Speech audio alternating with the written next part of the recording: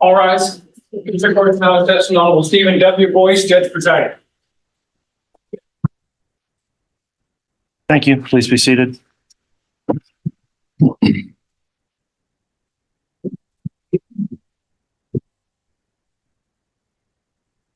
We could have the jurors brought in, please, Mr. Bailiff.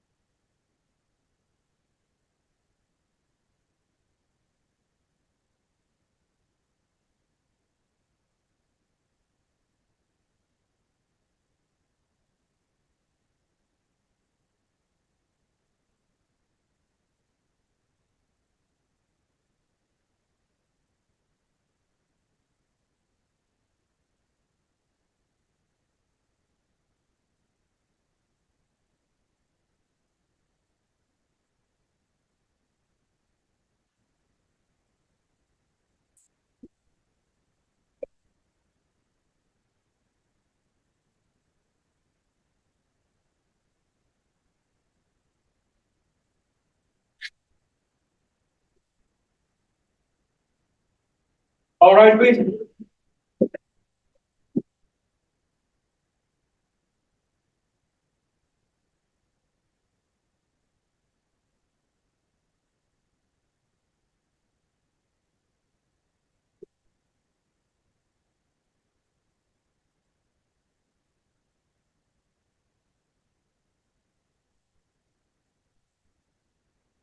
Here's our president counter for you, Honor. Thank you. Please be seated.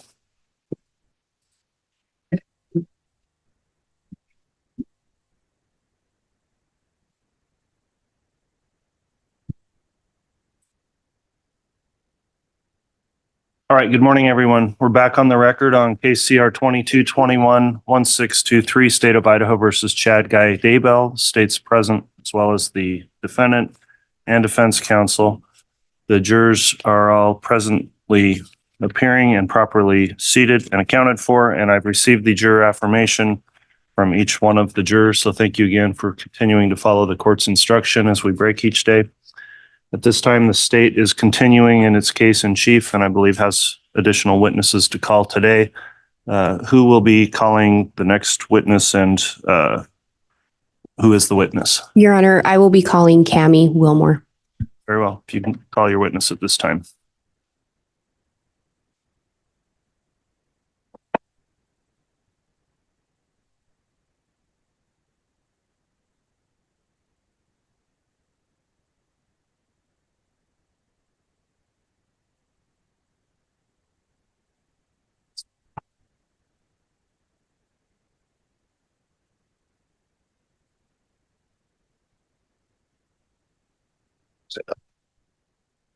Swear or affirm the testimony you're about to give will be the truth, the whole truth, and nothing but the truth, so help you God. Thank you.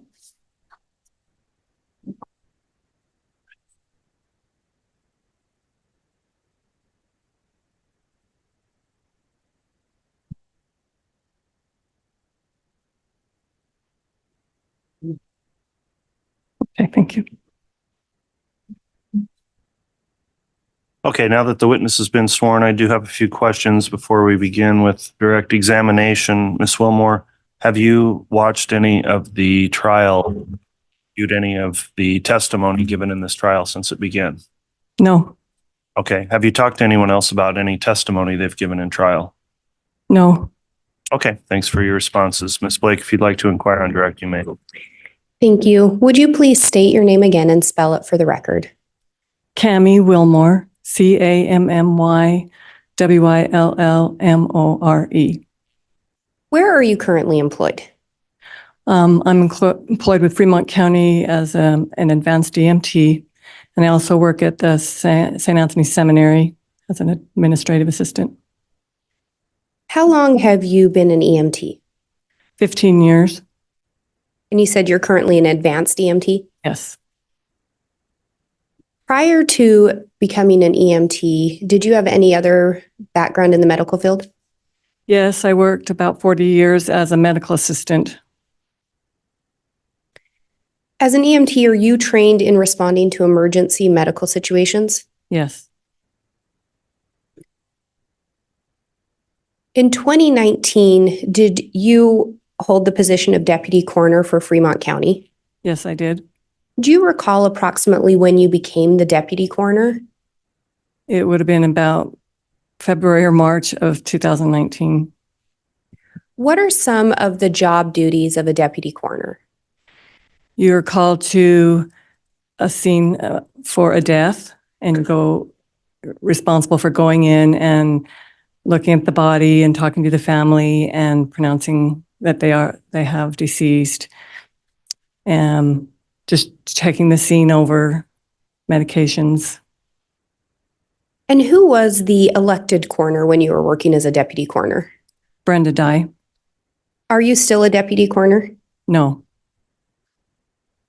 When you were working as a deputy coroner, would you respond to unattended deaths? Yes. What is an unattended death? It's a death where it has not been witnessed by somebody, or they're not under the care of hospice or a doctor at the time.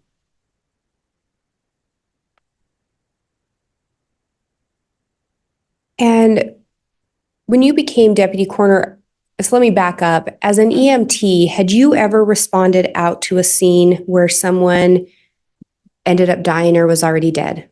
Yes.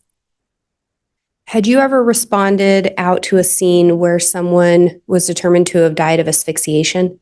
I had not. Do you recall responding out to an unattended death on October 19th of 2019? Yes. Prior to responding out to that death scene, do you know approximately how many unattended deaths you'd responded out to as a deputy coroner? At that time, only like 5 or 6. I was new. When you responded out to the unattended death on October 19th of 2019, did you learn who the decedent was? Yes. And who was that? It was Tammy Daybell. Had you ever heard the name Tammy Daybell before that you recall? No, I had not. Did you know Chad Daybell? I did not. When you arrived on the scene, do you recall who else was present at the residence? A Fremont County Sheriff, Allie Greenhall, was there, and then Chad. Do you recall making any initial observations of Chad Daybell? Just when I came in, he was distraught. It was appropriate, crying, stating that his wife had passed away. At some point, did you see or meet someone else at the residence? Yes, his son came in later into the bedroom when we were in there. And did you learn his son's name? Was Garth Daybell. Did you make any observations of Garth? Garth was very quiet, did not say hardly anything. And as part of responding out to an unattended death, do you generally try to gather information from individuals on scene? Yes.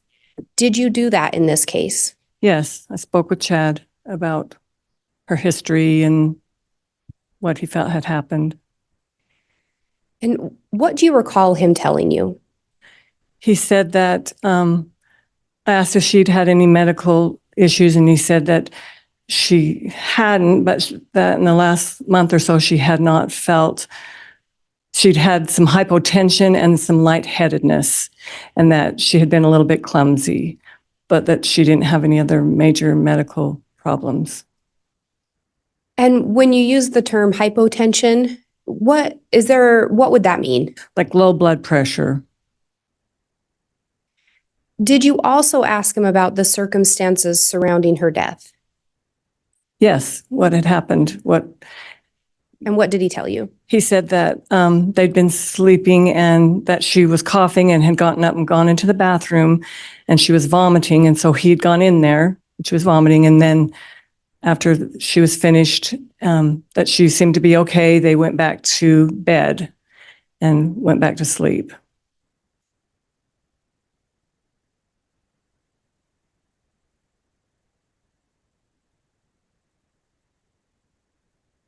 And when you arrived, did Chad indicate whether or not Tammy's body had been moved prior to your arrival?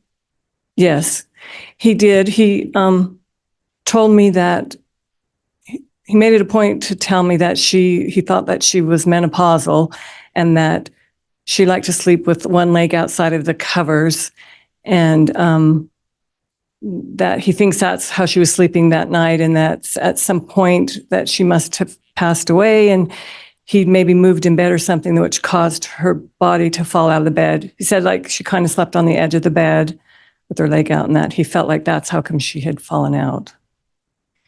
And when he described her as falling out, was it your understanding that her whole body fell out of the bed?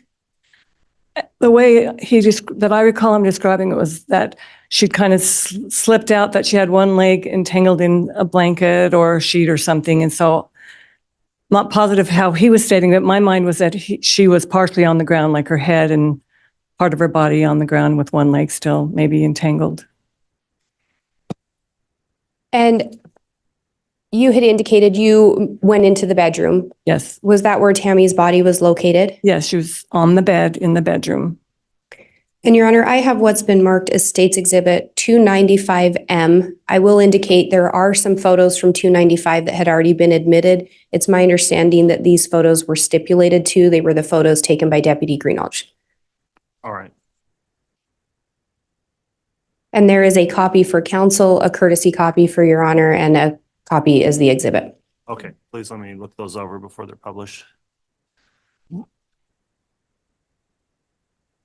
And if the witness may be shown one. Yes. And I'm not sure if the court would prefer that this not be broadcast to the public. This one appears fine to me. And to be clear then, 295, is this a series of photographs? It is a series of photographs that had previously been admitted. However, M was not one of them. We ended with 295L in that packet. Okay, and are you looking to publish? I would be moving for admission and then requesting to publish. Okay.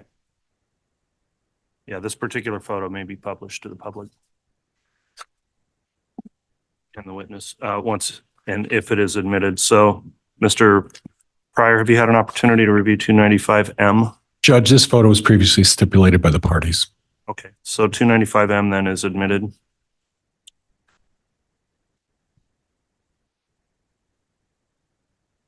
And I believe Your Honor said so, but may I have permission to publish? Yes, you may.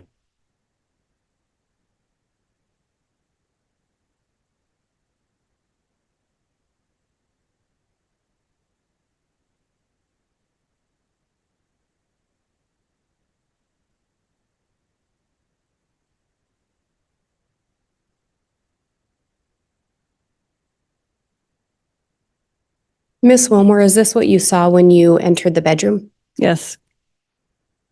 And what did you notice initially?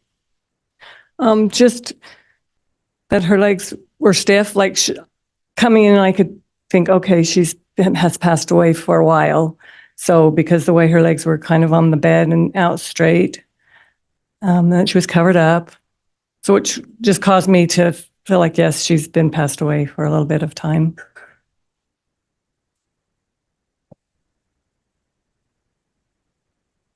And Your Honor, if I may hang on to this momentarily, I would want to publish it one more time. Very well.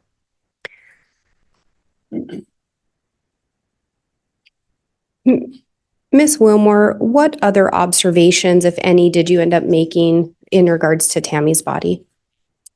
So we took the sheet down to just kind of look at her body to see. And I looked for things on her face and neck and stuff all around her. All I really saw were a few bruises on her bicep at the time that I felt just looked like somebody had bumped into something, or not a fresh bruise, more of a older looking bruise to me.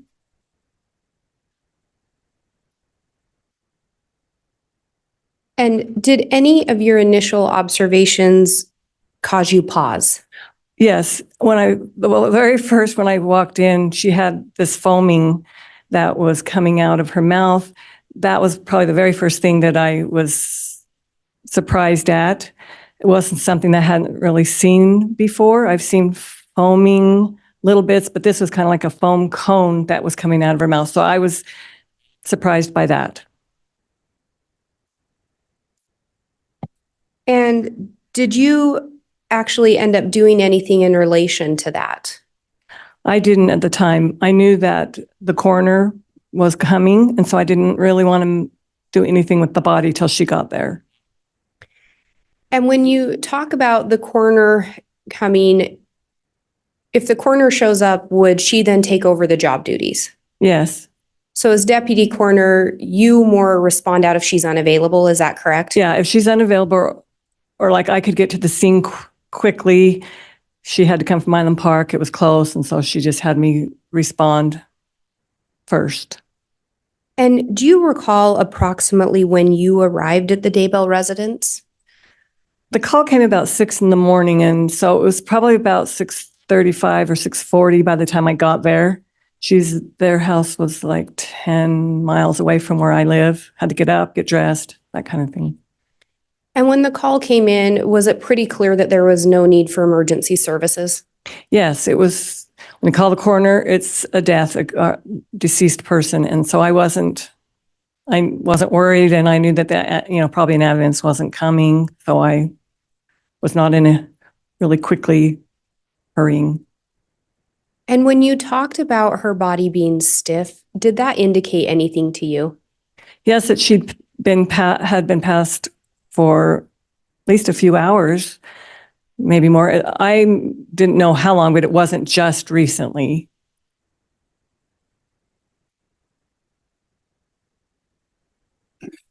And did you, in relation to the bruises, you indicated you noted them, but couldn't really tell what caused them? No, yeah, they weren't really large or anything. And did you do anything in addition to the bruises to try to verify the age of them? No. And would that be something that you would normally do? No, just noticing the color of them. Not on a scene like this. Maybe if there had been a ton of them, there wasn't a lot. And generally, in looking at the age of bruises, is that something that a medical examiner would do? Yes.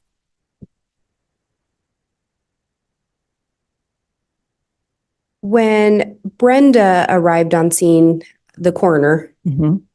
did you go in and observe Tammy's body again with Miss Dye? Yes. And was a further examination done of Tammy's body at that time once Miss Dye arrived? Yes, she came in and did the same thing. She also wiped the foam off of her mouth at that time, which I wanted to do, but it didn't do because I wanted her to see that. But as soon as she wiped that away, it came again in just a very short time, which I remember feeling like that was weird, that I hadn't really seen that before. And Your Honor, if I may publish 295M again. You may.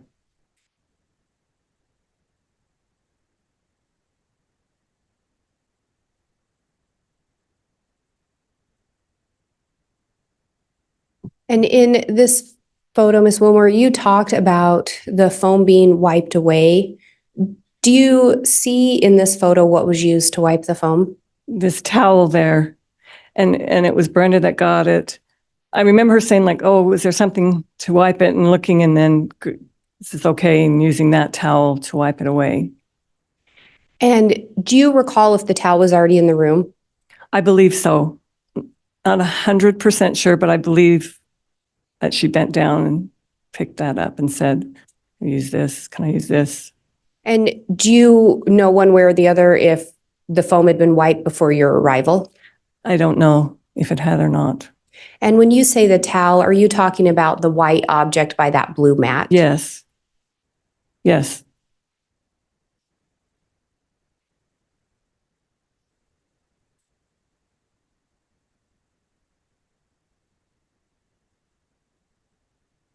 And at some point, did you end up looking up something in relation to the foam? Yes. Like I said, I was new as a deputy coroner, not had a lot of training, and this foam was something that bugged me because the way it presented. So I looked up poisoning. When I was there, I just pulled my phone up and started looking at that to see if there was something about poisoning that could cause that. I didn't find anything. I knew there was a couple of things. Judge, this is calling for a narrative at this point, or this is a narrative at this point. Sustained.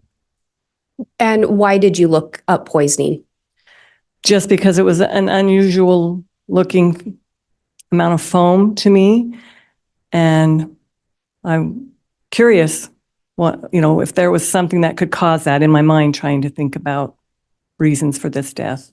And did you believe poisoning may be one cause for the foam? I didn't find in that short time anything that read about foam, but that just came to my mind.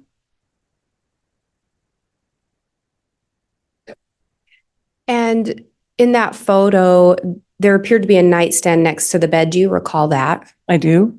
In looking at Tammy, well, let me back up. It was reported that she'd fallen out of bed, correct? Yes. And the way you described it was the top half of her body would have fallen. Yes. Did you see any indication on her head that she had any kind of an injury consistent with hitting a nightstand? No, I did not see anything.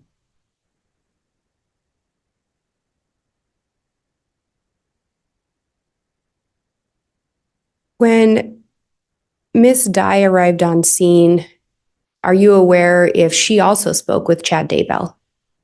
Yes, she would have spoke to him. She spoke to him when I wasn't present also. Like I was in the room still, and she spoke with him, I think, out in the living room at one point. And once Miss Dye arrived on scene, whose decision would it have been whether or not to get an autopsy? It would have been her decision. When you talked to Chad Daybell about Tammy's health, did he ever mention seizures to you? He didn't to me. Did he ever mention fainting spells? He didn't.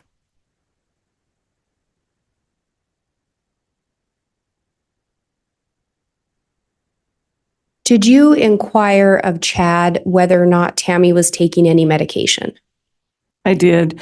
He said that she didn't go to doctors, and I noticed on her nightstand there was a homeopathic book or naturopathic type book. Because I worked in the medical field, my mind went, she probably had some illness that she was treating herself that maybe caused this death. Because she was her age, I couldn't figure, I was thinking, boy, she's young. So I thought, well, maybe that's why she's passed away. She wasn't seeing a doctor and was treating herself. And when you respond out to unattended deaths, do you have the benefit of getting anyone's medical records? No, not at that time. So you were relying on information provided by the family? Yes, I was by Chad. And Chad was the only one providing information at that time? Yes. At any point, did Garth chime in and say anything about his mother's health? No. Was your concern that possibly the homeopathic remedies would have caused her death, or just something she may have been treating for? I was more thinking that it would be something that she was treating herself for. Thinking, she had something major going on and wasn't being seen by a physician. Outside of what Chad told you, did you have any knowledge of whether or not Tammy was actually using those homeopathic remedies? No, I didn't. I did asked to see her medications, and I did look in a cupboard in the kitchen area. Did anything catch your attention in relation to the medications in the cupboard? No, there wasn't anything that stood out to me. There was a few herbal type things, and no, I was more looking for a, maybe prescription type medication. I didn't see anything that stuck out. And when you talk about her maybe having an illness she was trying to treat, are you talking about something more than like a common cold? Yeah. If she could she have had a stroke, or just something underlying that she wasn't aware that she'd had.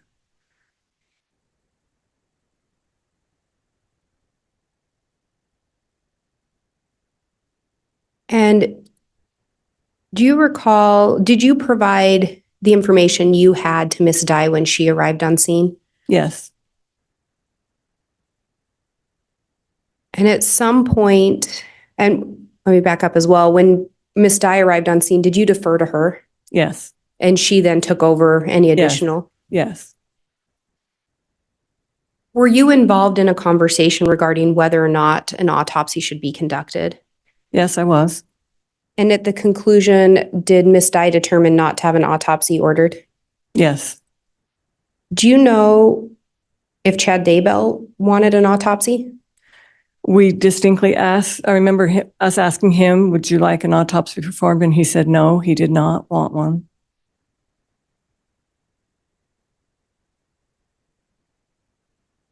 And when you respond out to unattended deaths, will you also consider external information? You mean like from family members or other sources? Yes. When you responded out, had you ever heard the name J.J. Vallow? No. Had you ever heard the name Tylee Ryan? No. Had you ever heard the name Lori Vallow? No. No.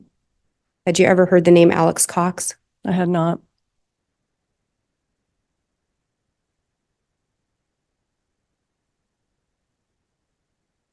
Have you since heard of those names associated with Chad Daybell? Yes, I have. I have no further questions. All right. Thank you, Ms. Blake.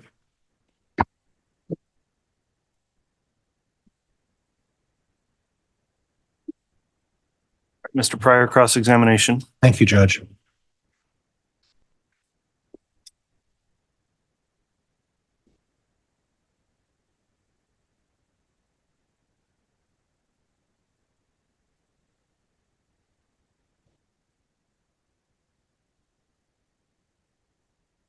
Good morning. We'll try that again. Good morning, Miss Wilmore. Good morning. I have a mental block about turning the speaker on for some reason. So, initially, Chad talked to you about Tammy had been for the last month or so had been clumsy, lightheadedness. Mentioned Objection, Your Honor. Misstates testimony. Sustained. Move to strike. Strike that. you previously talked been inquiring about the prosecuting attorney. Was there a mention of clumsiness by Chad? Yes, he said that she had a little hypotension and a lightheadedness and had been a little clumsy. Okay. And that is what you had testified earlier, correct? Yes. Okay. Now, I understand that you had, I saw your interview with the FBI. Remember, do you recall talking with the FBI? I do. Okay. And in that interview by the FBI, you noted that you had some 40 years as a medical assistant. Yes. That you were a trainer in EMT and EMR. And can you explain to me what those are? Well, they're just levels of in the EMS system. You start out as an emergency responder, then you become an EMT, and then you become an advanced EMT, and then, well, it doesn't have to be in that order. Like you could be an advanced EMT going through, but I train people that are going to be EMRs or just basic EMTs. Now, I noted in the interview with the FBI, you made mention that you saw a book on the nightstand and it notes for homeopathic and natural remedies. Mm-hmm. Is that what you saw? Yes. Then there's a comma and it says essential oils and herbs. Did you see on the nightstand essential oils and herbs? No, just like on the book, the cover, the title on the book. Okay, so the title of the book was on the nightstand talking about essential oils, herbs, homeopathic and yeah. natural home remedies. Yes. Okay. And then when you looked in the cabinet, were you able to confirm that there were some homeopathic medicine? No, yes, a few. I don't recall what the names were, but there was a couple. Okay.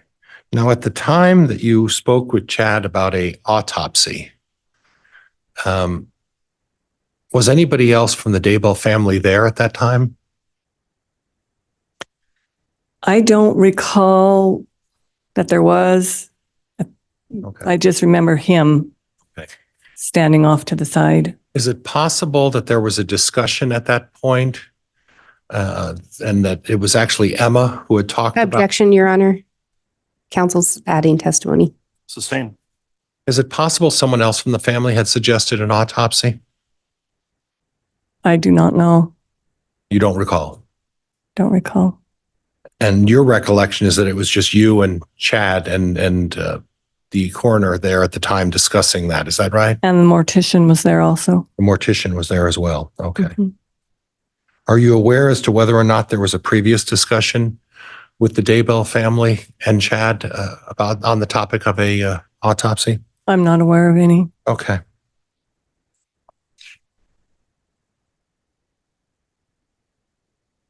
Do you recall telling the FBI in your report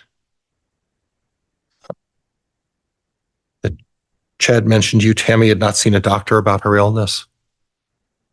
Yeah, that she didn't go to doctors Well, much, that she just didn't go to doctors. okay. The expression my recollection is that it was, she did not, what you were quoted as saying by the FBI is she did not go.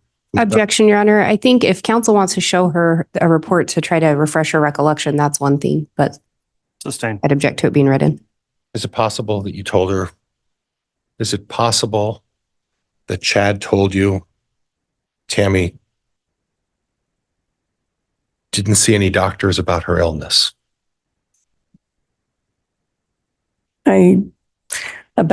Like a specific illness. I think all I recall was just because I'm medical field, me saying, well, does she have any other illnesses? And he said, well, she just doesn't really see doctors much. So it wasn't specific to that illness. It was more of a history type. Okay.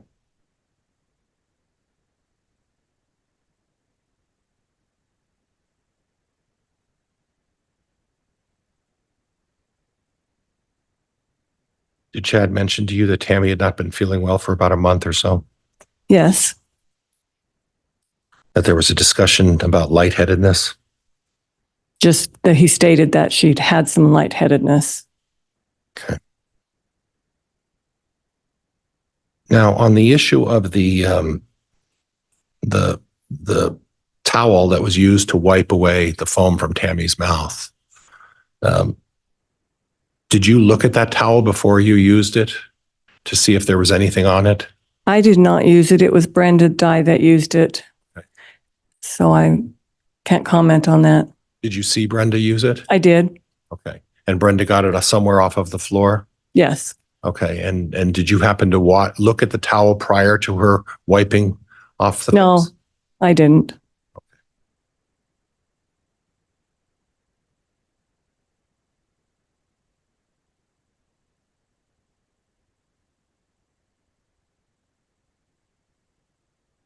You talked a little bit about the bruise, and in your medical experience, you mentioned that the bruise was nothing of significance. Is that what you testified previously to?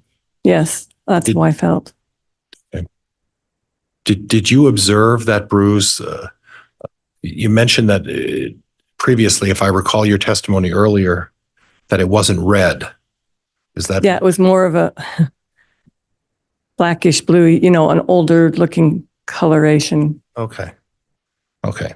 And that was nothing that drew your attention in terms of concern? I just noted it because that's part of my job. And as part of the 40 or 50 death scenes you went to, seeing a bruise like that is nothing? Objection, Your Honor, misstates the testimony. Sustain. You've been to 40 or 50 death scenes, right? Only for, well, I had as an EMT been to lots of deaths, but as a deputy coroner, I'd only been to about 5 or 6 in the time I had become the deputy coroner. So the combination of your EMT and experience as a coroner, it's 45 to 50 plus death scenes. Is that fair? That's fair. And at the time, the bruising is not something that you took into consideration when deciding whether or not there needed to be further investigation of this. Is that correct? Yeah, yes, I would just say it was not enough to be noted as anything suspicious. And again, how many of those were on there? Bruises on the arm? Maybe like 2 to 3. Okay. And then anything else on the body, the chest, anywhere else? Not that I noted at that time. Okay. And then you were concerned about the foaming of the mouth, correct? Yes. And as part of your limited research, you didn't find anything in your role as part of looking. Was that curiosity or was that part of your role? Because I was new, because I love medical stuff. It was a curiosity. It was also because she was 49 Right. and I didn't understand. I thought of some other things like congestive heart failure or a heart problem. I knew some of those things could cause some frothing is what they described. Is that what you discovered? What do you mean discovered? Well, was that? Not in research. That's just in my own knowledge. And so I was trying to look up some other causes. Okay. In your own knowledge, is there something that causes foaming of the mouth when someone is afflicted with a heavy lung situation? All I was aware of was maybe some heart issues. But I know, because of knowing that, I kind of looked at her ankles. I was thinking of like swelling and edema in their ankles and things if they have congestive heart failure or heart issues. Some of those things can sometimes, so I looked for those things. I just didn't know enough to. Okay. Okay. And thank you very much. I appreciate it. Judge, that's all I have at this point. Thank you. All right. Thank you, Mr. Pryor. Redirect, Ms. Blake, once you're ready.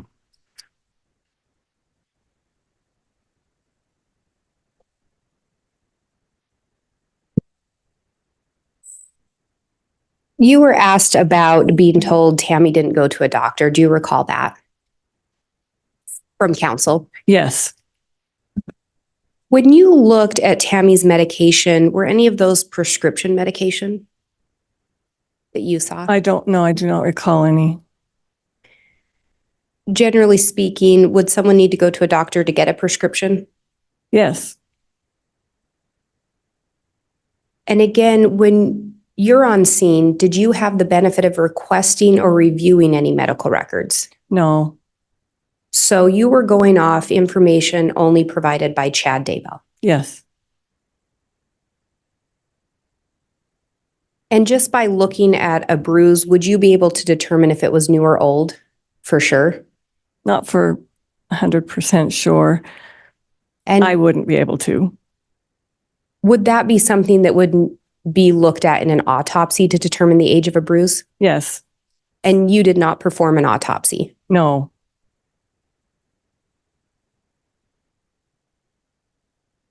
Could there be other causes of the foam around the mouth, or do you know?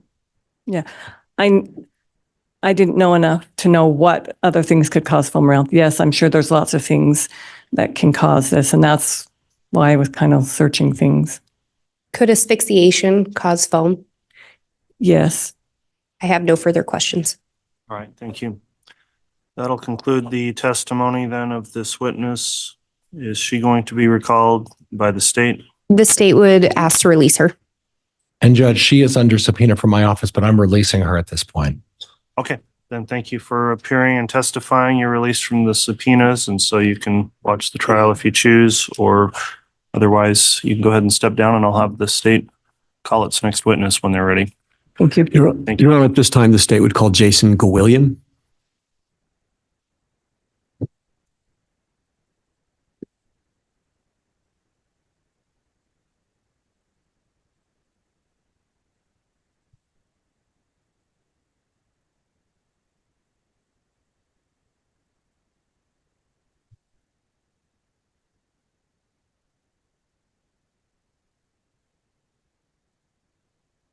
solemnly swear or affirm the testimony you're about to give will be the truth, the whole truth, and nothing but the truth, so help you God? Yes. Thank you.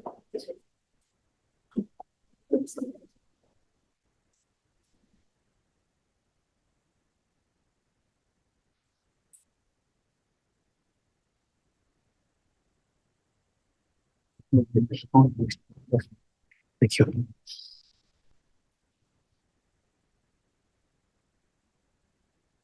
All right, counsel, the court made a determination that this particular witness is not subject to the court's exclusionary order, so you can inquire on direct, Mr. Wixon. Thank you, Your Honor. Sir, will you please state and spell your full name for the record? My name is Jason Gillam, Jason Gwilliam. And where do you live? I live in Springville, Utah. How long have you lived there? I've lived there approximately 28 years. Are you related to Chad Daybell? I am related to Chad Daybell. Can you tell the jury how? I married Samantha Gwilliam, who is Tammy Daybell's sister, making Chad and I brother-in-laws. How long have you been brother-in-law? I married Samantha in 1995, so about 28 years. During the time that you've been married to Samantha, have there been a number of years that you've lived around Chad Daybell and Tammy Daybell and their family? Yes. About how many years did you live in the same community as them? When my wife and I were first married, we spent approximately 2 years, year and a half in Cedar City. And Chad and his family at that time were in Ogden. We moved into Springville. Well, I'm going to go on and say about 26 years. We moved into Springville in the winter of 96. And I think they moved in shortly after that in 97. So from 1997 until they moved to Idaho. When did they move to Idaho? Moved to Idaho in 2015. So 18 years, does that sound right? Yes. When they moved to Springville, did you live in the same neighborhood? When they first moved in, we actually lived across the street from each other. After that, sequentially, we moved around the corner. We were probably within a block for that entire time. Can you explain to the jury kind of the nature of the relationship? How often did you have interaction with Chad and his family? We would have interaction with them. It wasn't uncommon for at least once or twice a week. In Chad and I's case, probably sometimes 3 to 4 times or more a week. Did you go to the same church? We did attend the same church. Did you and Chad ever spend any time working together? We did spend some time working together. Chad and I had opportunity throughout that time to share, I think, at least 3 shop spaces together. And previous to him moving up to Idaho, he and I worked together for 6 months before he went up there. Could you explain to the jury, do you feel like you are someone who is close to Chad? I felt like that Chad and I were very close. Are you aware of any other friends during that time period that Chad had that were maybe closer even than you were? He had friends from high school. He had other relatives that he had. But it probably wasn't as close as what we were, or I felt we were. Being relatives and close friends, did you and Chad ever have one-on-one talks or conversations where you might confide in one another? We had a lot of backing up. We have a lot of talks where we would talk about different issues with regards to family, with regards to religion, with regards to just about anything. And I felt like we had some really deep conversations in regards to a number of things, just as 2 good friends and brother-in-laws would. Was there ever a time that Chad expressed to you any concerns about his marriage to Tammy? I don't want to say concerns at that time, but you have your relationships that you have with your spouse, and there are times where you don't always get along. And so we might have discussed and talked about some of that. Did Chad ever discuss with you his intimacy with Tammy, his wife? There were times he did. What in particular would he discuss with you about that? Object at this point. This is isn't relevant. Sustained.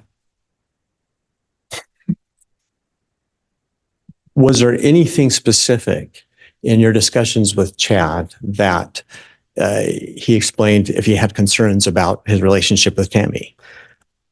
Just in the fact that I think he felt like at times it was a little vanilla. It was a little bland. What did he mean by, what did he say about that? Just in certain aspects of the relationship, that it was just a marriage of just, we have a lot of routine, just general routine that we go through. Did you and Chad share the same religious views, generally speaking? Generally speaking, while he was in Utah, yes, we did.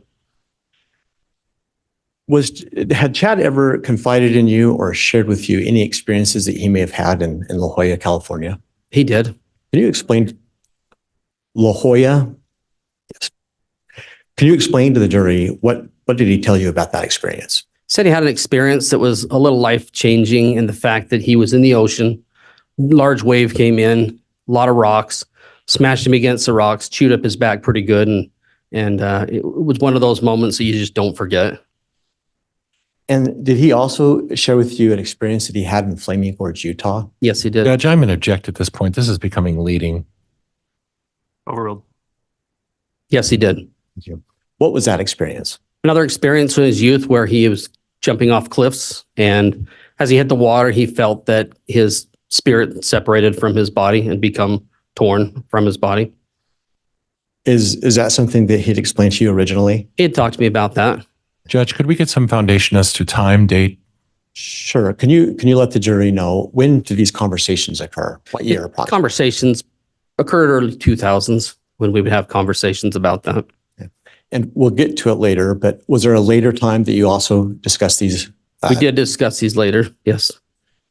But in the early 2000s is what you're saying as to these two conversations, Yes. is that right?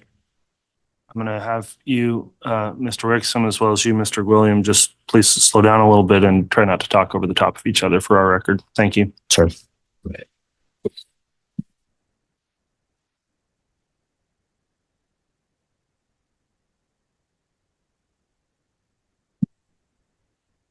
At some point in time, did Chad's religious views change?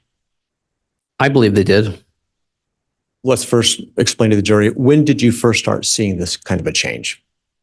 I would say at the time he started writing his books. Can you pin it down to an approximate year? If I were to put an approximate year to it, I would say 2006 to 2007. In what way did his religious views change? They became more focused, hyper-focused on preparing end of times, things of that nature. When you use the word hyper-focused, what do you mean by that? I think as a general rule, most people involved in our religion have a tendency to try to round out the religious information they receive. And in this case, by saying hyper-focused, I would say that it became more of an obsession and more than normal. At any point in time, during this time frame, did Chad ever express to you a feeling that he had received visions? He did. And approximately when did he first start expressing that to you? Probably around 2010, 2011. What types of visions did he tell you that he was having? They were visions regarding how things were going to play out in the last days. At some point in time, did Chad again visit with you about this experience from Flaming Gorge and La Jolla, California? Yes, he did. Did anything about the experiences as he shared them with you change? Originally, there were experiences that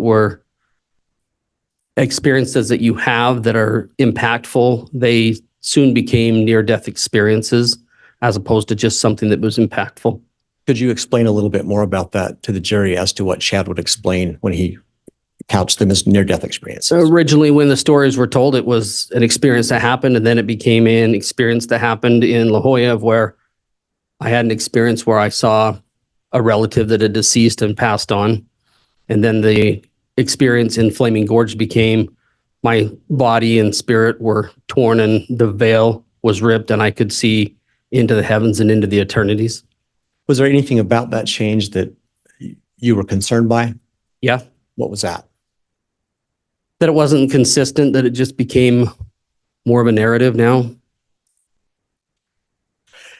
From that point forward, did you continue to see Chad's religious views change? I did. In what way? It again started focusing more on end times, more on what would happen in America, what would happen with things in the future. When did he first start expressing his views on those things? That would have been around 2013, 2014. And could you be a bit more specific about the nature of what he was telling you? He got involved with other authors. They started to publish books and write books. They would talk about, in particular. Judge, I'm going to object at this point unless there's some foundation that establishes how he knows this rather than this narrative. Sustain. Can you just isolate your comments to things that you heard directly from Chad? Chad Daybell told me there would be 2 earthquakes that would happen. There would be the Wasatch wake-up quake. And Judge, could I have some foundation as to when this discussion supposedly took place? Is that an objection? That's an objection, Judge. Overruled. Go ahead, please. These conversations started in 2013, 2014, and continued on until he left to go to Idaho and continued on past that. And I think before we had an objection, I'd ask you to explain to the jury kind of the nature of the things he was telling you about his change in view. I was informed that there would be earthquakes, that there would be destruction in America. I was informed that there would be invading troops that would come from various different countries into the Americas. Did those views that he shared with you, did they cause you any concern? Sure. In what way? Well, it's a fear tactic. What do you mean by Judge, I'm going to object. Calls for speculation. Overruled. You may continue. In my opinion, it's a fear tactic. It's a way to let people know I know more than you, and therefore you should listen to me. Why did you perceive it that way? I perceived it that way because when you bring up anything on a natural disaster, it has a tendency to create fear. When you bring in wars and rumors of wars, it creates fear. Eventually, I think you said Chad and his family moved to Idaho. Yes. And what year was that again? 2015. At the time that he moved, had he invited you to move with him? He had. Can you explain to the jury how that request went and why he was asking you to come? Towards the end of 2015, he expressed his desire for my wife and I and family to move up to Idaho so that we could be in proximity with our families, with each other. Did he say any more about that? He felt that it would be good for us to move up there in order to escape the earthquakes and the desolation and the things that would happen in Utah. What was he telling you about what it would be like in Rexburg? He said that Rexburg would be a city of light, place of refuge, place that people would want to come to and be at. And what was your reaction when he asked you to come up? My curiosity at first was piqued because I wanted to know. I don't want to be in the middle of a giant earthquake. So naturally, I thought, okay, this is something that might be of interest. Did you take stock in any of his visions? Did you believe any of those things?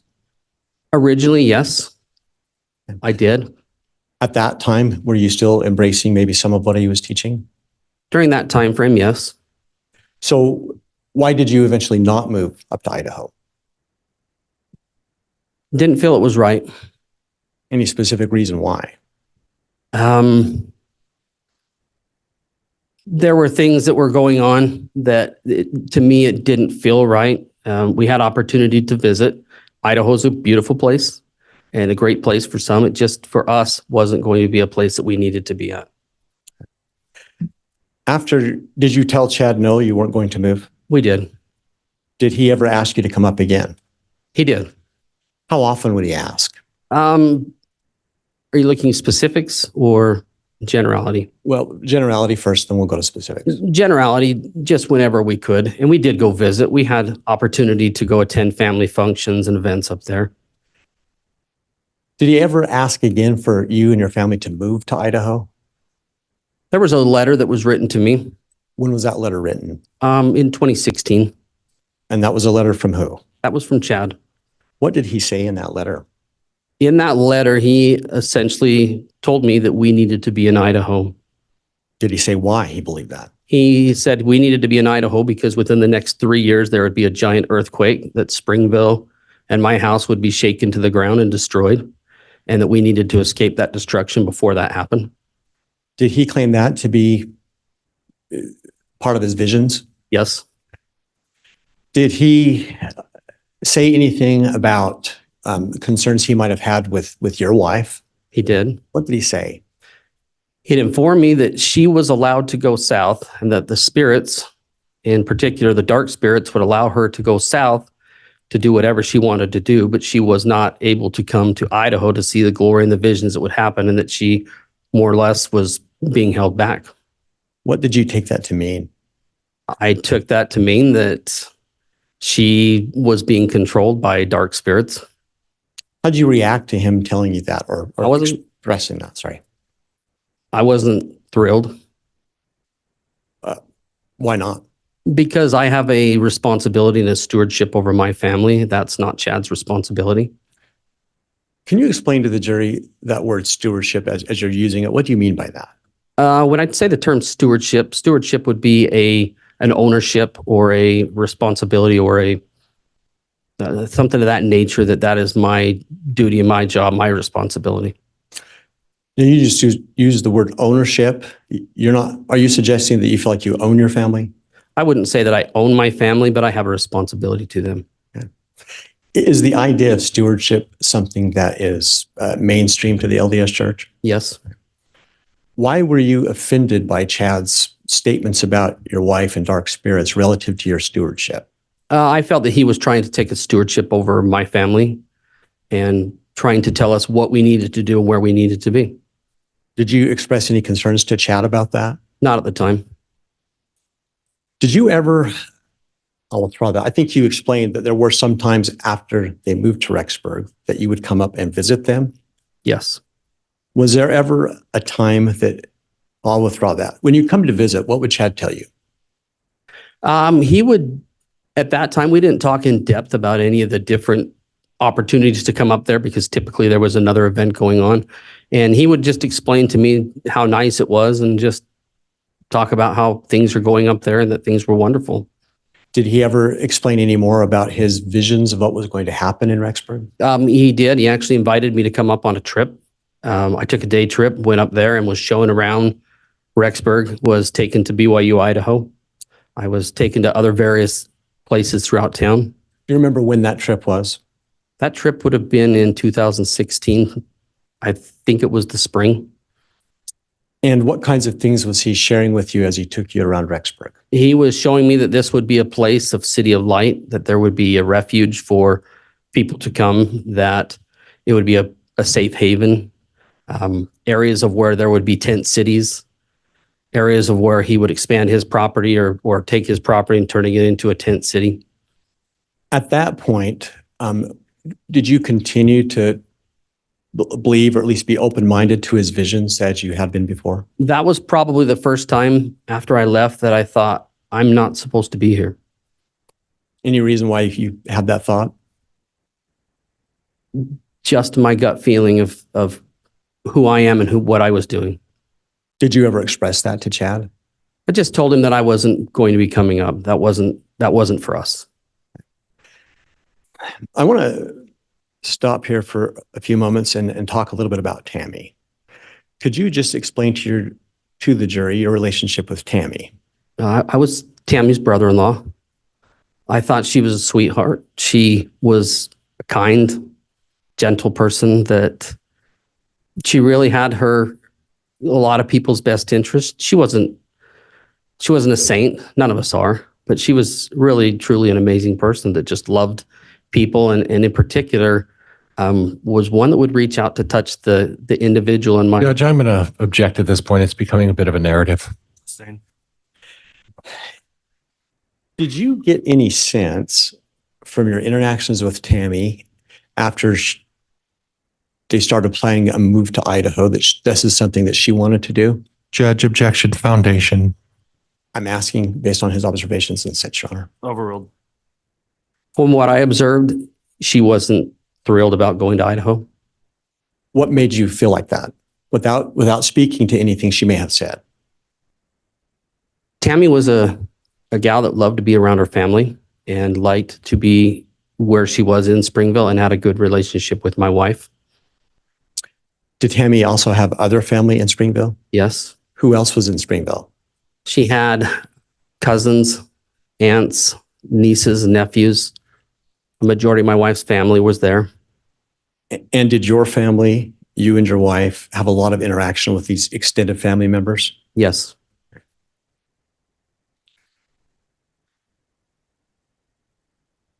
Did you ever make any observations about the way Chad and Tammy interacted with each other? I did. What observations were those? Some of the observations I had were that they were happy while they were in Springville. They were a loving couple that were kind and nice to each other. And did that change once they moved to Idaho? Judge, I'm going to object unless there's some foundation as to how and when he observed the relationship personally. Abstain. Did you have any specific times that you came to Idaho that you observed Chad and Tammy together? I did. And when might some of those times have been? We had opportunity to attend weddings of Chad's children together. Do you remember approximately what years that happened? I know there was one in 2018. Did you make any particular observations in 2018 about Chad and Tammy's interactions with each other? I felt their interactions were fine and appropriate. After 2018, during 2018 up until Tammy's passing in 2019, to the best you can recall, can you tell the jury how often were you seeing Chad and Tammy, either in Idaho or Utah? From what years, excuse me? The last year of Tammy's life. We had opportunity to interact with Tammy and Chad at a Christmas party in 2018. After that, the next opportunity that we had to interact with them was in the spring of 2018. They had an opportunity to come down or come to Utah for one of Chad's family functions.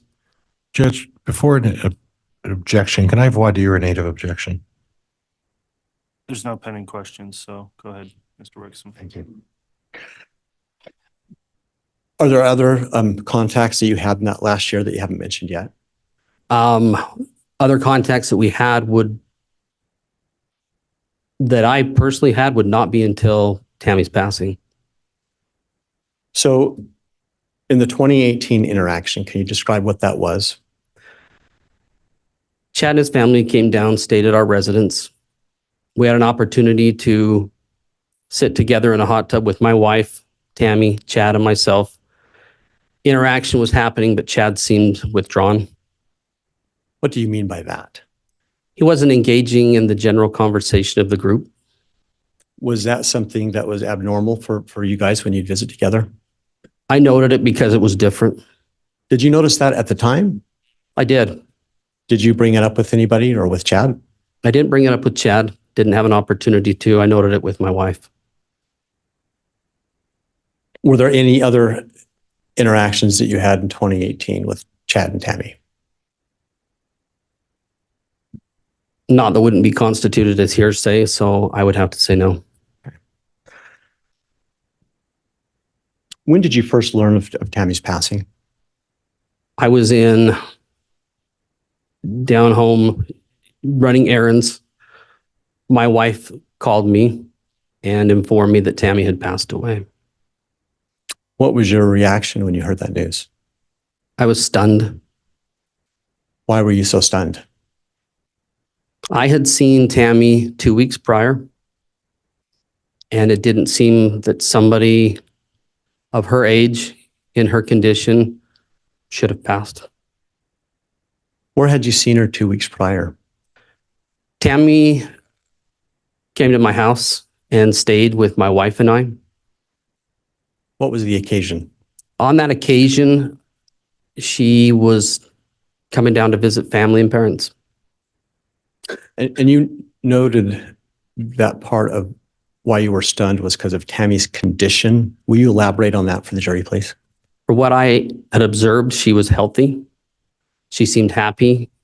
She didn't seem to have anything that would cause her to die. Not that I'm an expert in that. At that point in time, had you noticed whether or not Tammy had put on any significant weight or lost any significant weight? I did not feel she had changed. What did you do once you were processing this with respect to hearing of Tammy's death? What was the next thing that you did? I returned home and gave my wife a big hug. I was devastated, and you don't know what you can do at that time, but you want to do something. And I was in a position that I felt I could coordinate efforts between Chad's family up north, our family down south, our local church congregation. And so I went to work trying to help plan that while a lot of people were just hurting. Did you plan that with Chad or did you plan it by yourself? I didn't plan it. I helped coordinate. At any point after you heard the news, did you talk to Chad? Yes, I did. When was that? I would say around 11 o'clock or 12 o'clock. I don't know the specific time. Of what day? Of October 19th, 2019. Would that be the day of her passing? Yes. And when you say around 11 o'clock, would that be in the morning or in the evening? In the morning. Did Chad call you or did you call him? I don't recall. I think I reached out to him. What kinds of things did you and Chad talk about in that conversation? We discussed getting in touch with a local mortician where we were at. We discussed getting in touch with the head of the congregation, just arranging the basic things that you would for a funeral. What, if anything, did he say about his desire for the funeral? Said he wanted to do it Tuesday, which was a little surprising to me. Why? I just felt it was very quick. Did you talk about the circumstances of Tammy's death? I asked him what had happened. What did he say? He said that he was woken up by her rolling out of bed and that she passed away. Did you press him for further information? I just had asked because you want to know what happened, and we talked about it, and the only answer he could give me is, I don't know. I don't know. I left it at that. In that conversation, did he mention anything about concerns that Tammy had had with her health? No. Did he mention any specific ideas that he may have had about her cause of death? He did not.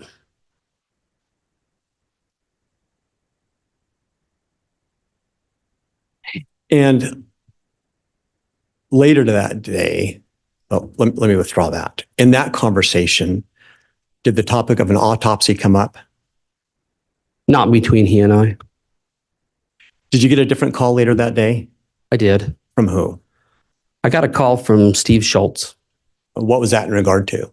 Steve Schultz was the local mortician we were coordinating efforts with.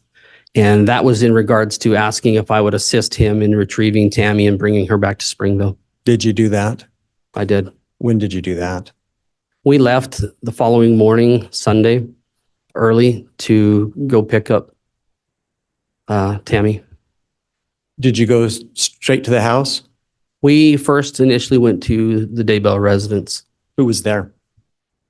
There was myself, Steve Schultz, both of Chad's parents, Jack Daybell, Sheila Daybell were there. Garth was there, and Chad was there.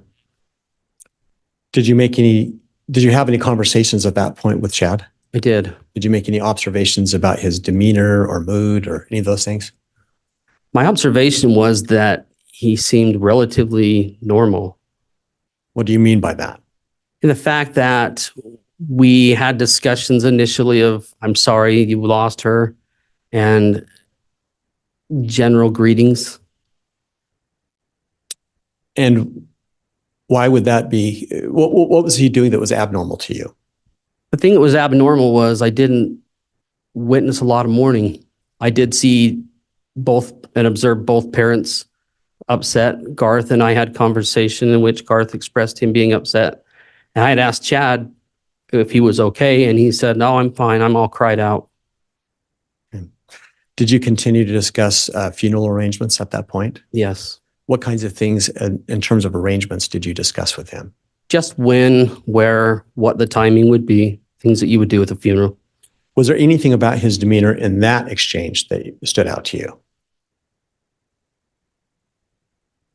I would just say that it would just seemed off.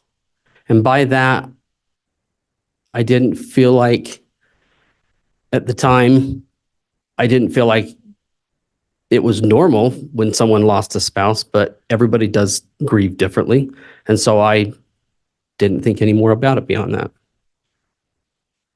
Was there any more talk with Chad about the circumstances of Tammy's death at that point?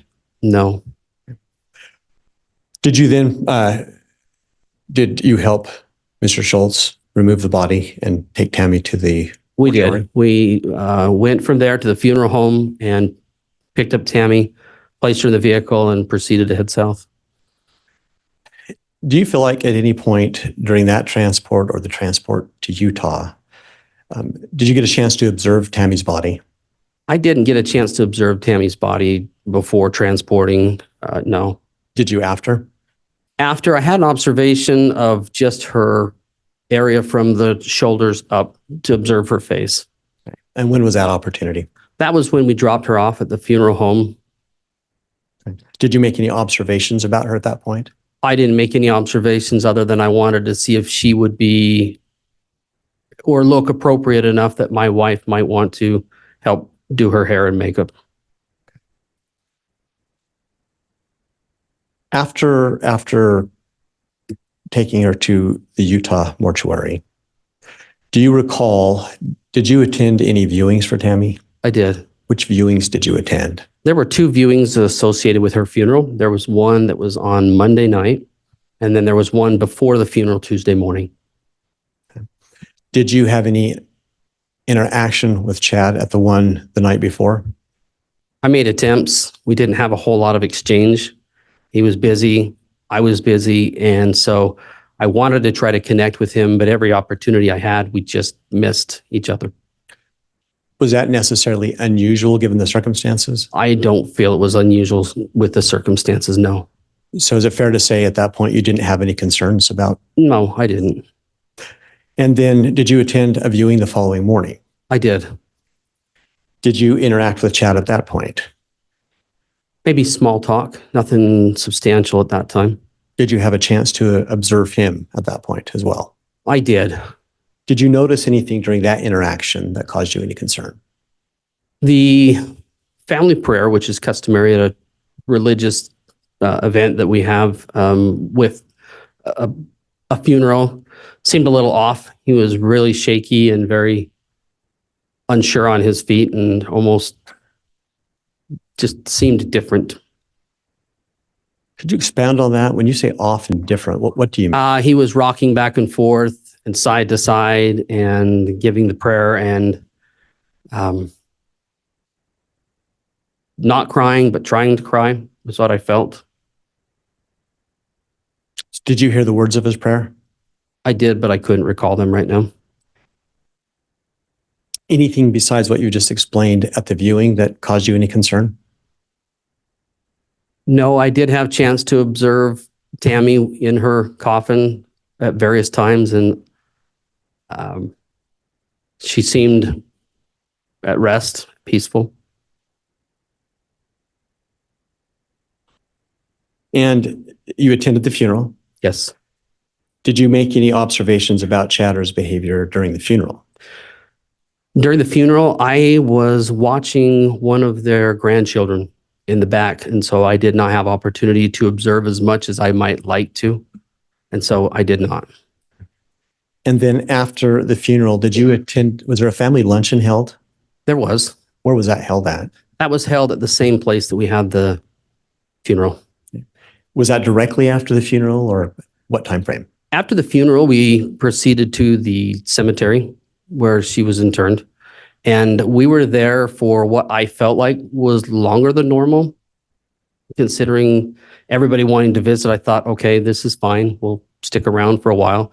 And then after that is when the luncheon occurred down at the church. Anything that stood out in your mind at the luncheon? At the luncheon, we all arrived at the church. And while we were there for probably 25 to 30 minutes waiting for Chad to arrive. Didn't want to start, felt it might be inappropriate if he was not there. And I finally had a phone call that he informed me that he was still running behind and that we should just go ahead and get started without him. I don't know if I missed this, but did you say how long it took for him to eventually get to the luncheon? I didn't mention it, but I would say probably an additional 15 minutes. So how late was he for that? From the time that we arrived until he arrived, I would have to guess approximately 45 minutes. Did that cause you any concern? It didn't seem concerning per se, other than we did want to visit. We did want to have some interaction and talk with him. Did you get that opportunity? I did not. Did you try? I did. What was the response from Chad? The response was, we have a memorial to do tomorrow. We're going to have to load everybody up and we got to go back to Idaho. I felt it was pretty abrupt in the exit. Was that unusual given the long history you had with Chad and his family? Given the long history, I felt it was unusual. After Tammy's funeral, did you notice any change or difference in terms of the relationship that you had with Chad and with his children? He had taken off for a time. And so immediately after the funeral, within the first 30 days, not necessarily, but I didn't know what to expect following the death of a close loved one. And if we could help the jury understand, how close were you, if you were at all, with Chad's children before the funeral? Before the funeral, it wasn't uncommon if we wanted to reach out, text message or phone call to have interaction and conversation with them. When you said you attended weddings earlier in Rexburg, was it for Chad's children? Yes. So did you regularly attend their life events? We would make every effort that we could. And the time that they lived in Springville with you, would you say that you had a close relationship or not? We did, yes. So how did that relationship change once the funeral was over? Not necessarily immediately, but in the days and weeks following. The relationship changed primarily after we had learned of other things that had gone on. We'll come back to that. At some point after the funeral, did you ever reach out to Chad? I did. When was that? I remember reaching out to him approximately 30 days later to call to see how he was doing. I understood that he had spent some time in Hawaii, and I just wanted to do a follow-up to check in on him to see how he was doing with his wife's passing. What kinds of things did Chad explain to you in that conversation? In that conversation, I was informed, or I was actually asked, have I been speaking with Heather Daybell? That was the first thing he mentioned on the phone call. Did you find that unusual? Yes, I did. Why? Because I wanted to talk to him and not about Heather Daybell.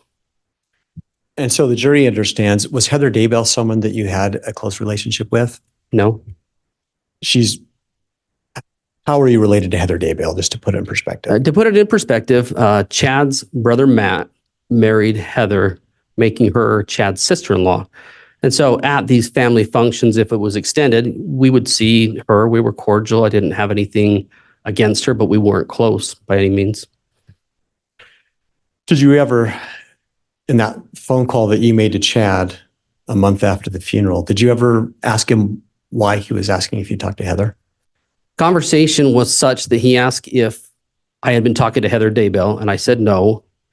He had said, well, she's spreading rumors about me in Rexburg, Idaho. So I asked why. And he said, well, it's not important, but while I was in Hawaii, I got married. Was that the first time that you learned that he'd been married? Yes. Were you surprised by that? Very. Why? Because it is not common to marry somebody At that time, I thought within a month, maybe, of a wife passing when he was as close as he was to his spouse. Did you find it in any way unusual or not with respect to the fact that all this history of years of closeness with Chad that he hadn't told you before this, that he got married? We hadn't had opportunity to talk, so this is the first opportunity to talk. I'm not surprised that that was what he would tell me. How did you react to that when he said that? I remember literally standing there and just not knowing what to say. Did you eventually speak? Yes, I did. What did you say to him and ask him about that? I asked him the first thing that came to my mind, which is, who is she? What did he say? He told me her name was Lori Ryan. Had you ever heard that name before? I had not. Did he tell you in that conversation when he had married Lori Ryan? In that conversation, he did not. He just explained who she was. Did he describe her in any way, tell you anything about her? He did. What kinds of things did he tell you? He explained that she was 5'6", 120 pounds, blonde, worked out, physically fit, hairdresser, and just an amazing individual. Did he mention anything about her family background? He had mentioned that her husband had died of a heart attack earlier in 2019. Did he say anything about her children, if she had children or didn't have children? I asked him if he had children, and he said that she had some grown children, but that was it. At that point, had you ever heard of JJ and Tylee's names? No. Anything else in that conversation that stood out to you? In particular, nothing that was of note other than I was still trying to process that he had been married, and I wanted to know when he had gotten married, but he had not shared that with me. In the days that followed, did you have another conversation with Chad? We did. When was the next conversation? The next conversation was a day or two later. I'm not specific on what day it was. And what was that conversation about? The conversation for me was mainly trying to find out information of when did you get married? So did you call him? Did he call you? I called him. Did you call and ask him that question? I did. What did he say? He informed me at that point that he had been married on November 5th. Did he say anything else about his marriage? Not a lot about the marriage itself. I want to back up. Back on November 19th, did Chad ever ask you to do anything about this information that he'd been married? You know, when he did share that information with me, the one item that was a little surprising was that he asked me not to tell anybody. Did he give you an explanation as to why he didn't want you to tell anybody? He just said, don't let anyone know. And I informed them he needed to call our in-laws and let them know. And he just didn't give him information. He didn't give a reason. So then going forward to that phone call, and you had a couple of days later, did he say anything about how his kids had reacted to the marriage? He did. What did he say? He informed me that his kids knew that he was going to be getting married before he went to Hawaii. And what was your thought at that point? My thought was, and I did ask him, how did they keep that a secret? And one of the answers the answer troubled me because he said, my kids are good at keeping secrets. Did he explain what he meant by that at all? No, he didn't. Was there anything else of note in that particular conversation? I wouldn't say there was anything of note. I was just still trying to process that I learned the date of the marriage, which was roughly 2 weeks after the funeral. And I just remember in my mind thinking, that's incredibly quick. I didn't feel it appropriate. When's the next time in your memory that you had contact with Chad? The next time we had contact with Chad was the day, I want to say it was the day that Tammy was exhumed. And how did that contact occur? Contact occurred where he reached out and sent me a text message telling us that he needed to speak with me and my wife, Samantha. And did you talk to him? We did. Did you call him? Did he call you? I think that when my wife returned home that she reached out on her phone and put us on speakerphone with him. Do you recall at least approximately when the day that Tammy was exhumed? I want to say it was the 13th of December, but I could be wrong. So when you spoke to him on this occasion, what specifically did you talk about? There were more conversation between him, my wife, and he, as there was to he and I. However, we were all on a speakerphone together, and it was a conversation in which he had asked us if we had known that Tammy was exhumed and had we been responsible for that. And I just want to invite you in these questions. Just speak to what you heard from Chad, not what your wife may have said. Okay. Sure, of course. So what did he say about it, if anything? He wanted to know if we knew that she had been exhumed. He wanted to know if we had any responsibility for her being exhumed. And in both cases, we did not. We did not know anything about it. Did he explain at all why he wanted to know if you had responsibility for that? No. What else did he ask or say to you? During that conversation, there was a lot, but I probably couldn't testify to much of that at this point. Did he have any comments that he made to you in regard to Tammy in that conversation? He did have conversation regarding Tammy. What did he say about Tammy? In conversation regarding Tammy, the thing that stood out was that he had mentioned the day of the funeral that she had appeared to him and told him that it was time to move on.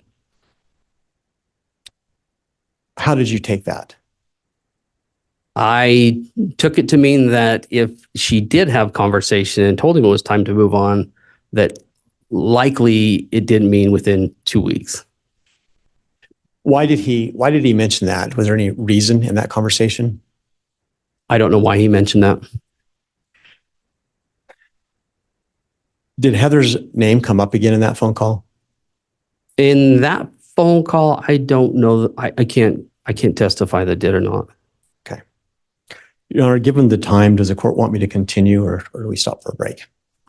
You can continue on another 5 or 10 minutes, Mr. Wixon. Thank you. Thank you. At some point in time after that, did you ever get a call from law enforcement? Yes, I did. When did that occur? That occurred approximately December 18th, 2019. And do you remember who it was that contacted you? I don't specifically remember, but that they requested they wanted to meet with me. And did you do that? We did. Yes, I did. Where did you meet with them at? I met with them at the Springville Police Department. Did they explain to you what they wanted to meet with you about? Not until I arrived.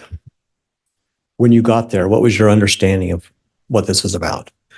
When I arrived, my understanding was that there were 2 missing kids that were affiliated with Lori and Chad. What were the names of the kids that you learned about? JJ and Tylee. And did they explain to you why they were asking you about? They did. What did they say?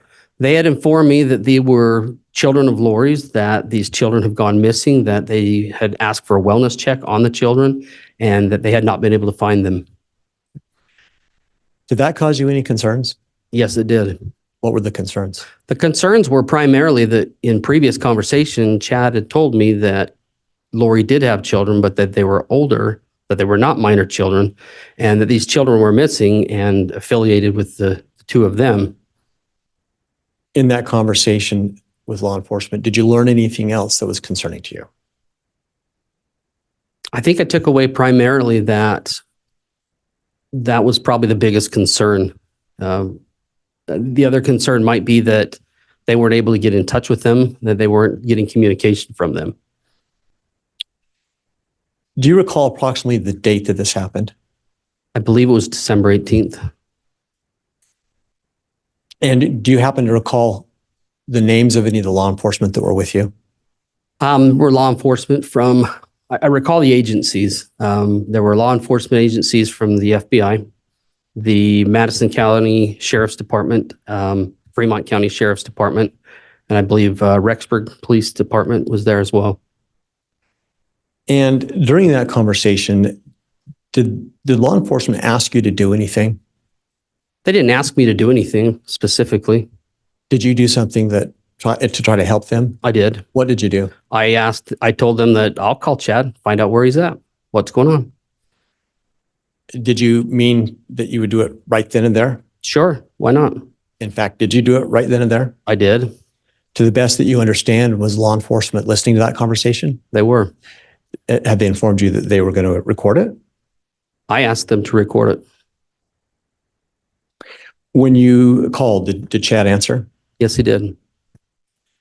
Your Honor, at this time, that was some preparatory foundation, but I need to request the court the opportunity to play maybe the first 30 to 60 seconds of the recording to lay further foundation. And I don't know if you want me to do that now or do it after a break. If it's admitted, how long is this recording? It's 11 minutes. Yeah, let's go ahead and take the recess and then we can see if the recording gets admitted or not after that. Thank you. All right, we'll take our mid-morning recess then, about 25 minutes or so. So 25 after, we'll come back on with additional testimony. Thank you. Thank you. All right, please.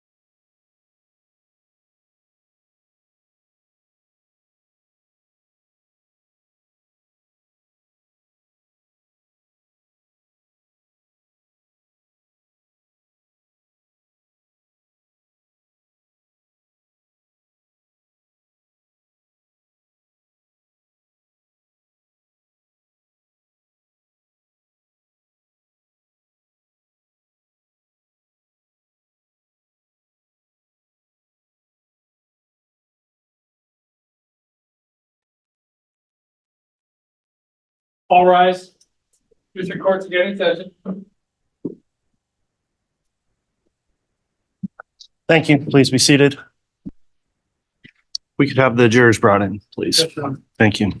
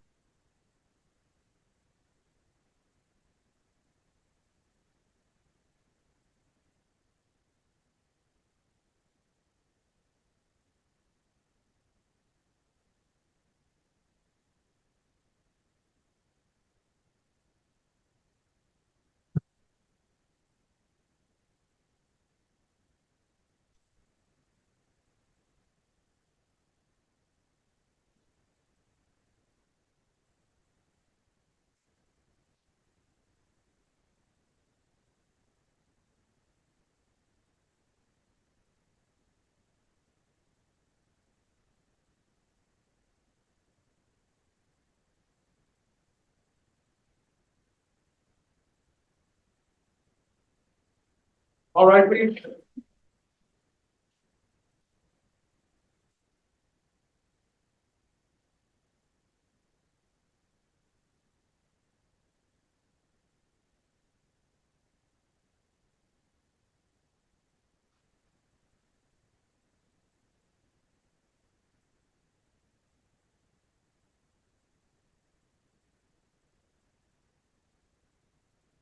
Here's our president card for you. All right. Thank you, Mr. Bailiff. Please be seated.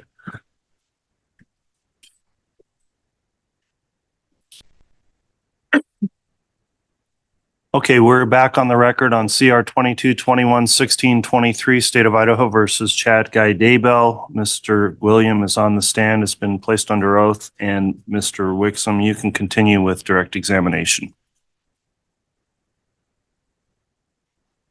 Thank you, Your Honor. Mr. Gwilliam, just for clarity, since we had a break, I believe that one of the last things you said about this phone call was that you had asked law enforcement to record it. Is that what I heard? Correct. Why did you ask that from law enforcement? I wanted to know if there was going to be any answers that would help to find the two missing kids that they were inquiring about. And I thought it would be helpful that if there was information given that would assist in that. I thought it'd be good to record it. And in the conversation, who literally participated in the conversation? There was myself, Chad Daybell, and Lori Daybell. Nobody else comes into the conversation? I don't believe so. If in fact, have you recently heard that conversation? Recently, yes. If you did have the opportunity to listen to the very early portion of the conversation, would that be something that you could recognize and identify? Yes. Your Honor, at this time, the state's proposed Exhibit 308, which is a recording of that phone call. We would seek to have the opportunity to play the first portion for this witness to help identify it. And for clarity, we will be offering it under 801 D2. All right. If you want to play just a very limited amount, enough to lay some foundation for the witness, and then don't publish anything more than that, Mr. Wixom. Thank you, Judge. I would ask for 30 to 60 seconds.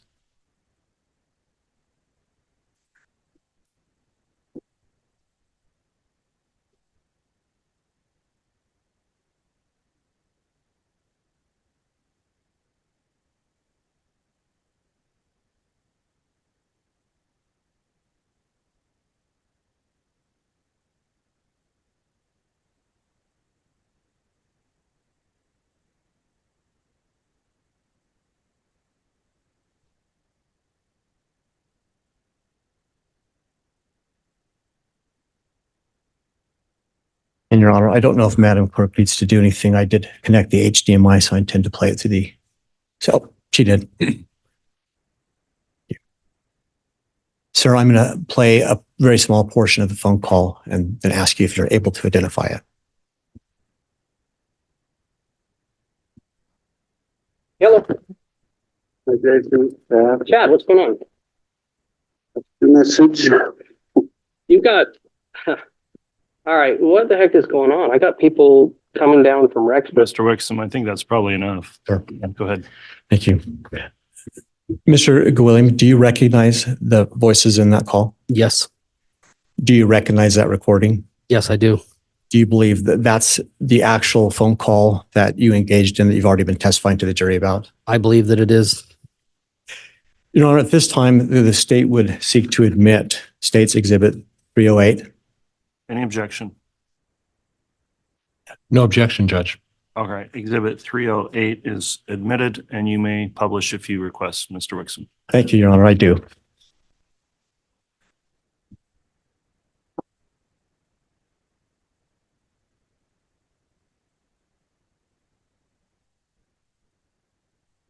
Sir, I'm going to continue to play this call. I may stop at points and ask you some questions. They're wanting to talk to us. What?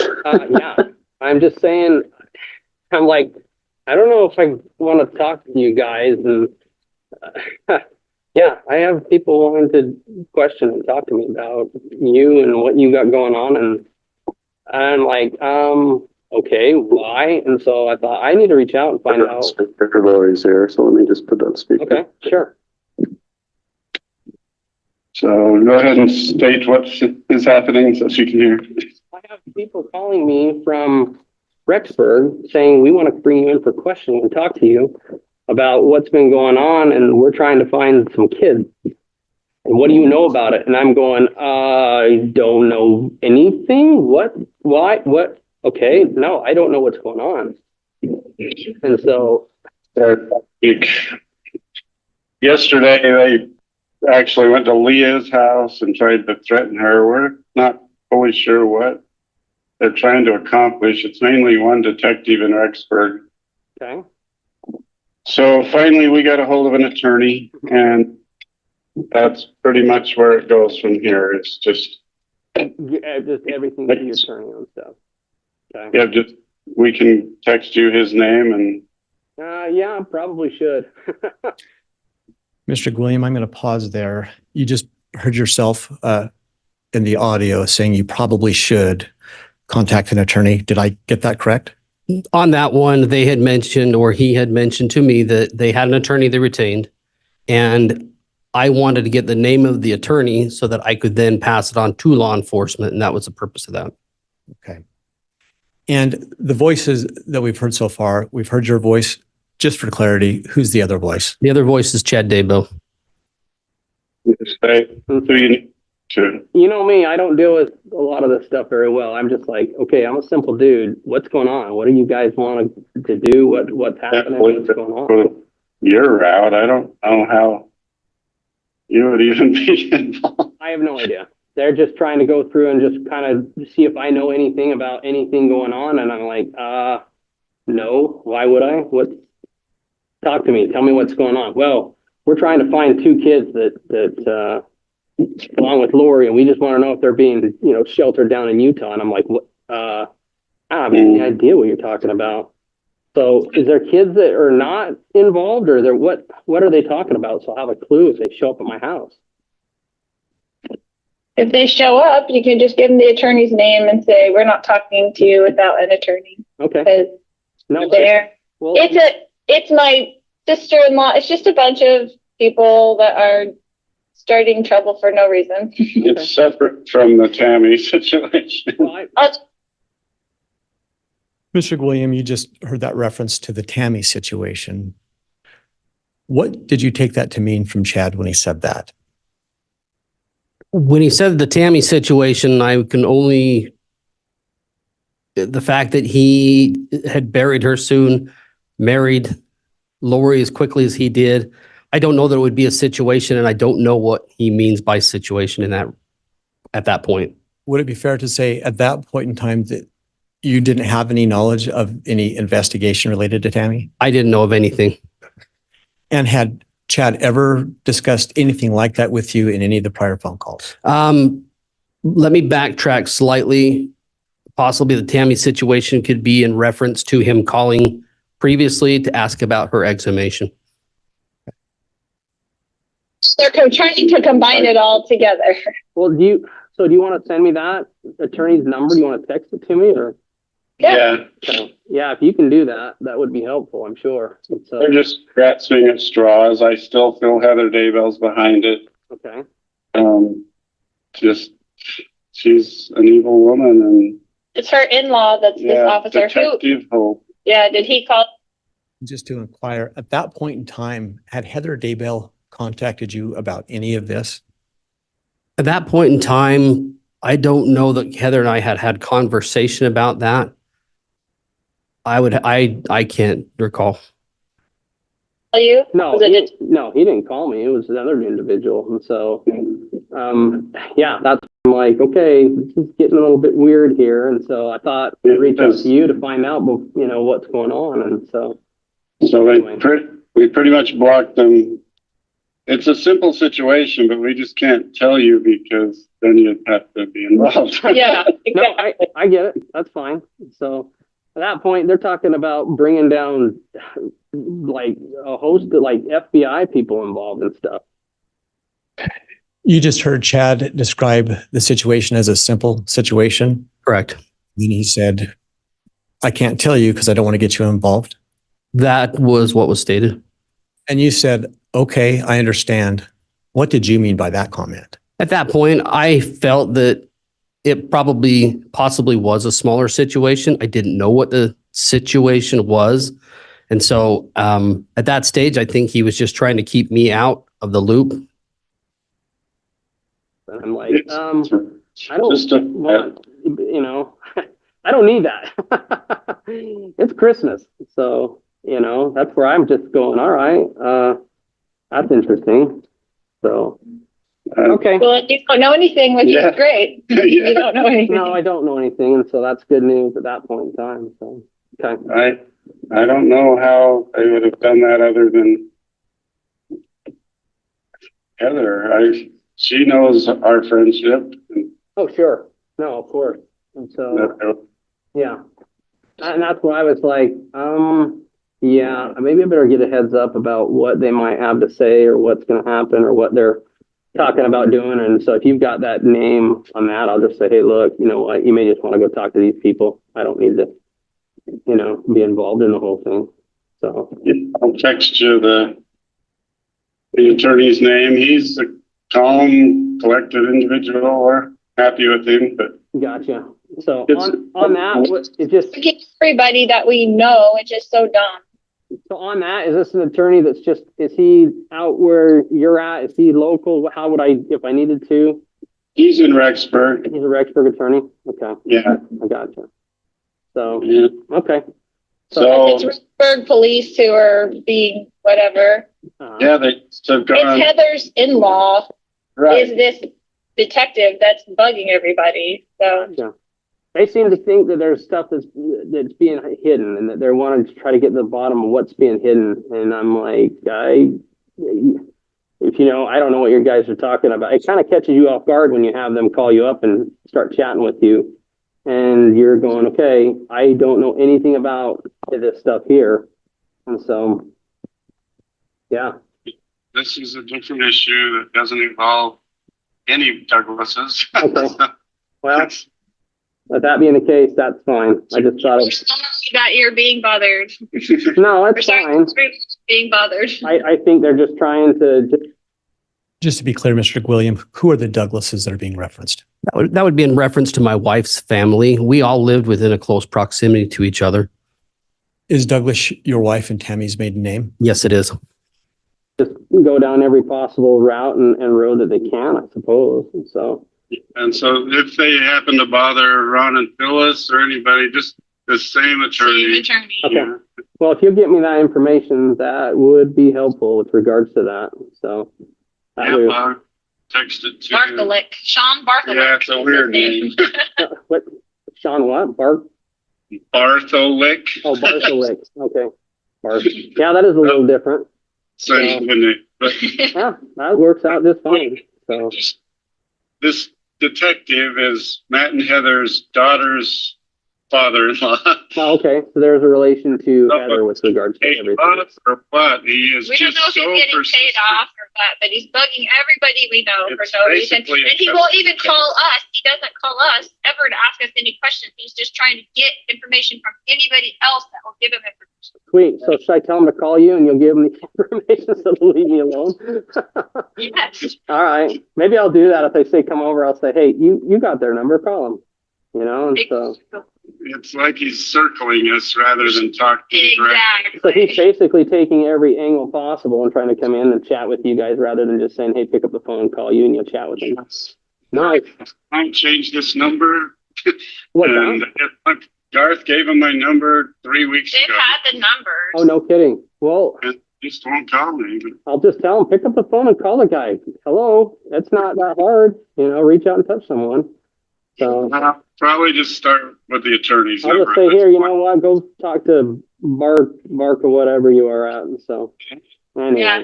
so. You can say that. You can say that we've been instructed by our family attorney to not speak to any police, and here's his number. You can contact him, and that he can cover the whole entire family. Okay.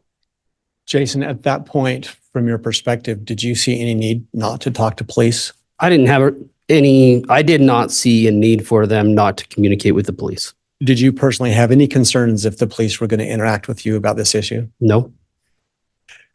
We heard the name Ron and Phyllis. Who is that? Ron and Phyllis are Chad and I's in-laws. No, that's fine.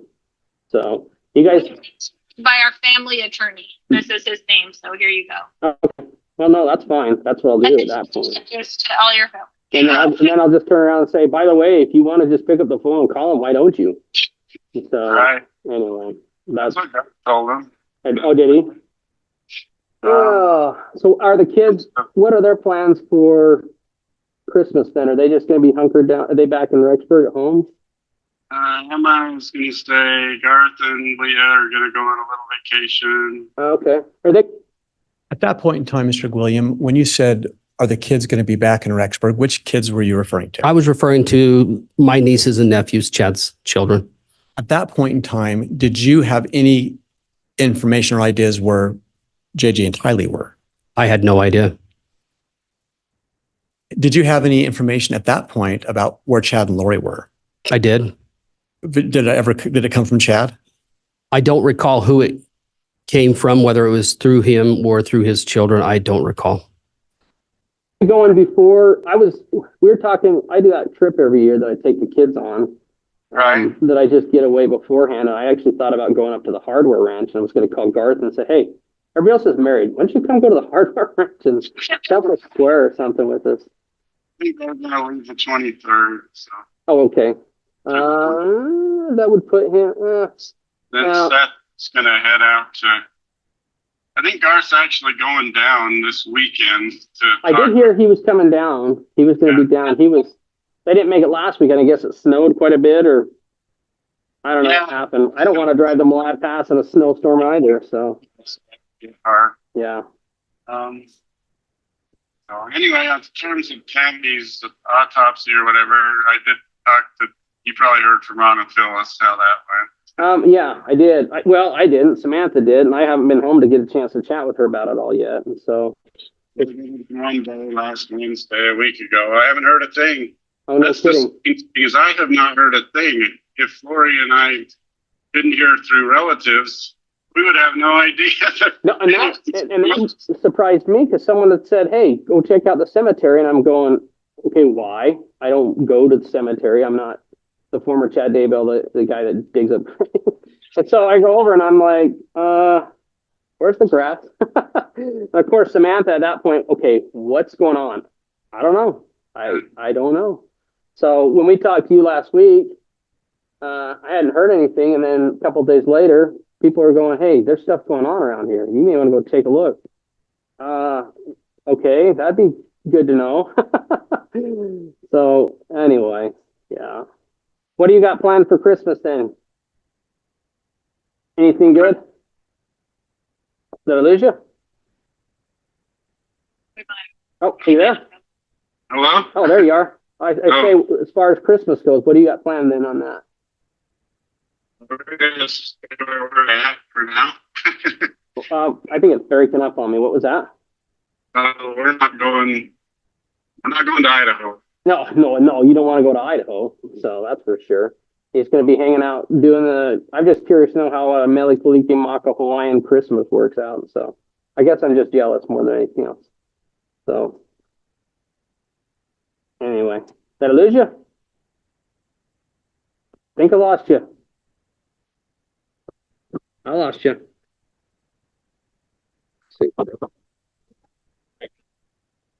Mr. William, I'm just, again, having listened to the full audio, is there any reason for you to think that that audio was altered in any way?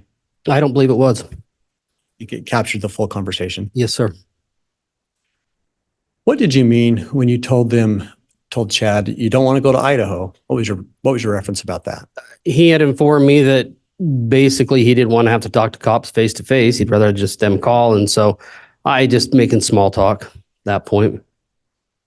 At that point in time, or any time subsequent to that, I'm sorry, did you ever talk to Chad again? That was the last communication Chad and I ever had. Ever had? There's Yeah. no other communication. Why is that? Couldn't tell you. Did you make efforts to reach out? There was another time after the first of the year that I made an effort to make a phone call and it was unsuccessful. The number that you called, was that the same phone number that you had been calling for this call, for example? Yes. When you say unsuccessful, did nobody answer? Were there voicemails? I mean, I couldn't testify to. I can't recall. You just didn't contact them. Right. Do you ever recall any follow-up missed calls back from Chad to your phone, any emails, any text messages? No. And at some point, did you learn where JJ and Tylee had been found? I did.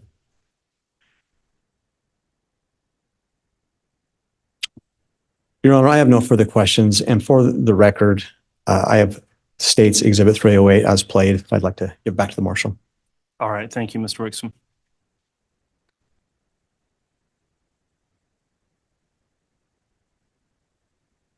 All right. Once you're ready, cross, Mr. Pryor. Thank you, Judge.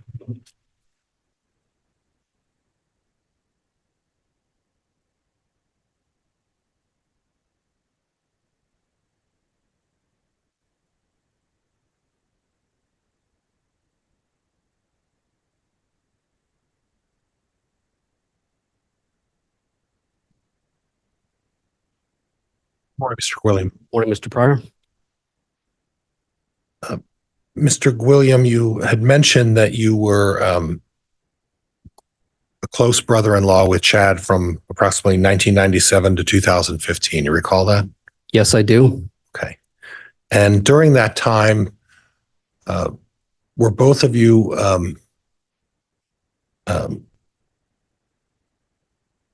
well, let me rephrase that, Judge. During that time, both of you were involved in your LDS faith in Springville, Utah. Would that be fair? Chad and I attended the same ward. Yes. Okay. And that's what I was getting at. Yes. And as far as your participation in that ward, did either of you hold any positions of authority or deference in that ward during that time? Yes. And which positions were those, sir? I don't recall specifics. I can tell you to speak to Chad, and I want to preface this by saying absolutely loved Chad. Was an amazing individual. He served as a counselor in our bishopric as well as a president of the Elders Quorum, which is an organization group of men. Okay. So he held a bit of a prominent position within the church from 97 to 2015. I would say at various times throughout that, yes, not all at the same time. And during the same time, he was writing these books that you expressed some concern about, correct? He was starting to write the books at that time frame. Well, 2006, he started writing the books is what you recall. Is that correct? I would say yes. And he was writing those throughout 2015. Is that correct? He was. Okay. And there were no concerns at this point. These were just topics of interest that Chad expressed in and wrote about in his books. Would that be fair? At the time, yes. Okay. And then he moved in 2015 to the Rexburg area. And are you aware if he continued to write these books? From my understanding, he continued to publish his books at that time. And as a close friend of his, are you aware that he continued his activities and participation in the LDS faith up until the incidents that involve this case? Objection, counsel's testifying. Sustained.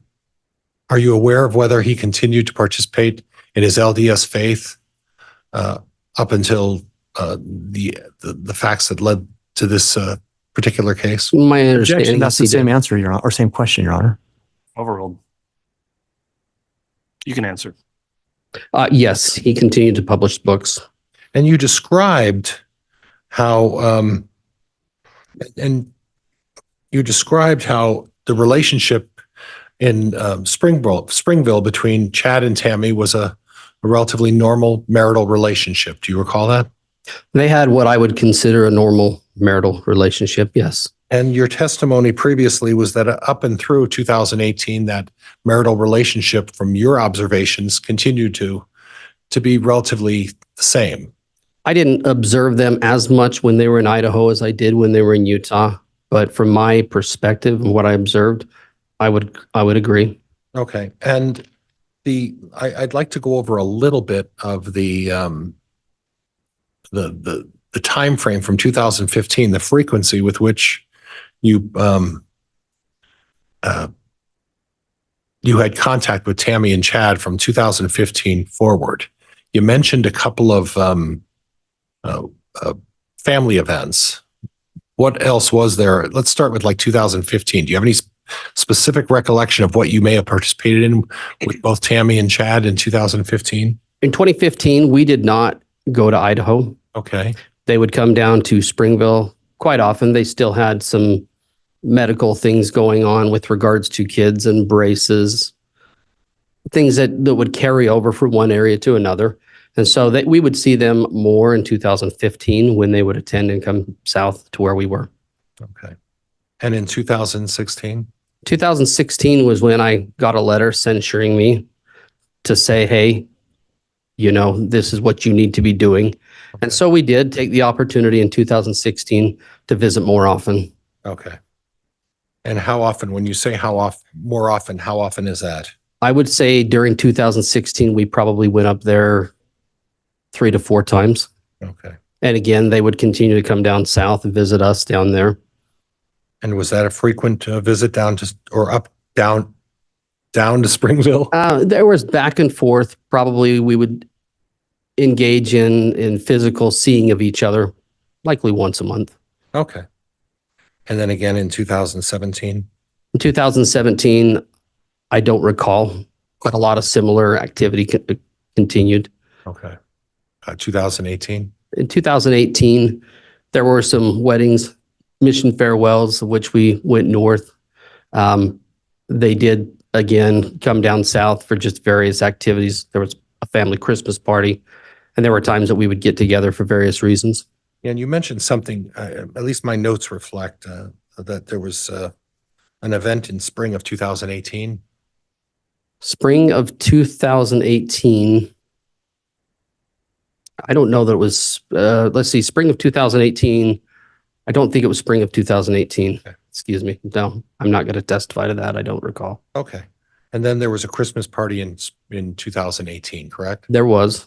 That was that 2018 going into 2019, or was it 2017 going into 2018? It was 2018 going into 2019. And nothing particular. Again, the relationship between, at least what you observed, seemed to be relatively similar to what you've experienced. From my observation, yes. Okay. All right. And Chad still engaged with his children, still engaged with Tammy, engaged with the extended family as well, correct? Typically, when Chad would engage with the extended family, it was more he and I going off, communicating, having conversation about various things in life going on. Okay. And then what I understand you're saying is after 2018, after Christmas, that's when you may have observed some changes. Is that fair? I would say in 2019, we did not see them as much. Okay.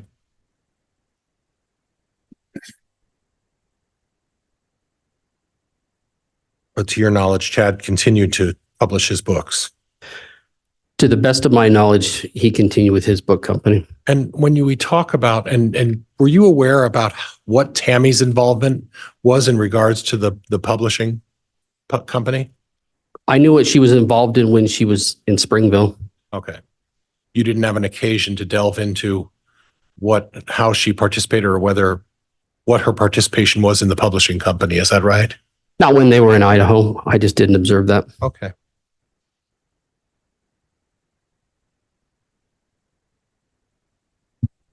Now, I want to go to the interview that you talked about when you were contacted by law enforcement to be interviewed. And can you give me the date of that again? Which time? The time when I went initially? I believe it was at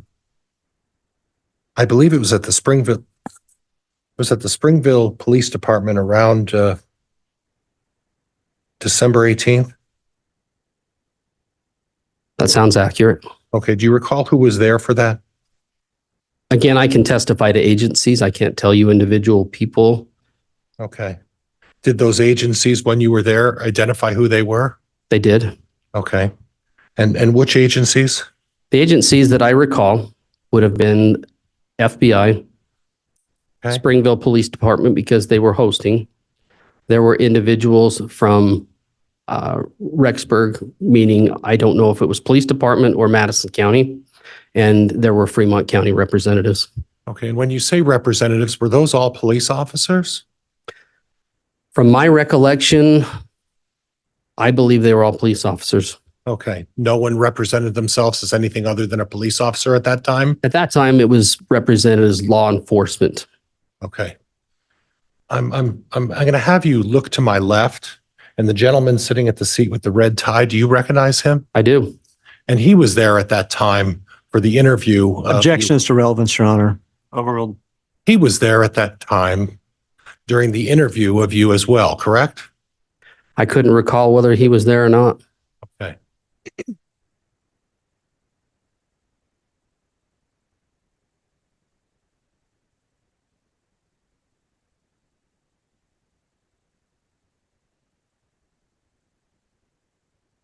But needless to say, nobody at that meeting identified themselves as a prosecutor of any agency at that point. Did you recall that? At that meeting, there were individuals that were speaking. At that point, they did not represent whether they were law enforcement, whether the only one that stood out that seemed different to me was an individual that claimed to be with FBI. And I thought that was different just because you don't normally deal with the FBI. Okay. Now, during the call that you recorded, I heard reference to a family attorney. Yes, sir. You heard that as well, correct? Yes, sir. Did you get the impression from the phone call that, or did you get the impression that the suggestion was that this was a family matter? I got the impression that there was a civil situation going on because of two missing kids, and they gave me an attorney's number to go ahead and contact them. And so for it being civil, criminal, at the time, I didn't know the difference, didn't care. I wanted to know about two kids. Okay, but you did hear the reference by one of those folks, Chad or Lori, about it being a family attorney, correct? I heard the reference to it being attorney, whether family or not, I heard attorney. Okay.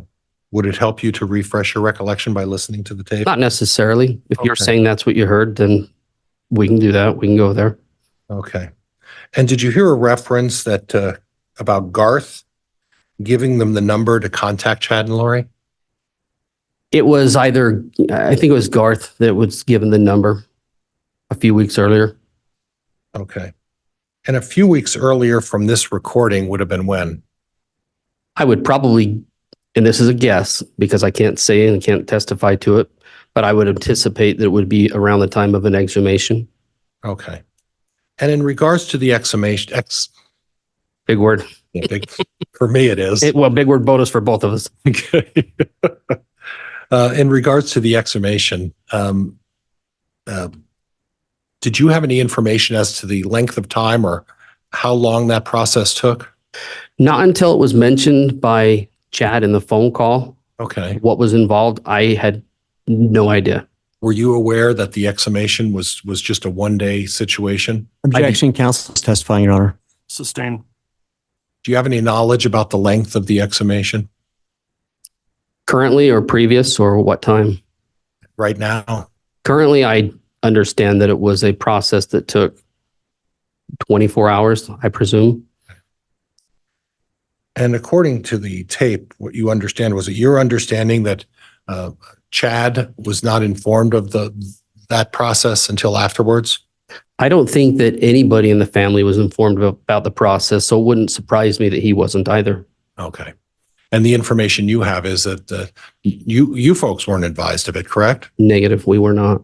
And as far as you know, Tammy's mother and father weren't apprised of it, were they? My understanding is that nobody within the realm of the Douglas family was advised of what was taking place. And as far as the Daybell family, can you speak to that? I can't speak for the Daybell Okay. family.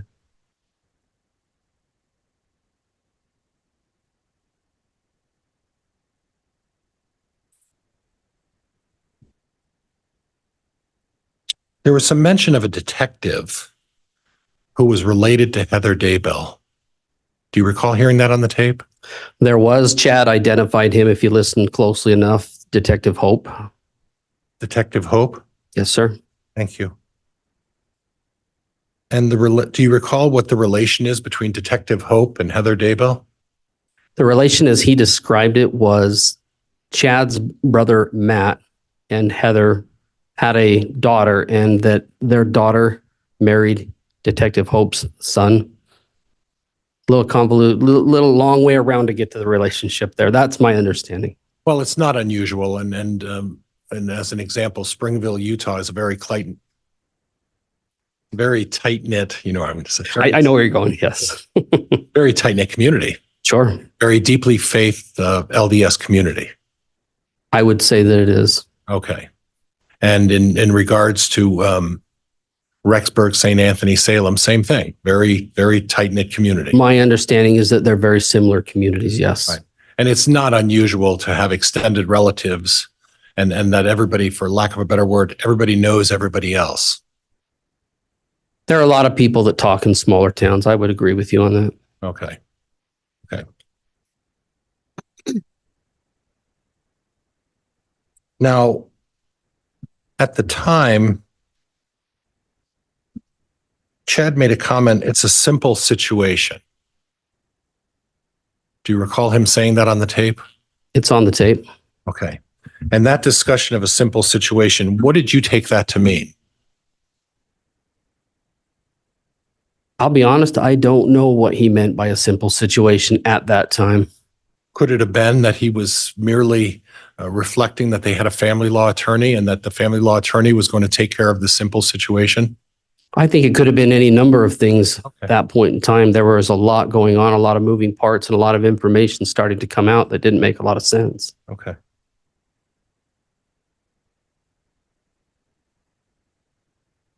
There was also some mention of an officer allegedly harassing Leah. Did you hear that? Yes, it sounds to me like there was an officer that may have been communicating with her, or in his terms, harassing her. I don't know what that was about. And Leah is who? Leah would be Chad's third child, second daughter. And Leah lived where? At that time, my understanding is she would have lived up in Idaho.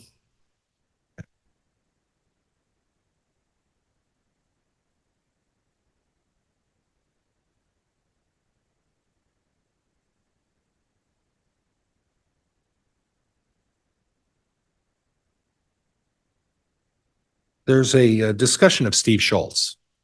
And you know Steve Schultz. I do know Steve Schultz. Now, is there some, I don't know how to say this. Is there some familial relationship with Steve Schultz in your family? I am not related to Steve Schultz.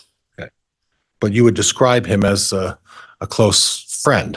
Steve Schultz is a close friend of mine, yes. And a close friend to Chad's as well. Absolutely. And both of you know him quite well. We have known Steve for probably 12, 15 years. I'd say he's a good friend, good man. Honorable man. Yes.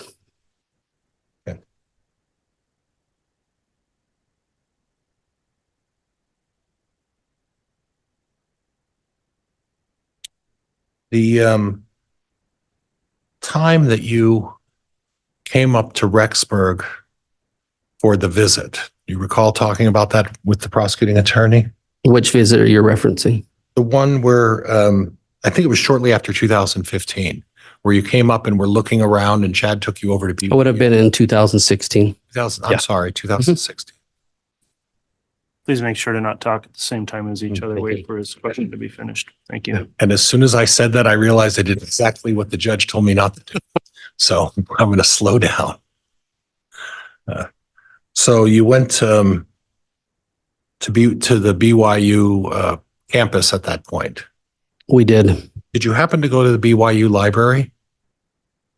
I don't recall going to the BYU library. Specifically, he wanted to point out to me the conference center that was new on campus. But as far as the library goes, I don't recall if we went there or not.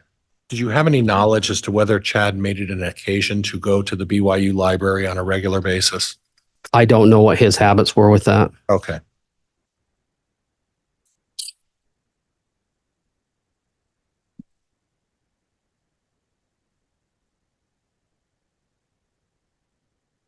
And Judge, could I just have a moment, may I? You may.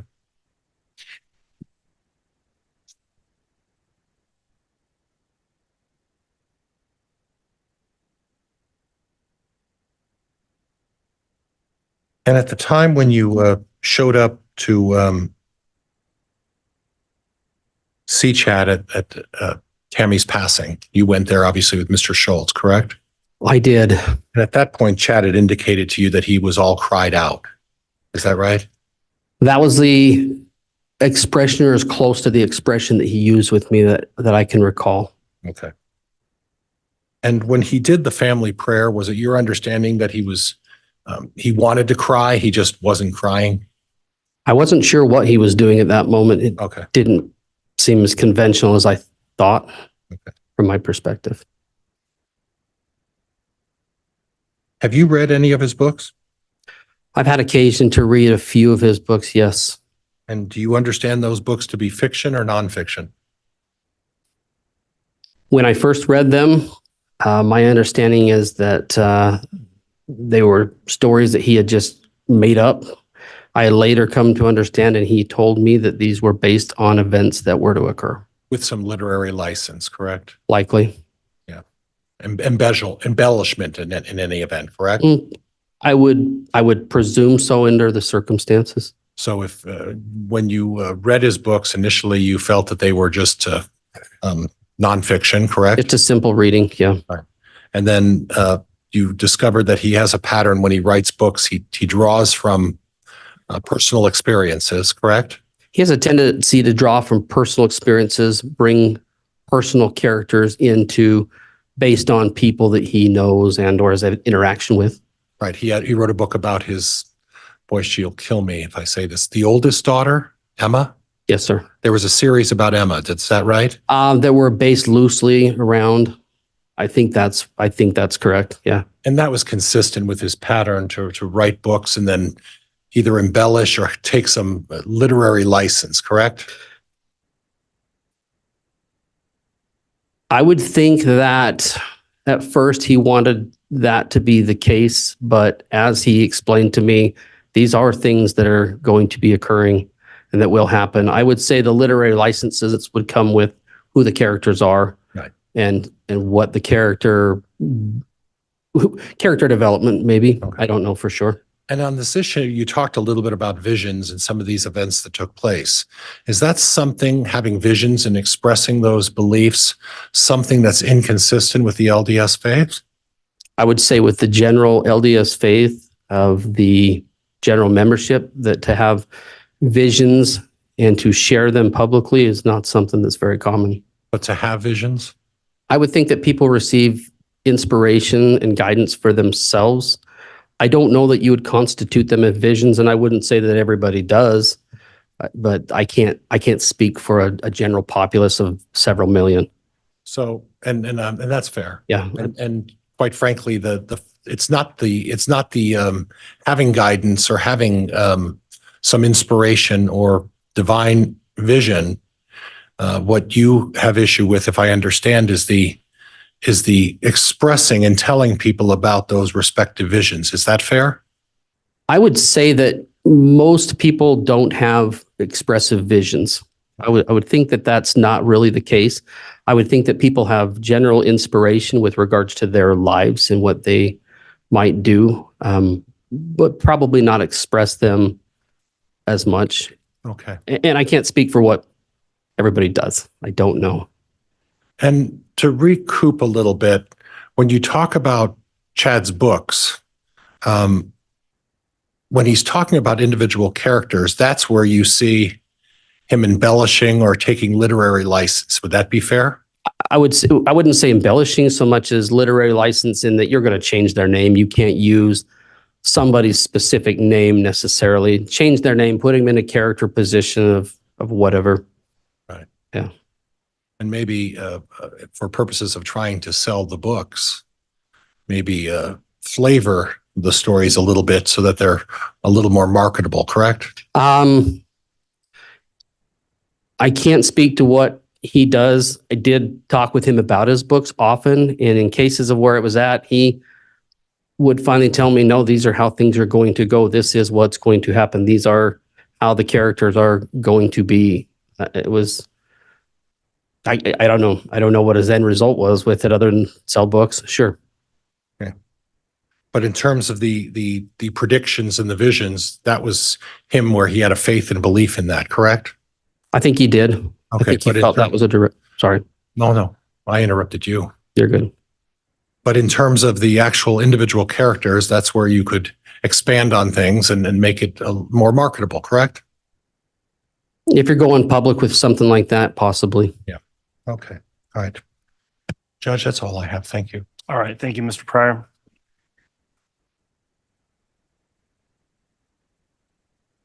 Redirect, Mr. Wixom. Thank you.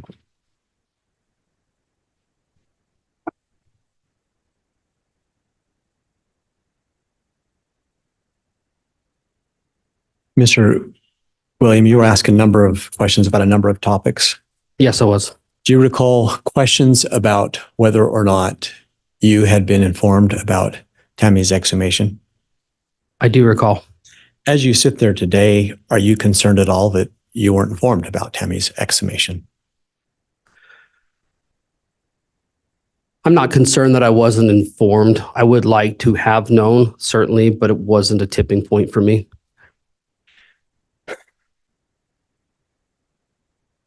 You were asked some questions about who was present at various law enforcement interviews that you've had. Yes. And if I heard you correctly, you don't remember any names. Is that right? Having that thrown that question at me in that moment, I don't recall any names. If I search deep enough, I'm sure I could recall some names.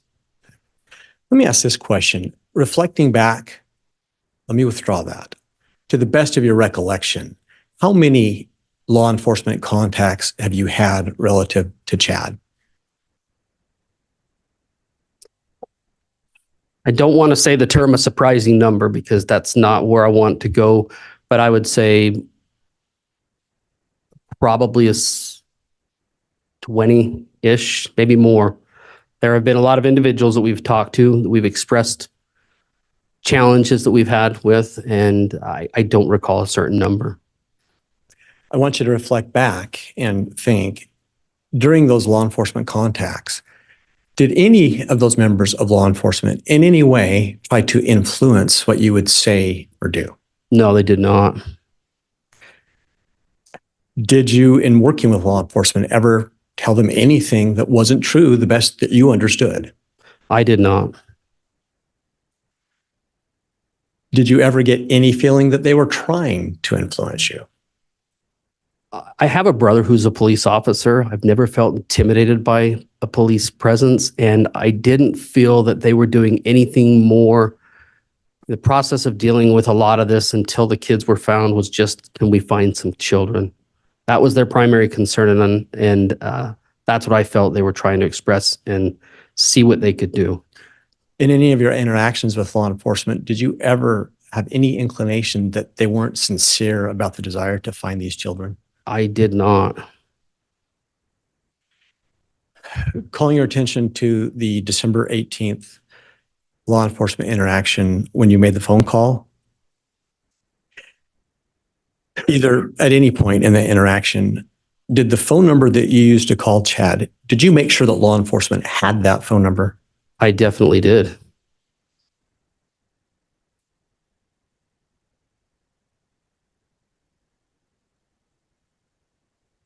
You were asked a lot of questions about Chad's book publishing.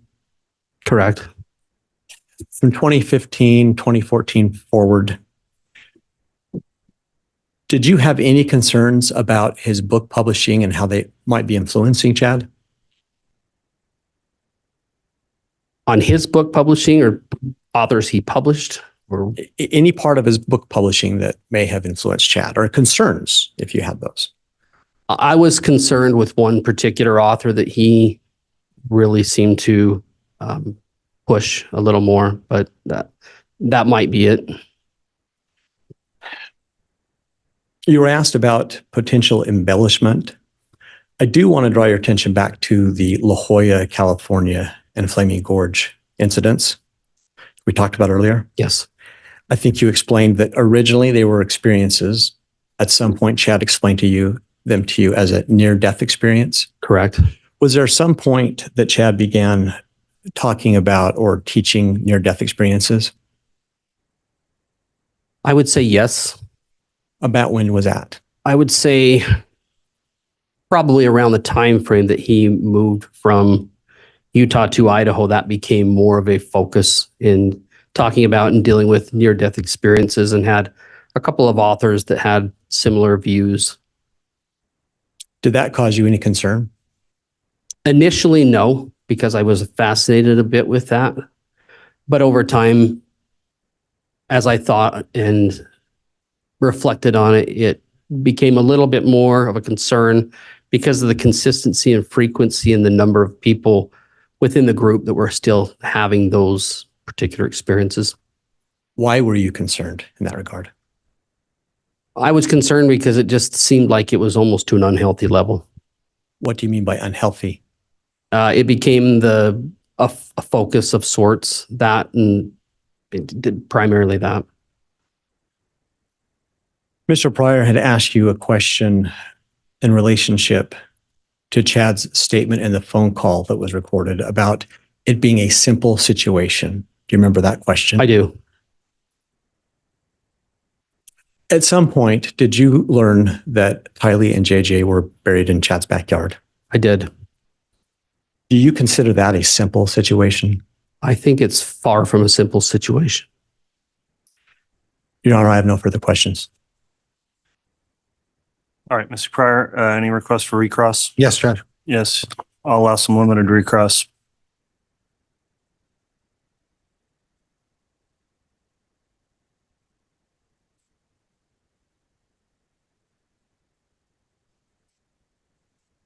On the recording, again, we talked about the simple situation. You're talking about the end result as far as what happened with the two children, correct? Correct. But at the time on the tape recording, there was reference at least once or twice to a family law attorney. And isn't it true that you know Chad, wouldn't that imply that he believed that this was a custody matter?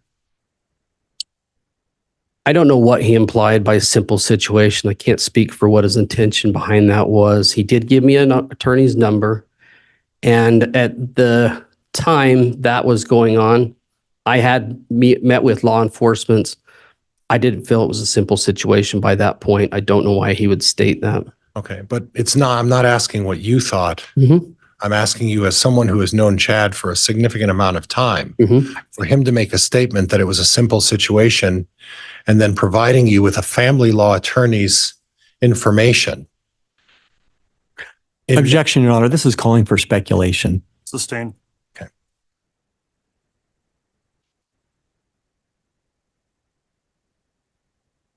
The prosecutor brought up on the number of people that were at that December 18th meeting. Do you physically recognize the prosecutor at the end of the table closest to me. Asked and answered objection, Your Honor. Sustained.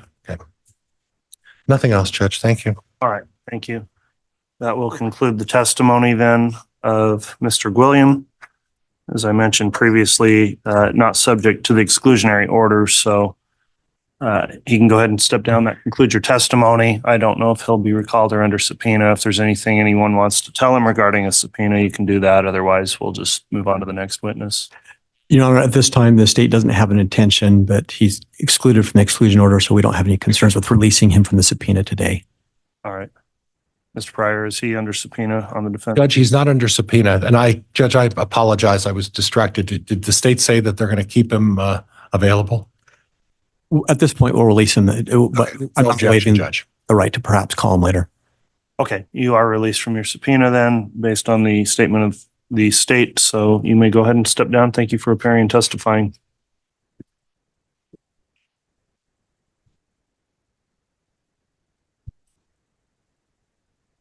Who's going to be calling the next witness? The state will call Samantha Gillam. Very well. Is that you, Miss Blake? Yes, Your Honor.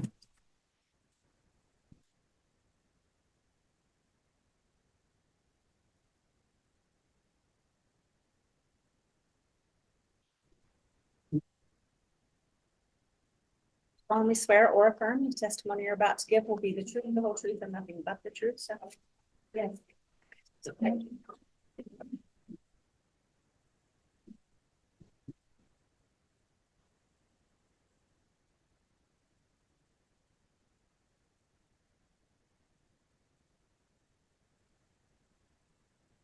All right, thank you. All right. On this witness again, no exclusionary order applying here. So Miss Blake, if you'd like to inquire on direct, you may. Thank you, Your Honor. Would you please state your name for the record and spell it? My name is Samantha Gillam, SAMANTHA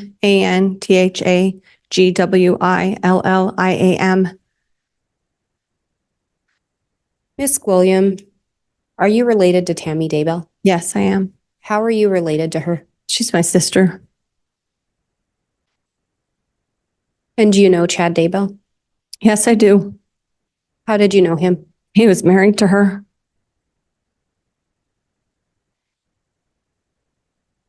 Miss Gillam, do you recall sometime around the end of 2019 being contacted by law enforcement in relation to a pet cemetery? Yes. Had you been to Tammy's house in Idaho? Yes, I had. How many locations did she live at in Idaho? Just the one. Had you seen the property? Yes, I had. Your Honor, we had previously stipulated to some photos that were taken of the Daybell property. And I have what's been marked as State's Exhibit 23A and also State's Exhibit 23F. I have a copy for counsel, one for the record, and a courtesy copy for Your Honor of each of those. All right, I'll take a look.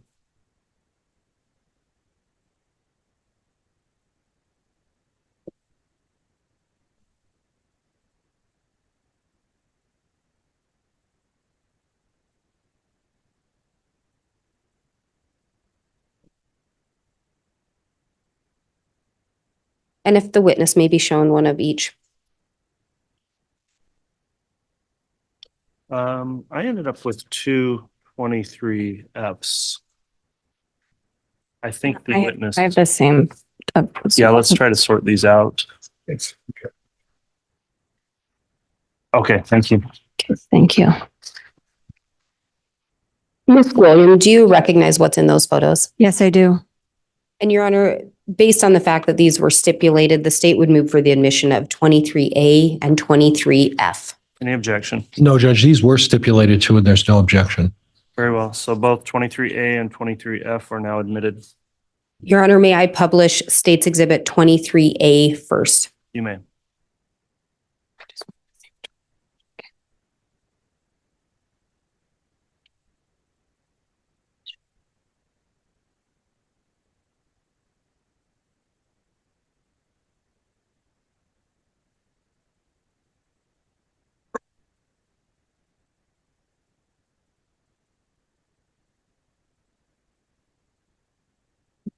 Do you recognize, let me back up. Are you aware whether or not Tammy had a pet cemetery? She did. Can you tell from this picture approximately where it would have been located? There's two posts in the center of the picture. You can kind of see a tiny little black head of a dog statue. To the right of it in the picture is the fire pit. And then to the left, further along the edge of the picture is the red barn. And Your Honor, may I publish State's Exhibit 23F? Yes.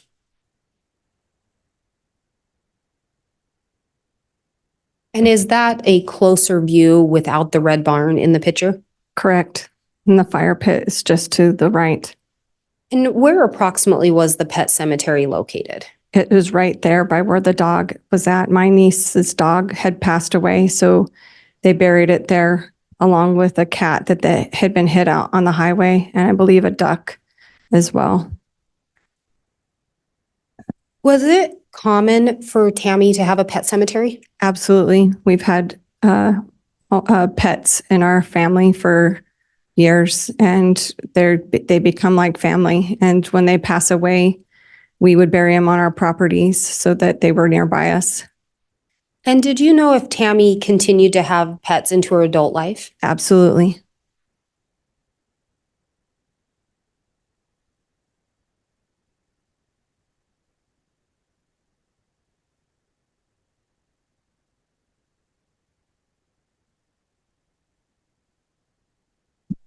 Your Honor, I have what's been marked as State's Exhibit 298 now.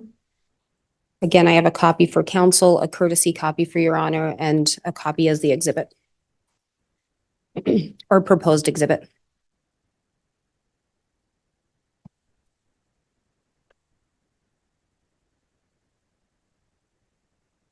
May I have the witness shown a copy? Yes, you may. Ms. William, do you recognize who's in this photo? Yes, I do. Do you know approximately when this photo was taken? In 2015-ish, it was a family picture. One of our neighbors took family pictures of the Daybells. Does this appear to be a close-up from one of the family photos? Yes, it is.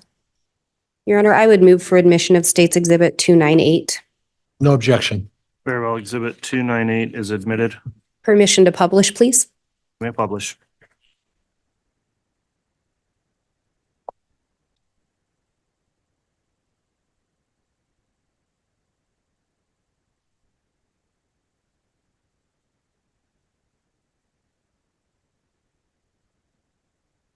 And again, Ms. William, who are we seeing here? This is my sister, Tammy Daybell.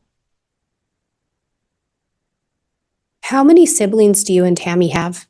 There's 5 of us all together. I have 3 brothers, and Tammy was my only sister.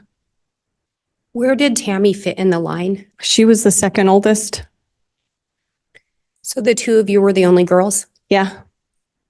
Were you close growing up? Yes. There's 4 years between us, so close enough that there was maybe minor squabbles, but we were more best friends. Did you maintain that closeness into adulthood? Yeah, we did. We saw each other, talked almost every day. Do you recall when Tammy started dating Chad? Yeah, I do. Had you known Chad prior to them dating? I didn't know him personally. I knew of him and his family. He had some brothers that I went to school with because I was younger. Did you like Chad? Yes, I did. How did you feel he treated Tammy initially? He was a good husband and father. After Tammy was married, did you maintain contact with her? Yes, we did. Did Chad ultimately end up becoming friends with your husband? Yes, he did. And was their relationship close? Yes, it was.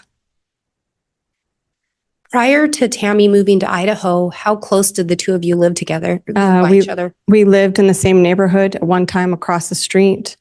And then as we kept purchasing homes in the same neighborhood, it was just, around the block and then 2 blocks. How often did you see Tammy prior to her moving? We saw each other almost every day. And was that when you both lived in Springville? Yes, How many kids do Tammy and Chad have? they have 5. Did they have grandkids? Yes. Do you know, or were you aware if Tammy wanted to move to Idaho? At the beginning, I do not believe she wanted to. Prior to moving to Idaho, did Tammy work somewhere? Yes, she worked at Springville High School as the special ed secretary. And before that, had she worked somewhere else? Yes, she worked at Art City Elementary. She was their computer technician, and she taught computer classes to all the students. So both of those positions, she worked with children? Yes. And you talked about her working with computers. Was there something interesting about Tammy and computers? Yeah, she was very talented with those. She wasn't officially trained at a college or anything, but she just could figure them out. There'd be a new program that would come out and she would learn it, and we would all ask her questions about how to use it. When Chad and Tammy, well, actually, when Chad and Tammy moved to Idaho, did Chad talk to you about potentially moving up there as well? Yes, he said he had a vision that they should move up there. And did he also want you to move up there? Yes, he did. Were you willing to do that? We'd thought about it because I didn't want to be separated from my sister. At some point, did you see an email in relation to Chad's views on why you wouldn't move up there? Yeah, I did. I read an email that he sent that said that I had evil spirits that were keeping me from coming to Idaho to see that I should be up there. And it made me very unhappy. When Tammy and Chad first got married, do you know what Chad did for a living?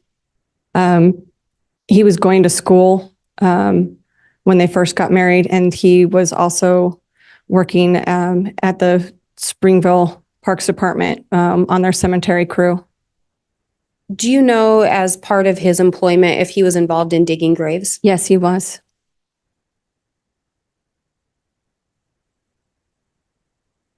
At some point, did Chad hold a different position with the cemetery? Yes, he was eventually the sexton there. How did you find out about your sister passing away? I received a phone call from Chad that morning. What did he tell you? He told me that she was really sick and had had a coughing fit and was in the bathroom throwing up around midnight, 1 o'clock. And then that morning, he woke up when she had fallen out of bed. Were you surprised by this information? Absolutely surprised. Did it make any sense to you? No, I had just seen her 2 weeks prior to that, and I had no idea that she was so sick that something like that would happen. When you saw her 2 weeks earlier, how did she appear? She looked perfectly healthy. Tammy had had a bout, and this has been a few years ago, when she was getting her depression under control, that she struggled with her health a little bit. But after that, she made a concerted effort, to get on the right medication. And we had a Facebook group between her and I and my sister-in-law and another friend where we would check in, just, keep each other accountable on staying healthy. So because of the struggles she had with that and us trying to keep each other accountable, that whenever I did see Tammy, I would do just a visual check. Not that I was, just like I would do with my own children when I see them, like any mom would. Are you okay? What did, visual checks. She looked great. Did you end up learning if she was participating in any activities? Yeah, she was taking a clogging class. She was doing Zumba, and she was prepping to run a 5K. And outside of just her physical appearance, how did she seem mentally? She was really happy. We had a great visit. Do you recall her also performing some kind of a routine? Yes, it was her and I and my parents were visiting at their house, and we did a mini talent show as middle-aged women for our parents. She did her clogging, and I showed them some of my stage combat because I was currently doing theater classes.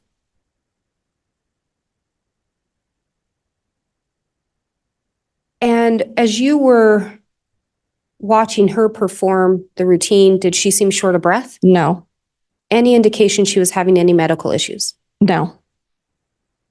The only thing that she had complained about was her wrist. She had had some injury with it, and she was taking medication. The doctor had prescribed her for it.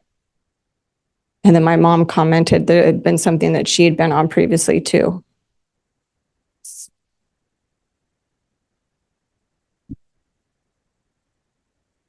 And how old was Tammy? 49, the same age that I am right now. Did Tammy end up talking to you during her visit about you moving to Idaho? She did. She wanted me to move up Judge, I'm there. going to object. It calls for hearsay. Sustain. And Your Honor, if I may. Just ask another question, please, Ms. Blake. Did Tammy appear to be making plans for the future? Yes, she did. She wanted me to move. Judge, I'm going to object. It calls for hearsay. Overruled. She wanted me to apply for a theater teaching job in Idaho so that I could be close by her. We had always made plans to live by each other as we got older. And when she moved away, we were still trying to figure out ways to make that happen. That was our joke, that we would be old ladies together, living side by side.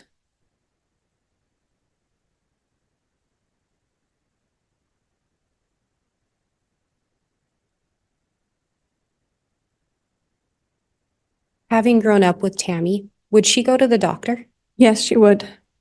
Did she have any kind of an aversion to doctors? No, Are you aware if she would ever use any kind of homeopathic treatments? all of us do.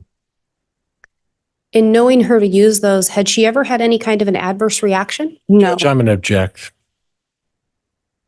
Speculation. There hasn't been any foundation to suggest she has knowledge of every time she's used homeopathic medicine. I'll sustain that. I think that would need to be narrowed down, Ms. Blake.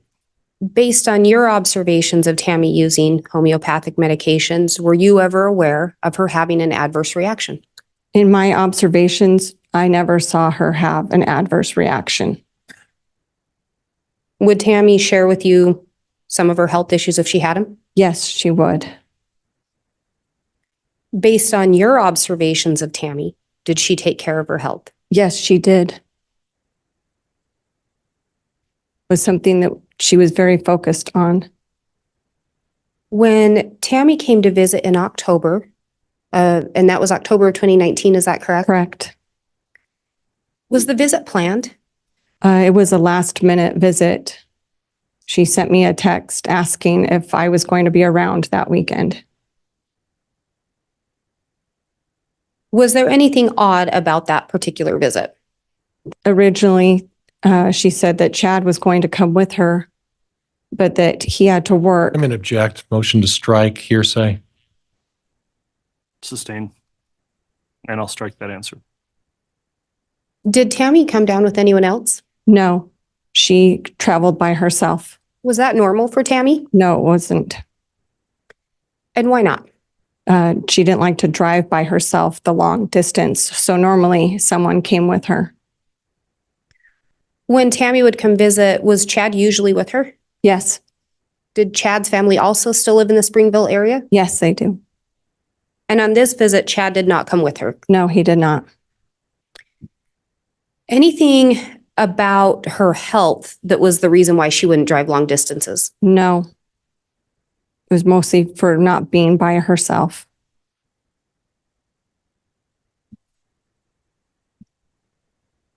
When she came to visit, was there any indication that she had concerns about Chad having an affair? No, she never gave any indication. At some point, did you notice a change in Tammy and Chad's relationship? It seemed strained, and I just didn't know if it was because of the event they were attending, if they were tired, but it felt off, and I didn't know why.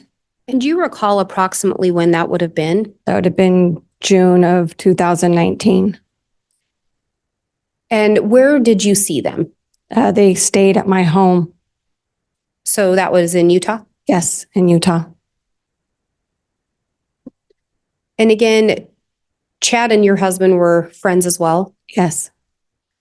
Was there anything about the interactions with you and your husband and Chad that seemed different? He just seemed like he didn't want to talk and that he didn't want to be there, which was unusual for him. Do you recall seeing Tammy again after June of 2019? Yeah, she showed up at my house about 2 nights before my birthday. It was about 10:30 at night, which was unusual for one, because Tammy always went to bed early. And she was bringing me a present for my birthday, and it was unexpected. I had no idea they were in town. Did that seem odd that she hadn't told you she was in town?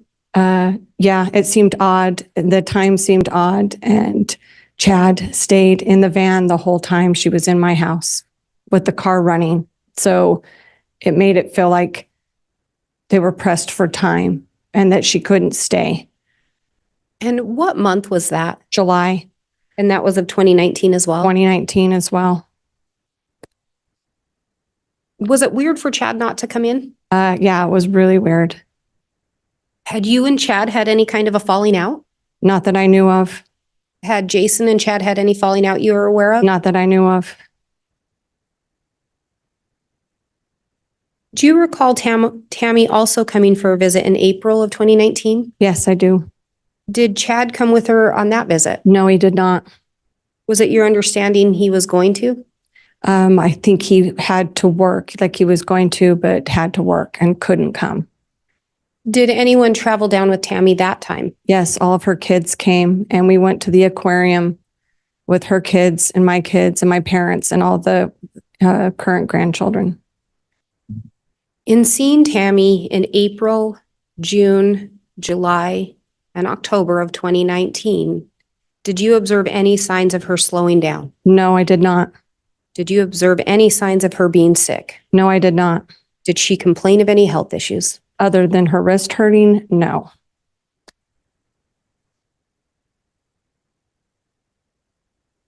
I think you previously indicated you found out about Tammy's passing from Chad. Is that correct? Correct. Did you ever talk to Chad about an autopsy? Yes, I did. What did he tell you? I asked him in a phone call that we had after she passed away and we were making funeral arrangements. I asked him, are you going to do an autopsy? And he said, no. And I said, why not? We don't know the reason why she died. And he said that the coroner had told him that she looked Judge, peaceful. I'm going to object at this point. It becomes hearsay at this point. Sustained.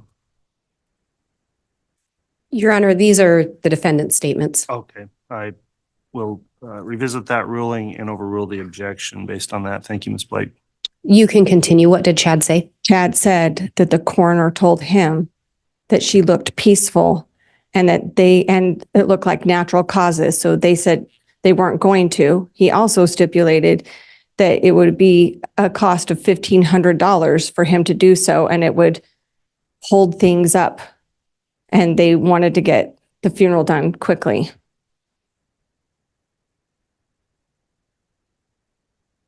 Do you recall when the funeral was? Tuesday. And she passed away on a Saturday? Correct. Did that seem fast? Yeah. And where was Tammy buried? In Springville, Utah. Did that surprise you? Yes, it did. And why was that? Because she resided in Rexburg with Chad and her children. And I asked Chad in that same phone call, why are you burying her in Springville when you all live in Rexburg? And he told me, we are covered with snow and ice for most of the year, and you will take good care of her. Was there anything that struck you as odd about Tammy's headstone? Yes, he requested that his name not be on it. I found that odd for somebody that was heavily into family history to not do so. Judge, I'm going to object. This calls for here. It's a narrative, excuse me. I can ask a question. Go ahead. Why was that odd to you? Because he was heavily involved in family history, and we look for headstones to find information about our ancestors. And to leave that off would mean that someone further down the line could not connect him to her.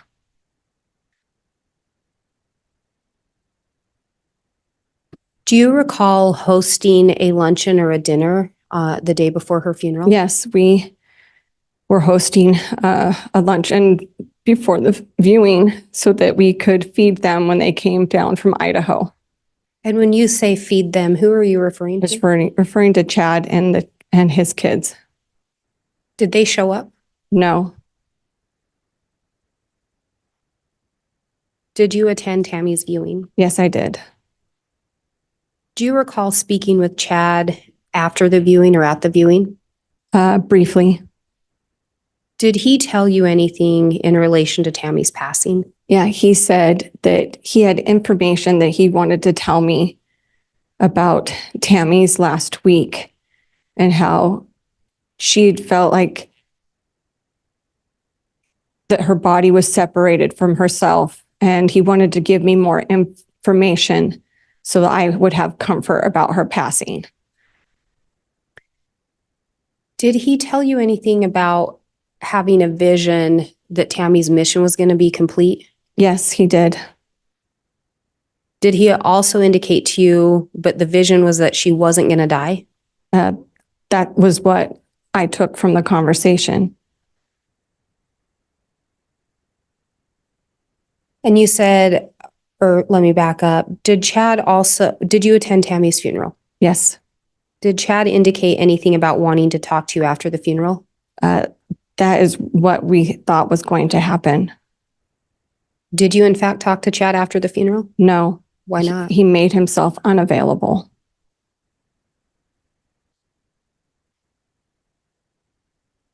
At some point, did you learn Chad was remarried?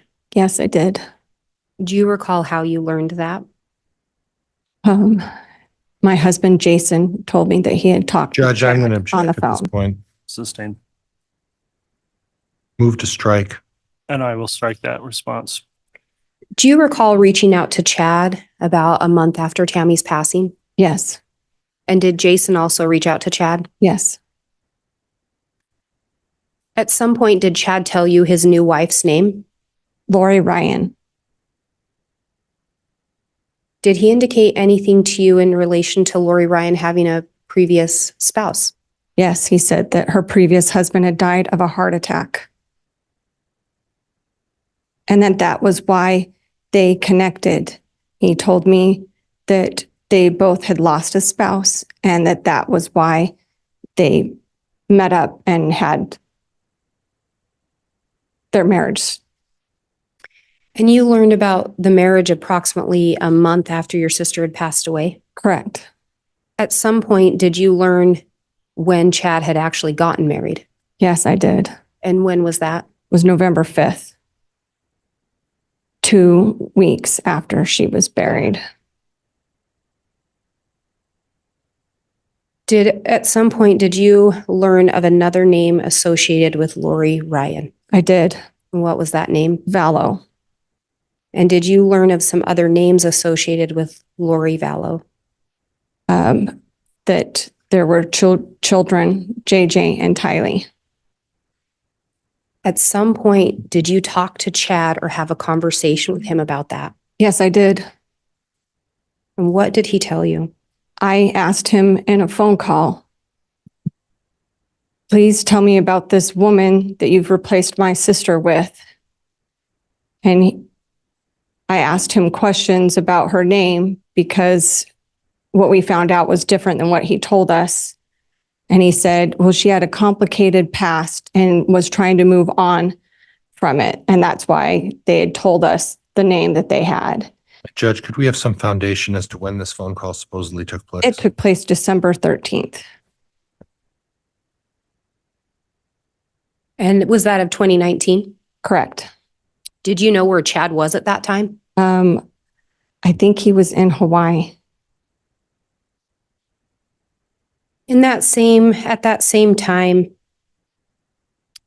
do you recall Chad telling you something about Tammy visiting him? Yes, What did he tell you? because I was questioning him about this marriage. He asserted to me in this very, spiritual like tone that, Samantha, I am telling you now that when I was at the cemetery, Tammy showed herself to me and said that I should move on. And I responded with, when most women say that to their husband, it's in 2 years from now, not 2 weeks after I'm dead. Judge, argumentative.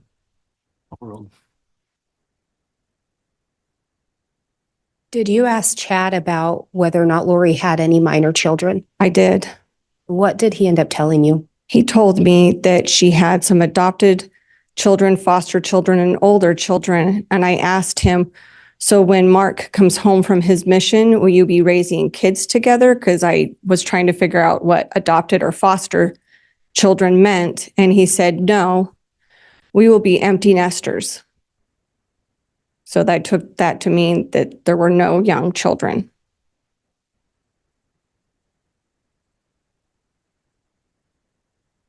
I have no further questions. All right, thank you. Given the time, council, I think it's appropriate we take our lunch break before we begin with cross. So we'll go ahead and take the lunch recess at this time. We'll come back on at 1 o'clock for continued testimony with cross-examination. All right, please.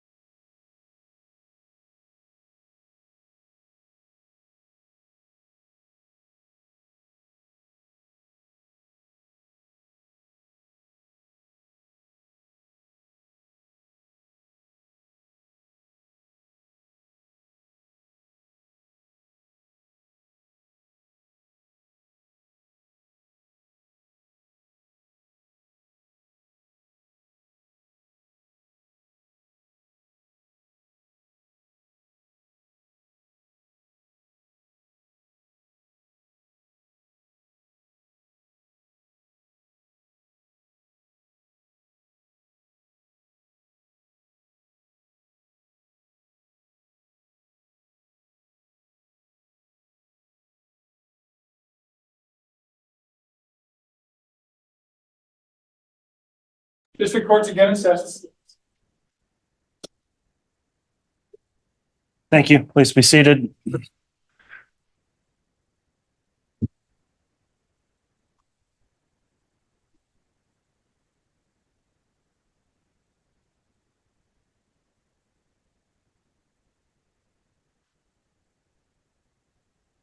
All right, let's have our jurors brought in, please. Yes, Your Honor.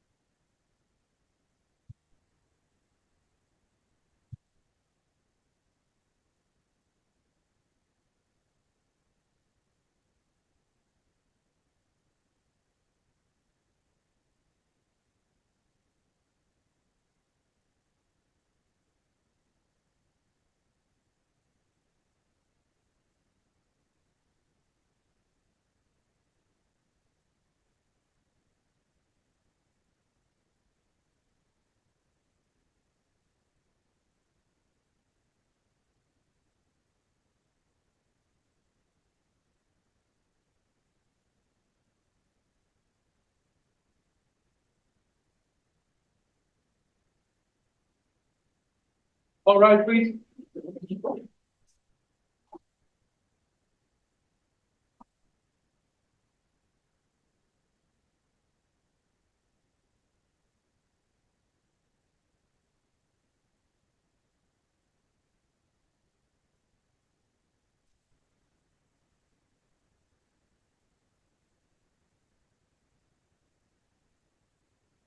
Please off by the counter for Your Honor. Thank you. Please be seated.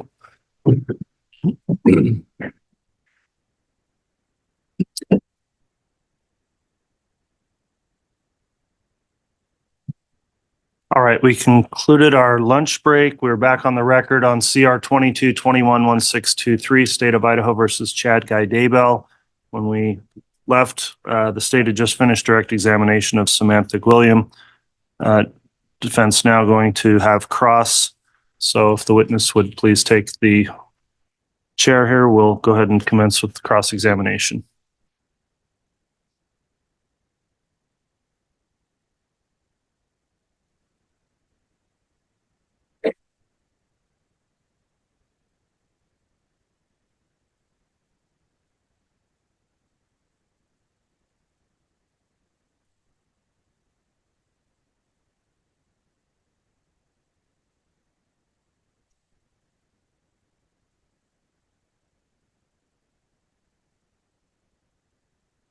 All right, you can proceed, Mr. Pryor.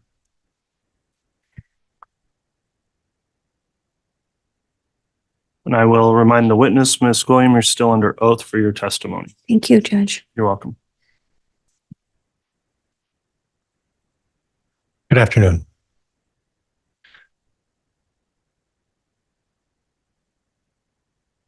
Ms. Gillam, do you have a recollection of how many times you've been interviewed as part of this investigation? I don't know the exact amount. I've never counted. Okay. Is it more than 5? Probably. Just sometimes it's just phone calls or a text asking questions. And what I don't know if that counts. Sorry, I just didn't know if that counts. what I would like to count are actually in-person interviews is what I would like to refer to. A handful. I don't know like the exact amount, but with trial prep. Excluding the trial prep today, because I assume you spoke with the prosecuting attorneys Yes. before you testified today. And isn't it true? You probably spoke to them over the lunch hour as well shortly. No, I tried to keep myself apart from everybody at lunch because I'm still under oath. So Okay. All right. And the locations of those interviews varied. Is that true? yes, On one occasion on June 4th of 2020, one of those interviews was in your home. Is that right? correct. And present at one of those interviews was, do you recall which officer of agency? I honestly, since we've dealt with so many of them, I don't recollect which agency came, if it was Fremont or Madison, or I'm not exactly sure who belongs to which department at this point. I'll be frank. Okay. And then generally during those interviews, was your husband present? Yes. And generally during those interviews, other than your husband, would it involve maybe 1 or 2 or 3 other people interviewing you? Occasionally, yes. Okay. And on June 4th of 2020, you had an occasion to be interviewed by a number of officers, and you don't specifically recall which ones, though. Is that right? I want to say, I'm going to be honest, I don't remember who it was that I talked to. You remember the name Officer Hermosillo? Yes. Officer Ball? Yes. Does that refresh your Yeah, recollection? that sounds about right. Does that refresh your recollection of who Yes. interviewed you? And I think maybe Bruce Mattingly was there. And then is it possible as well that Mr. Wood was there for that interview Yes, as he well? was in my front room. Okay, so when he was Hold in, on a sec. Ms. William, Yes, please wait till the question's done before you answer. I can do that. Excuse me. We need to talk only one at a time for the record, so please try to do that. Thank you. Okay. and once again, Judge, I did it as well, so I think that was baiting her on in some way.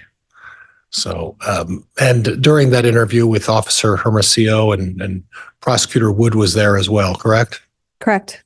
And at the time, there were just a handful of you there, correct? 3 or 4 of you? I believe so. Okay. And your husband was there as well, correct? Correct. Did he actually sit there with you during the interview? Yes, he did. So he would have been able to identify everybody who was there during that interview. Is that correct? Objection, Your Honor, calls for speculation. Sustain. Were the people who were there for that interview, as far as from your perception, all in plain sight of the other folks who were there for the interview? Your Honor, may we approach? Yes.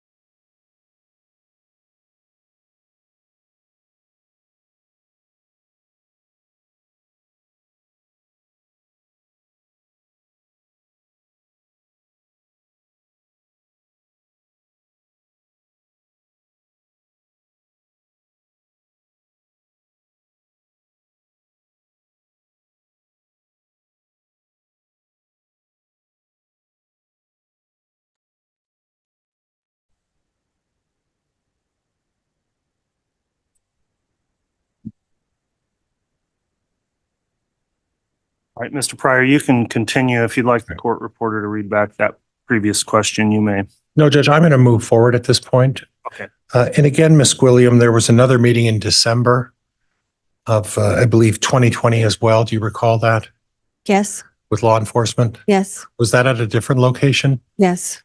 And again, do you recall who was present for that meeting? I stood outside of the room, and I was not present inside of what took place. Okay. Now, you spoke briefly about the animals that were in the pet cemetery. The ones that I knew of, yes. Okay, and then you're anticipating my question. You don't know all of the animals that were put in the pet cemetery, correct? No, I do not. Okay. And you testified earlier that it was Tammy who had one of these pet cemeteries at her home in Springville, Yes. and that was her habit to do that when animals would pass. It's our family's habit. Oh, it's your family's habit. Yeah, we do. Our whole time growing up, we would have a cemetery for our Okay. pets. And she continued that tradition. Correct. And she would have been the one who would have tendered that pet cemetery, cared for it, prepared it, all of such, correct? On some occasions, I do remember one occasion in Springville where Chad helped us bury some pets too. Okay. But primarily in Springville, it was Tammy's responsibility for care for the pet cemetery. Would that be fair? I can't testify that it was just her. I don't know if her children helped either. Okay. And you don't know who tendered or cared for the pet cemetery in their home in Rexburg area, correct? No, I just know that they all lived there and they all had different pets that got buried there. So Okay. you can make your own assumptions. I don't want to make any assumptions. I just wanted to hear what you had to say Yeah, about that. that's, I would be making assumptions as well. Okay. So, And you'd be making assumptions about what kind of animals and when the animals would be put in there. Is that correct? no, on the three that I talked about, Tammy told me about them. Okay. I'm talking about other animals or other occasions. Yeah, I don't know about Okay. them. Now, you mentioned that Tammy was quite proficient with computers. Correct. Were you aware that she would have been the primary manager of the publishing company? Yeah, for the most part, from what I knew, she was She did most of the, the book work.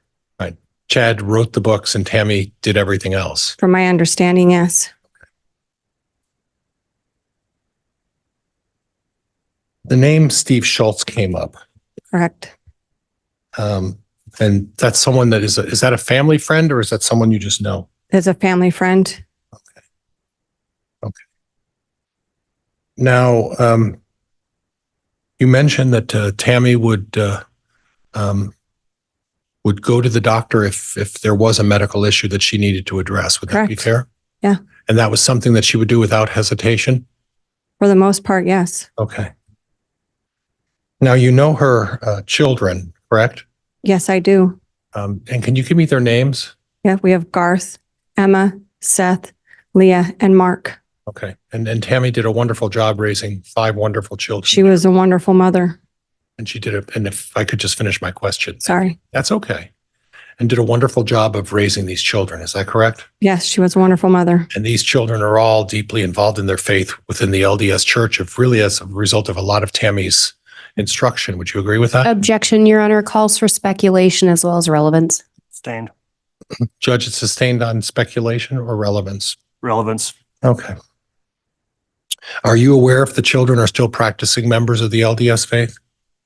I believe they are, but I have not had contact with some of them.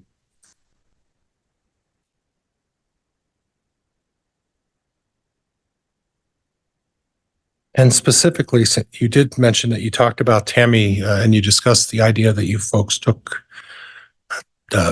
kept track of what medications each of you were on, from what I understood. What medications was Tammy on? She took something for her wrist and she was taking something for her depression. That would be the only medication to your knowledge. That's the only two that she told me about. Okay. Other than the homeopathic stuff that she would engage in occasionally, correct? Yep, correct. And that included essential oils? I don't know. I never saw her use them, so I don't know what Okay. she used. Okay. And you mentioned that Tammy went to bed early. What does that mean? It was her habit from a young age that she was always the first one that would go to sleep. You don't know specifically what time, just very early? It would depend on the day, but 9 o'clock was always late, considered late for her. Okay. And you did mention that she drove out to see you on, I think you mentioned like 3 occasions, or was it more than that? But which year? The 2019 July. Yes, And 4 if you count April. and the vehicle that she would drive is what? I don't recall what car she drove. Okay. Did she stay at your house? Yes, she did for a couple of the occasions.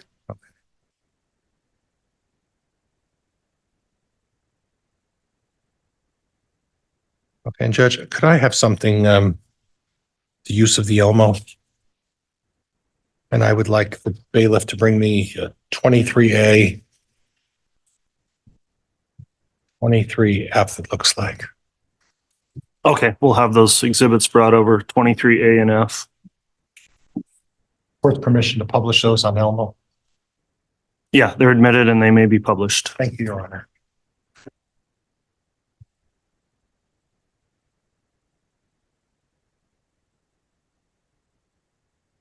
Have a laser of some kind up there that you can see?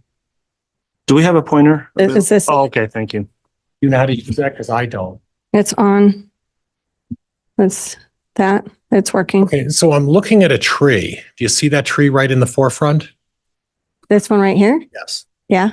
And then it looks like, and I don't want to describe it, but there's a dark area that's to the left of it. Do you see that? This is the fire pit. Right here. Okay, but before that, where the tree is, there's like a dark, it looks like, is that a shadow or is that part of the pet cemetery? No, that's a shadow. And that's a shadow coming, from what you can tell, that's a shadow that's coming off of the tree? Yes. Okay. So if you have the pointer, point to where the pet cemetery is. Right here in the center. You can see the little dog statue right there. Okay. And then which side of it is on of those posts? It's on the left side. So put the red mark where that would be. I just had it on there. Okay. That's it right there. Okay. Thank you.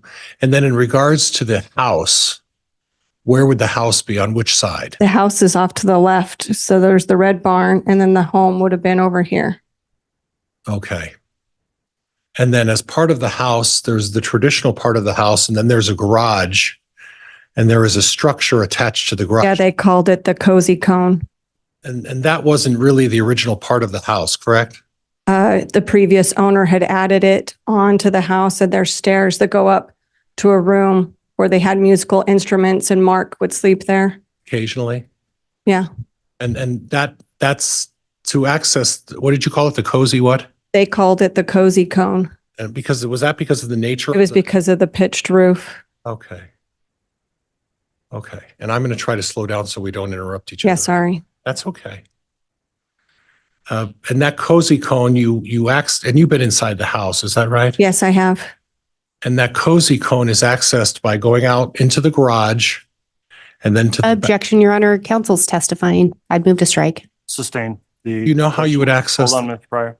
Sustain. That question is stricken. Jurors to disregard. Thank you. And do you know how you would access the cozy cone from the garage? There's a hallway and a staircase that goes up. It's just through a doorway from the house. So it was like a hallway. Okay. And that's what your recollection is? Yes. Okay. Okay. And your recollection is it's a hallway that goes through the house, not through the garage?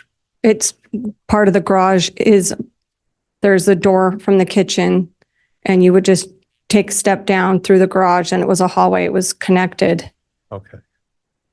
And this hallway that you're speaking of is in the garage?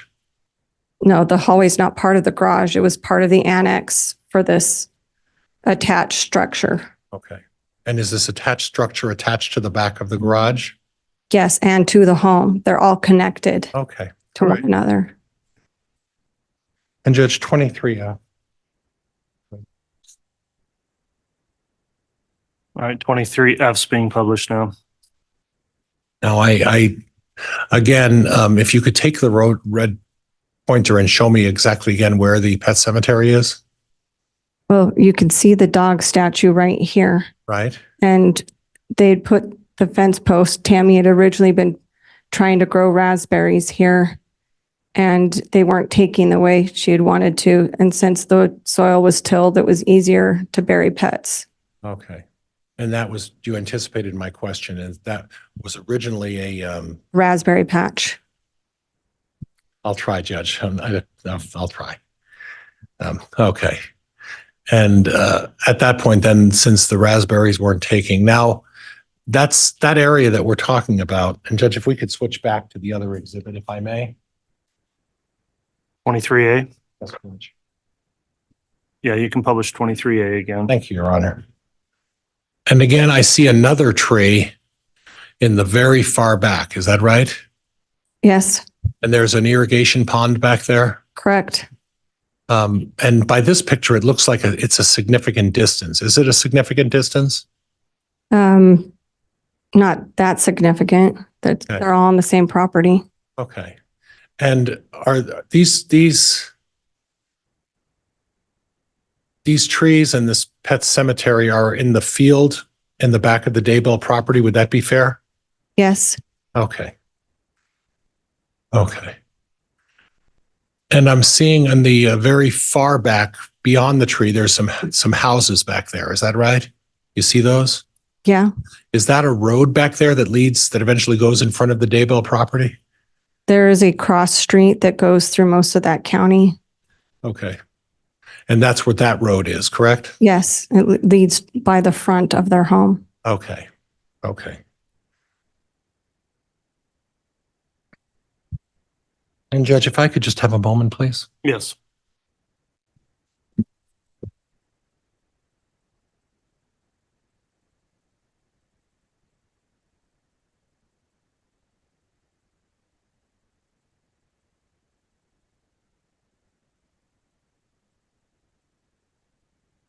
That's all I have, Your Honor. Thank you very much.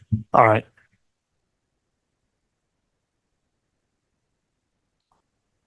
Ms. Blake, does the state wish to redirect? Yes, Your Honor.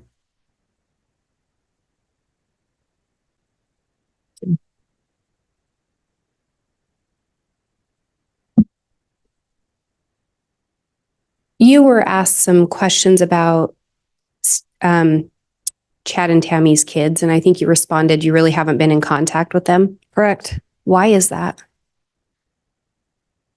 Because of the investigation that precipitated with the missing children, we got blamed for being a part of it. Chad, There's no foundation to establish when we say we got blamed. Sustained.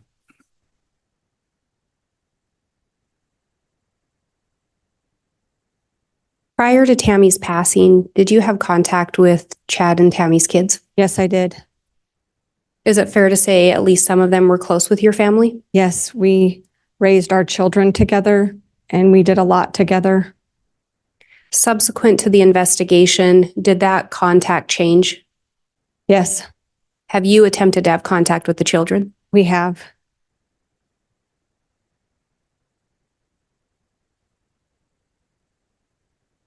You were asked about the pet cemetery and whether or not you knew every pet buried in it. Do you recall that question? Yes, I do. And you indicated you knew of some pets that were buried around there. Yes, At some point, did you learn of something or someone else that was buried in Chad's backyard? yes. And what was that? 2 children. I have no further questions. All right. Thank you, Ms. Blake. That'll conclude the testimony then of Ms. William. Feel free to take a moment if you need before you go ahead and step down. She's not subject to the exclusionary order, so I don't know if she's under subpoena or either side wishes to address whether or not a subpoena is in effect. She is not under subpoena from the state, Your Honor. If she had been, we would release her at this point, but she is not subject to the exclusionary rule. And Judge, she's not under subpoena from the defense, so there won't be any recall. All right. Thank you.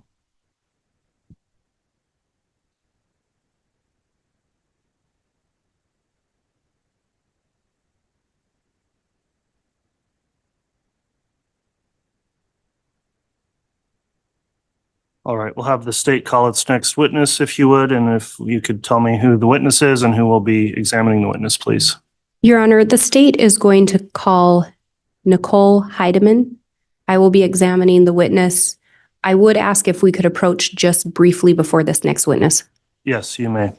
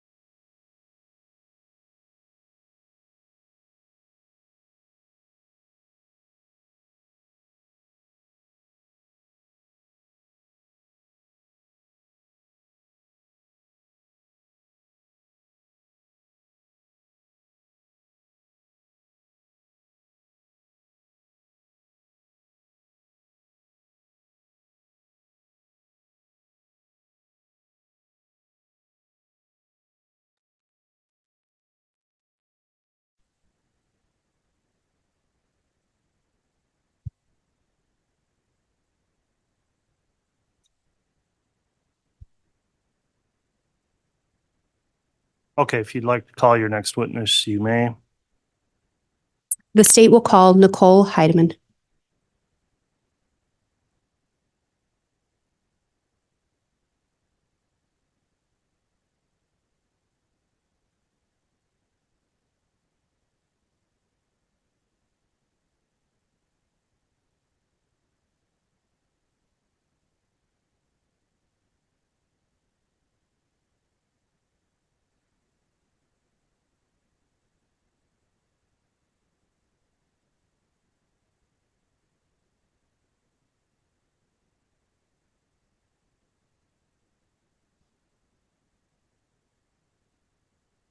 All right, tactical specialist, correct?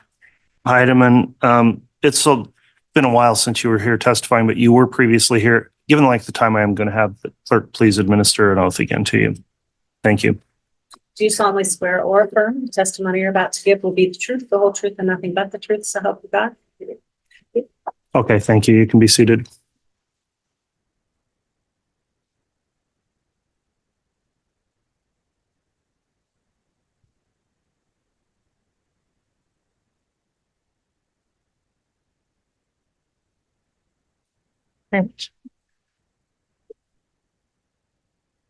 All right, tactical specialist Heideman, if you would just confirm whether or not you've watched or observed any trial testimony since you were here earlier on in the trial and testified. I have not, sir. Okay, have you talked to anyone else, including anyone from your agency or any other law enforcement office about testimony they have given?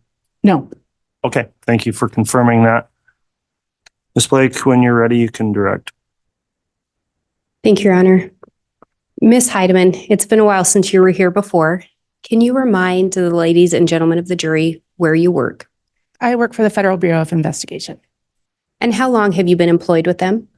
Almost 16 years. What is your current title or position? Tactical specialist.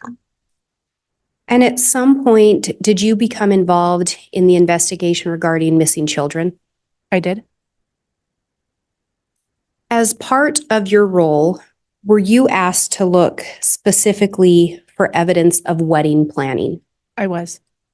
And who was that wedding planning in relation to? Chad Daybell and Lori Vallow. In looking for that, did you review phone data? I did. Did you review data recovered from search warrants Yes. and the responsive documents to those? Yes. Did you discuss the case with other investigators, detectives, or officers? Yes. Did you also read reports of interviews? I did. And in preparation for your testimony today, did you create an exhibit? Yes. And Your Honor, I have what's been marked as State's Exhibit 185. I will indicate it is actually a jump drive. However, I do have copies of the PowerPoint printed out as well, one for defense counsel, a courtesy copy for Your Honor, and one for the court. I have a jump drive for the court and defense counsel. Very well.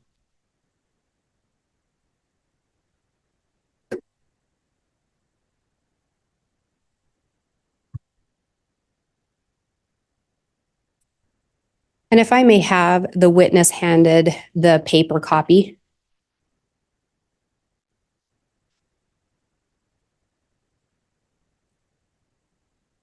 And if you, Yes. she be handed one. Thank you, sir. And Ms. Heideman, would you look through those pages?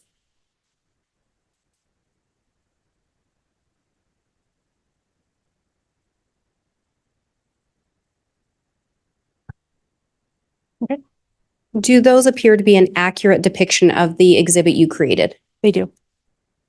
Do you, and again, in reviewing the material in creating this exhibit, was it quite voluminous? It was, yes. Do you feel that this exhibit would aid the jurors in understanding the evidence? I do. Would this exhibit aid you in your testimony today? Yes. Your Honor, I'm going to move for admission of State's Exhibit 185. Any objection? No, Judge. All right, Exhibit 185 is admitted. Your Honor, I would ask to be allowed to publish. You may publish.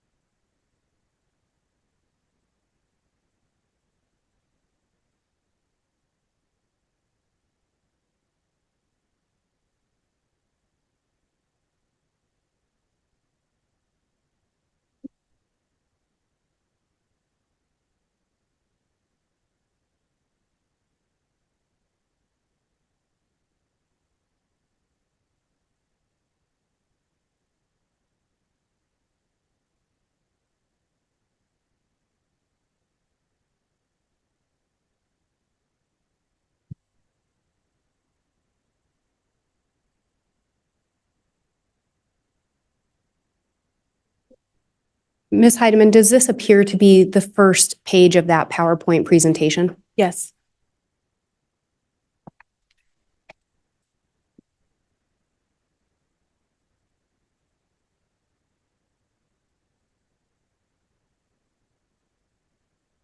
Can you tell us what we're seeing on this slide? This is a document titled 7 Archangels that were found, that was found in the Lori for Style account, iCloud account. And do we know where this particular document originated? We do not know. Were you able to determine if it was sent to the Lori for Style iCloud account? It was saved as a PDF in the media section on the account, but I don't know I can't say how it got there or when. Was there something about this particular document that stood out to you in relation to your investigation? During the course of the investigation, the names Raphael and James appeared in relation to Chad as an alias for Chad. That was the first thing that stood out. And was there anything else that caught your attention? In this particular document, in relation to Raphael and James, the Tuesday appeared to be significant, involving their wedding, as well as Malachite.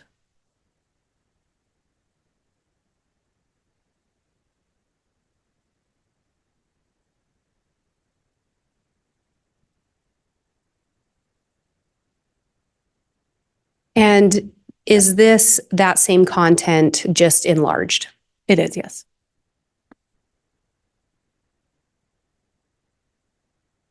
And then what are we seeing on this slide?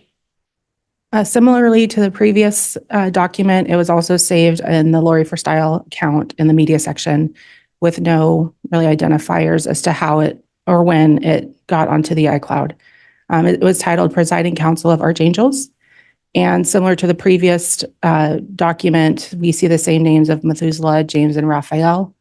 But this time it's also in relation to Elena or Angel Lily. And then down on the bottom, again, we have the concept or the symbolism of Tuesday, Raphael and Lily, and the color green. Do you know when Chad and Lori were married? It was on a Tuesday, November 5th, 2019. And on the previous slide, there had been mention of malachite. What color is malachite? It is green.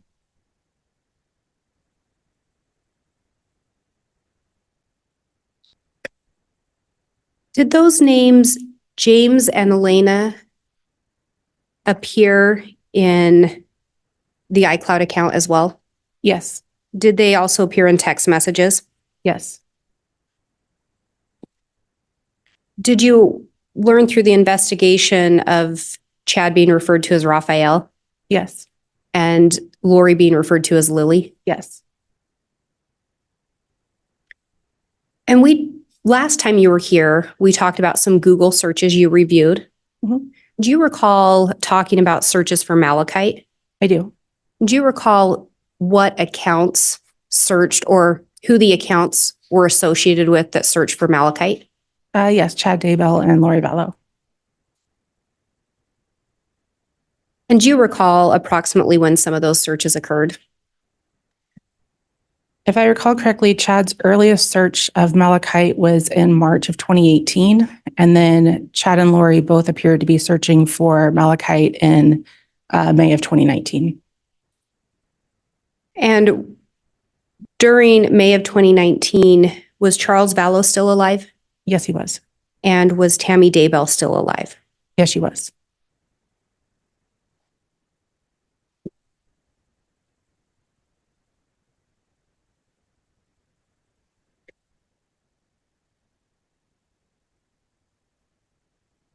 And again, do these pull out and highlight the things that caught your attention? Yes.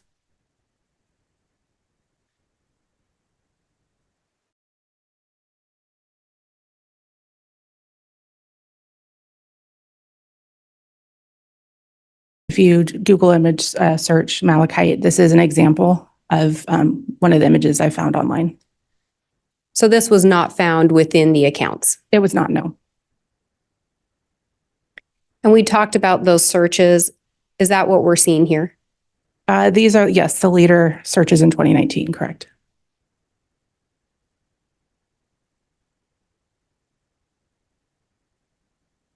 And on the far right, are those 4 different searches that were linked to the chad.daybell@gmail account?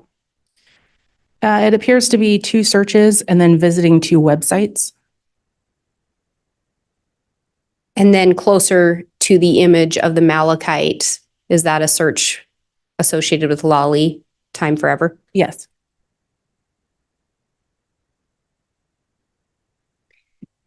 Through the investigation or your review of these documents, did you discover that there were attempts to purchase some wedding rings? Yes. Can you tell me about the first attempt? On August 14th, 2019, Lori purchased 2 glow-in-the-dark malachite inlay titanium rings from Etsy site, Serenity Rings, and provided a shipping address of 5531 South Four Peaks Place in Chandler, Arizona. Do you know who that address was associated with? With Lori Vallow.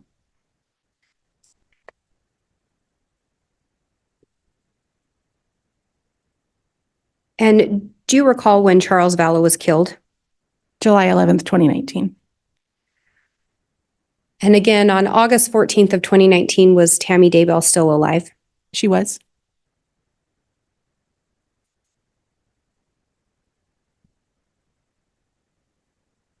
And then did you find another attempt to purchase rings? Yes, on August 25th, 2019. And what did you discover in relation to that attempt to purchase rings? She attempted to purchase 2 custom titanium rings with malachite stone inlay, one for a size 4.25, the other 11.5, from Revolution Jewelry Designs with an express insured shipping to 565 Pioneer Road, apartment 175 in Rexburg, Idaho. Through the investigation, did you learn who that address was associated with? With Lori Vallow.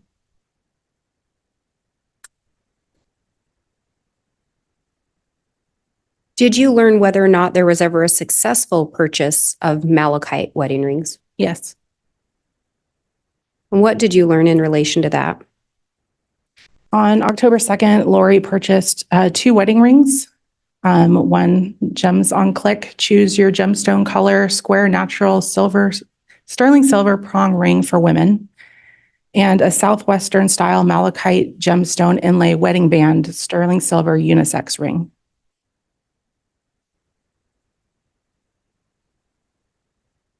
And there's an image of a ring that appears here.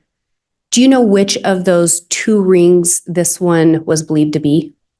That when you input the description for the Southwestern style malachite ring into Amazon, which is where these were purchased, that is the image that returned. Do you know whose Amazon account these were purchased through? Charles Vallow. And again, Charles Vallow had died on July 11th of 2019. That's correct.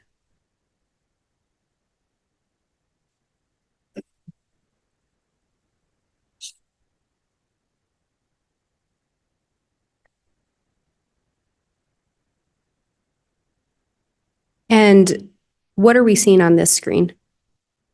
On the same day as on October 2nd, which is the same day as the previous slide, a size 11.5 Thorsten Mahai malachite stone inlay tungsten carbine ring, the beveled edge wedding band was purchased from Roy Rose Jewelry.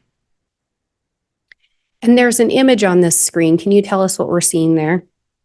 Again, if you take the Thorsten malachite stone inlay, if you take that description from the Amazon purchase and search that in Amazon, this is the image of the ring that is returned.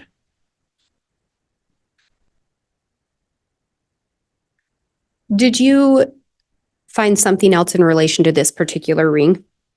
That ring was returned and repurchased as a size 11. And did you determine approximately when that was done? On October 4th, 2019.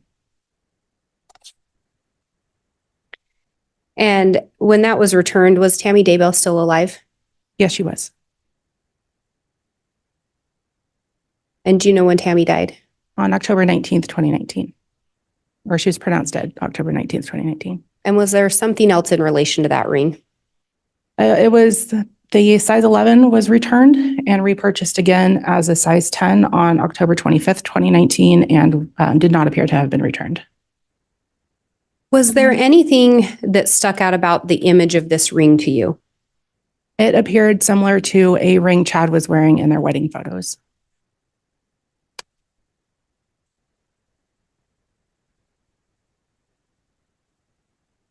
And what is the image on the left of the screen from my angle? That is a photo that was taken during their wedding, and that was part of their wedding photo package. And then the images to the right, are those the same ones we saw in the previous slides? They are, yes.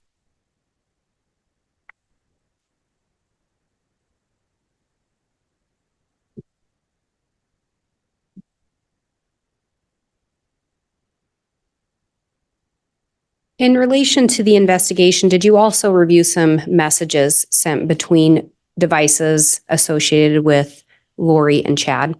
Yes. What are we seeing on this particular screen?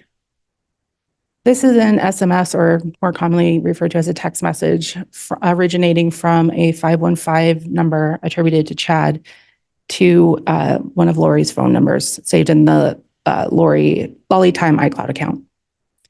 And could you tell what date this was sent? July 13th, 2019.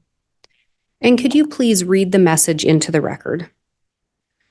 Concerning the 2 weeks, BYU Idaho's graduation is July 23rd. Adam is getting his bachelor's and Leah and Joe are getting their associates. They are all walking in the same commencement ceremony. I feel she will be gone by then, but I will still have that hoopla to deal with because a lot of my and Adam's family are coming and will stay for July 24th. So I believe that's why the Lord hinted I might not get to be with you until that is over. Please ask about that. Do you know who Adam is in relation to Chad? Adam is Chad's son-in-law. And do you know who Leah is? Chad's daughter. And what about Joe? Again, Chad's son-in-law, yes. Were there certain things about this message that stood out to you? Yeah, it seems to provide a date of when she will be gone by then and that they will be together. And that the family's in town and that he may not be able to get to be with her, Lori, until that is over. And when it talks about her being gone, was Tammy, or she will be gone, was Tammy still alive at this time? She was.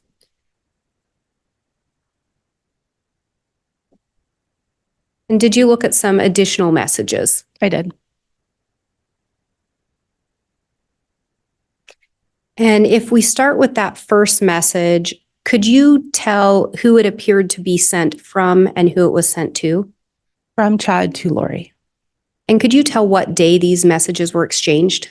On July 22nd, 2019. So the first one that appears to be from Chad to Lori, could you read that into the record? Love you. Going with Garth in an hour to the other side of heaven too. Missing you desperately, but so excited to be with you. And then that next message there, can you tell who it appears to be sent from and who it appears to go to? From Lori to Chad. And can you read that into the record? Do you want the emojis? Yes, please. You will love it. Heart emoji. And then the next message there, can you tell who it appears to be sent from and who it's sent to? From Chad to Lori. Not as much as I love you. And then the one after that? From Lori to Chad. I love you. You will enjoy the scenery. It looks like Kauai a lot. And the one and the next one? From Lori to Chad. Hopefully we'll be there. Hopefully we will be there someday soon together. And the following message? From Chad to Lori. That is the plan. And then the final message on there? Again, from Chad to Lori and my greatest desire.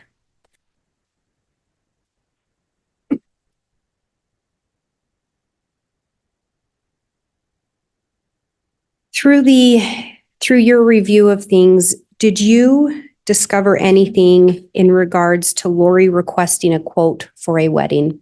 Yes. And what did you learn? Lori emailed a request or filled out a request form on October 30th, 2019, requesting a wedding on a Kauai beach for November 5th, 2019. And in those messages you just read, do you recall a specific reference to Kauai? Yes. And from your review of that, was there a specified date as to when they wanted to hold the wedding? On November 5th, 2019. And do you know if Chad and Lori were actually married that day? They were.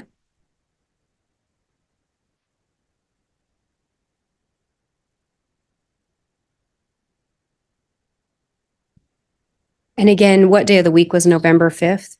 A Tuesday. And what kind of rings did they exchange? Malachite rings.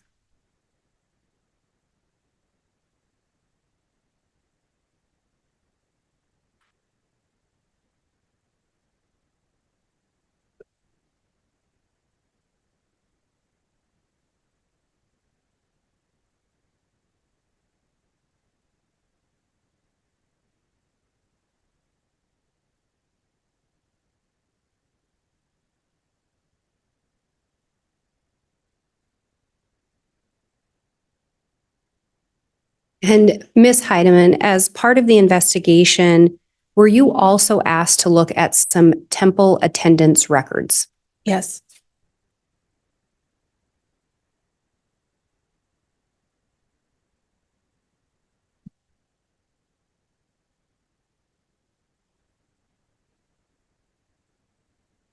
And do you know who those records were for? Chad Daybell and Lori Vallow. Your Honor, I have what's been marked as State's Exhibit 230. I have a copy for counsel, the court, and a courtesy copy for Your Honor. All right.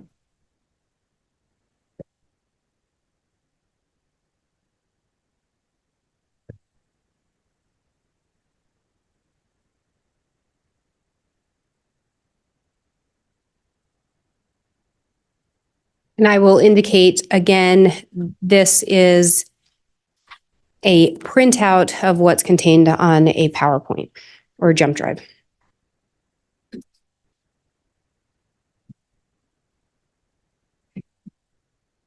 Or excuse me, not that one. In looking at those records, the 230, do you recognize those? I do. Are those in fact some documents that you reviewed? Yes, they are. In relation to the attendance records, was there a specific time frame you were asked to look at? I received a subpoena return, so I don't recall off the top of my head what the time frame of the subpoena was now.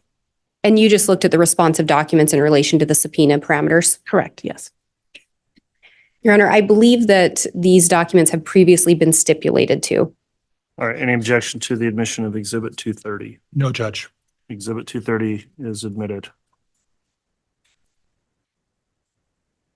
And in your review of these, Ms. Heideman, did you end up Were you specifically looking for dates that Chad and Lori were at the temple together? Yes, And in your review of these, did you end up creating a summary exhibit? I did. And do you believe that it would aid you in your testimony today? Yes, And do you believe it would aid the jurors? yes.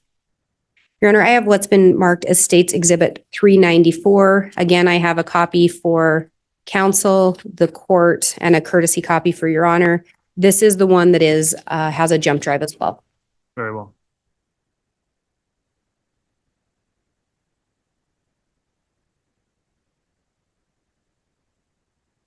And if I may have the witness shown a copy. Yes.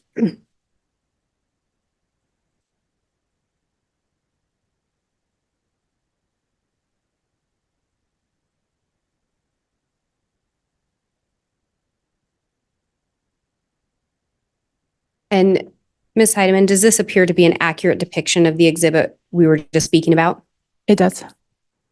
Your Honor, I would move for admission of State's Exhibit 394. Any objection? For demonstrative purposes, Judge? Yes, I think is that correct? It's a summary exhibit. As a summary exhibit, is that Rule 1006? Yes. Okay. It can be admitted as a summary exhibit under 1006. Thank you. And Your Honor, I would ask permission to publish from the jump drive. Yes, you may. I think.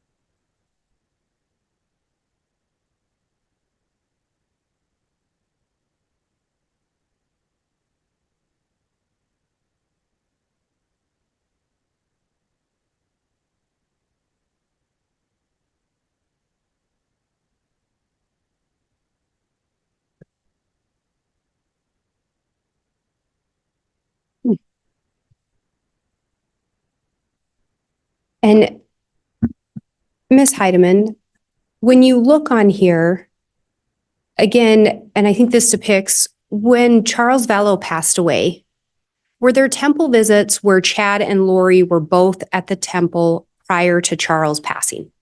Yes. And how many visits did they have at the temple prior to his passing? 3. In relation to that first visit, was there anything that stood out about that one to you? Yes, in a story, so that temple visit corroborates some information, some evidence in a story where Chad and Lori or James and Elena are sealed in mid-November 2018 in the temple. And when we talk about the story, what story are you referencing? It's a story that law enforcement has termed the James and Elena story, just for ease of reference. It's a story of James and Elena and how they meet and the initial relationship. And so there was indication that James and Elena were at a temple around that same time? Correct, yes. And then in relation to that April 27th visit, can you see which temple they were at depicted there? Yeah, the Houston, Texas temple. Was there something about that particular one that caught your attention in relation to the investigation? Yes, and there was an email sent from a KK Walker email account that was created by Lori requesting Chad visit or come to Houston to speak at a children's camp in Houston on April 27th, 2019. And when you're looking at these temple visits, do you know how the visits are logged? It's my understanding that there are access or cards that they scan that is unique to each individual, and it captures the date and time of the scannings. And you were reviewing the records of those scannings? That's correct, yes. And with these first 3, were the scans of Lori and Chad's cards relatively close together? Yes. And when I say relatively close, could you give an approximation? Within seconds to a minute or two. And are you aware when Lori moved or about when Lori relocated to Rexburg? Approximately September 1st, 2019. And are you aware when Tammy Daybell died? October 19th, 2019. And between Charles' death and Tammy's death, how many temple visits did you locate where Chad and Lori were together? 3. Was there anything different about the timing on any of those visits in relation to the scanning of the cards? The September 17th visit was a little bit longer. It was approximately 25 minutes between when, and I apologize, I don't remember who went first, between Chad and Lori scanning their cards. And then subsequent to Tammy's passing, did you locate another temple visit? Yes, on October 29th, 2019. And in looking at these, why were you looking at them? What were you trying to look into? We were looking at, again, to sort of corroborate other evidence in the case, as far as, like, as mentioned before, the James and Elena story.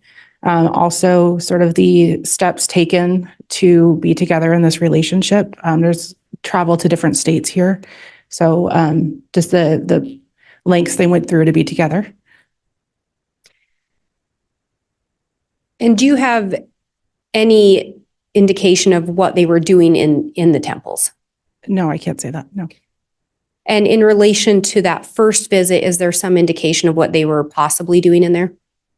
Objection, Judge. Calls for speculation. Sustained. Through the investigation in the James and Elena story, was there reference as to what James and Elena were doing in the temple around that time? Yes, they were being sealed. And outside of that, is there any indication in relation to the other days? No. And I can unpublish now, Your Honor. Okay.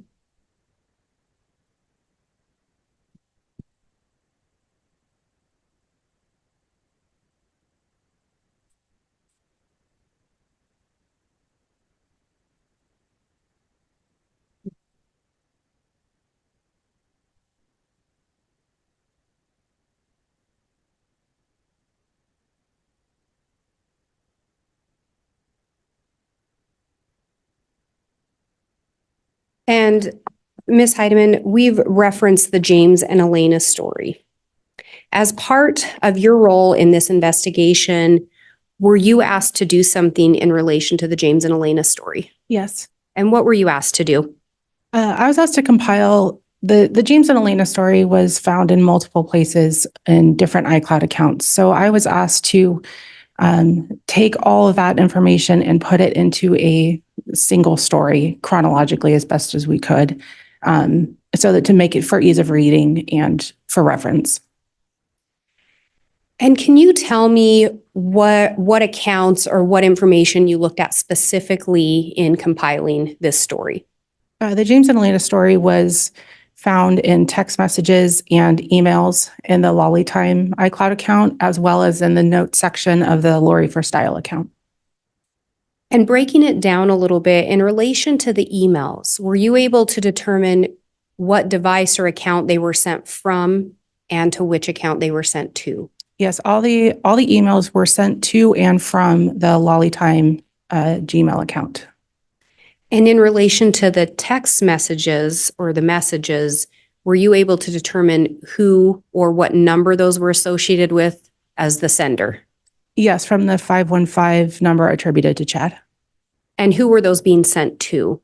They were to the Lolly Time. They were saved in there. There's multiple phone numbers, but they were all attributed to Lori. And when we talk about attribution, do you recall when you were here previously testifying about attribution? Cell phone attribution, yes. And was that 515 associated with Bubby, one of the numbers you talked about that day? I did.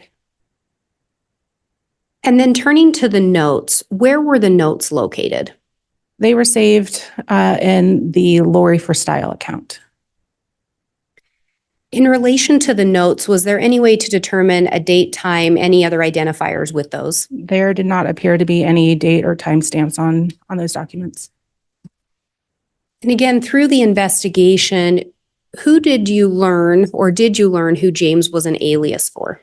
Chad. And what about Elena? For Lori. Did you learn of other aliases associated with Chad? Raphael. Did you learn of other aliases associated with Lori? Yes, Lily. And when we talk about Bubby, was Bubby a reference to Chad from what you could tell? Bubby was a term that I think was a term of affection that Lori used. I believe she actually referred to Alex and Colby, her son, as Bub or Bubby. So it was a term of endearment, but it's saved as Bubby is saved as the contact for the 515 number, which has been attributed to Chad.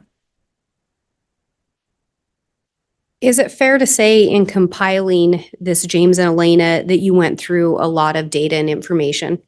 Yes.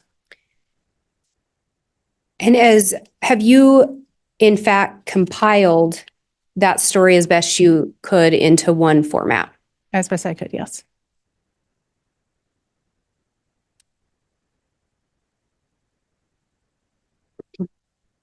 And did you in fact prepare an exhibit with that compilation? I did. And Your Honor, I have what's been marked as State's Exhibit 184B. I have it on jump drive format, a copy for counsel, a copy for the court, and then in the printout copy, I have a courtesy copy for Your Honor as well.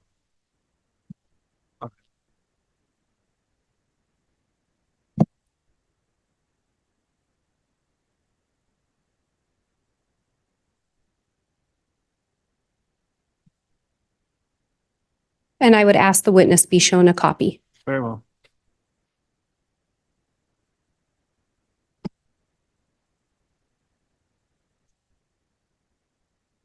And Ms. Heideman, if you would look through those pages.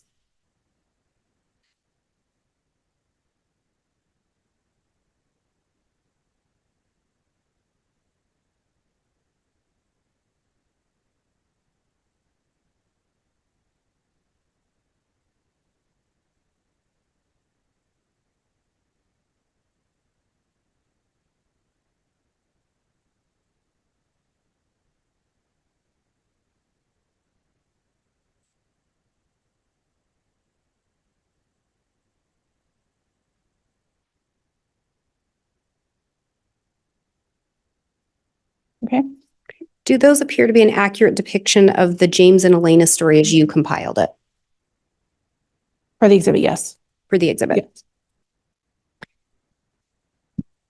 And Your Honor, I would move for the admission of State's Exhibit 184B. I would also indicate the reference sources, the content of those have already been stipulated to by the parties.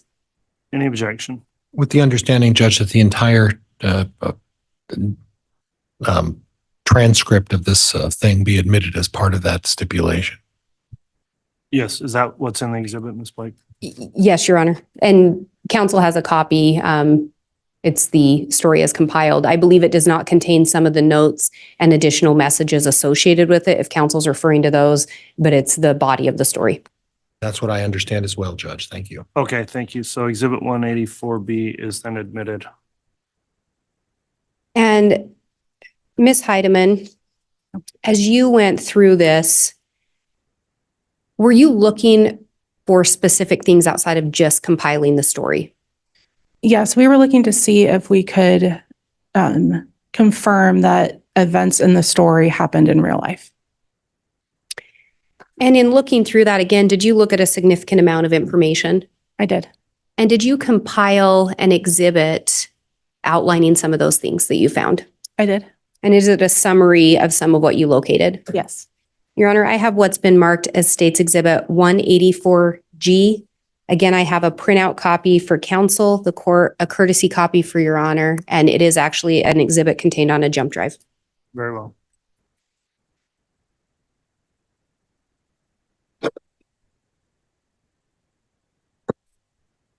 Yeah, thank you.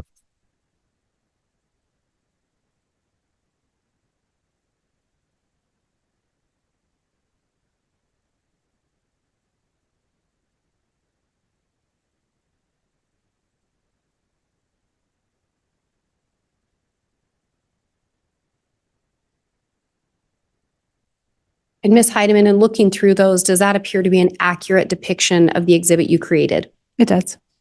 And do you believe it would aid you in your testimony today? Yes. Do you believe it would aid the jurors in understanding your testimony? Yes. The state would move for admission of State's Exhibit 184G. Any objection? No objection, Judge. All right, Exhibit 184G is admitted. And Your Honor, may I please be handed the jump drive of 184G? Yes.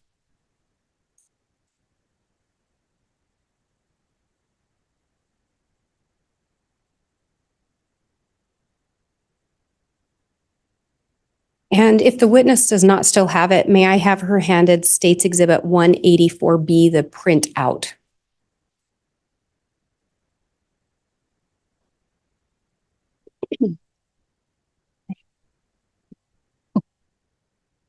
And Your Honor, I would ask to publish State's Exhibit 184G. You may publish.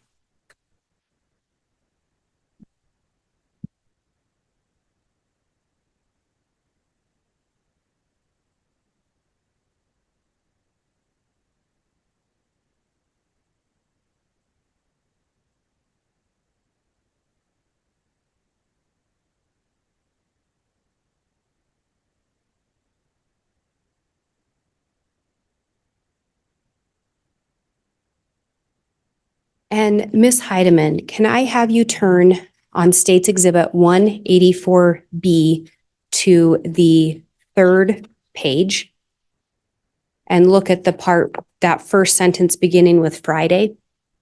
Okay. Would you please read into the record from Friday to the word forever? May I ask a question real quick? Yes. I am aware, I don't know if it's this one exactly, but there might be some typos or grammatical errors. Do you want me to read it as it is, or maybe how it should be? Little things like if, of, like just typo stuff. Thank you for clarifying that. Let me ask you, when this was created, did you essentially copy and paste as it was located within the iCloud account? Yes. So does that include grammatical errors? Yes. Does it include some typos? Yes. As you read through, would you please indicate, would you please read the correct word, and then we will go back and indicate what the other word written or typo may have been? The correct word as on. If you would read the correct word as you believe it to be. Oh, I'm sorry. Yes. Yes. And you said to start from Friday? If you'll start on Friday and read to the word forever. Friday morning, October 26th, driving south on the freeway, a voice said, "You will meet an extraordinary woman today who will change your life forever." This was shocking since such a thing seemed very unlikely at this conference. It is actually a very detailed story that began long ago on another world, and I will cover that part as I go along and the characters figure things out. But on the morning of October 26th, James arrived in St. George, still a bit baffled by the message he had received. He unloaded his books and set up his table, then joined the organizers for dinner in the main room. He saw his friend MG, who had been so helpful to him when he spoke in Mesa that July. MG introduced James to her friend Elena. And I'm going to stop you there for a moment. As you look through that, and if we look at the exhibit on the screen, was there something about that first part that caught your attention in relation to what may have been going on in Chad and Lori's lives? On October 26th, 2018, Chad Daybell was listed as a speaker at a Preparing a People conference in St. George, Utah, between October 26th and 27th. Additionally, we have Melanie Gibb, or MG, we believe in this instance, confirmed that she was the one that introduced Chad and Lori as their mutual friend at this conference. And then on October 30th, 2018, Melanie Gibb texted that below the photo to a group text, including Lori Vallow, that was captured in an iCloud account. And when you went through this, was there also mention of Elena helping Chad sell his books? Correct. Later in the story, I believe there's indication, or in the story, it says that Elena helped Chad sell his books. Yes. So in that first part of the story, did it appear to match up with events going on in Chad and Lori's lives? It did.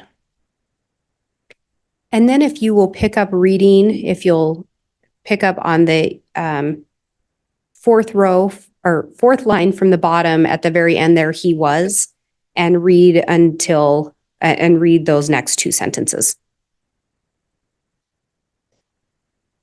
He was happily surprised when she mentioned a key part of his novel, The Renewed Earth. No one had ever recognized the significance of that scene before. And then if you'd read the next two sentences, I apologize. He had heard that voice before and seen that smile before. He felt they had even talked like this before. But who could be certain when? And looking back now to Exhibit G that's up on the screen, in that image that we're seeing there, do you know who, and when I say the image, the photo of the people, do you know who those individuals are? I don't recall the woman to the far left. The second woman from the far left is Lori Vallow, then Melanie Gibb, Chad Daybell, and Zulema Pastenes.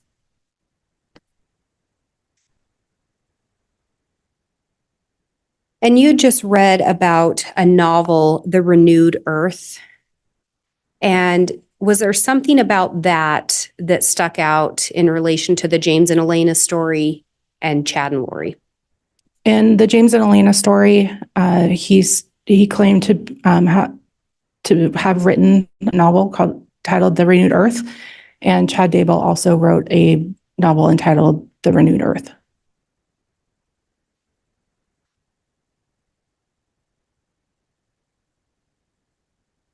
And then if you will turn to page 6 of the paper exhibit.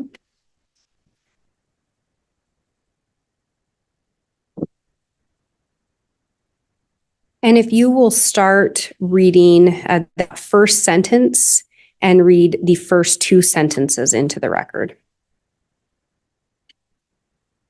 I must clarify that James is a very difficult person to get information from. He has been blessed with great knowledge, but 99% of the people he knows do not realize that. And then if you will skip the next couple sentences and pick up with he knew, she, and read to the end of that paragraph. He knew she was one of the very few people on earth he could trust. James's spirit was so excited at this revelation that he shattered a thick veil that had been placed between these two souls during their mortal lives. The thick veil had been placed because of the unique, unparalleled love James and Elena had shared in previous lifetimes. That veil had prevented them from finding each other until this appointed day that would be remembered throughout the heavens as the true beginning of a spectacular mission that would save millions of souls and defeat the forces of darkness. Was there something about this particular section of the story that stood out to you? I believe the thing that stuck out the most was their spectacular mission, and then the concept of darkness. The light and dark was a concept that came up pretty frequently in the investigation. And did you also see in there reference to James and Elena having shared previous lifetimes together? Yes. Or shared love in a previous lifetime? Yes. There we go. Unparalleled love James and Elena had shared in previous lifetimes. Did you ever learn anything in relation to Chad and Lori and believing they were married in previous lives? Yes.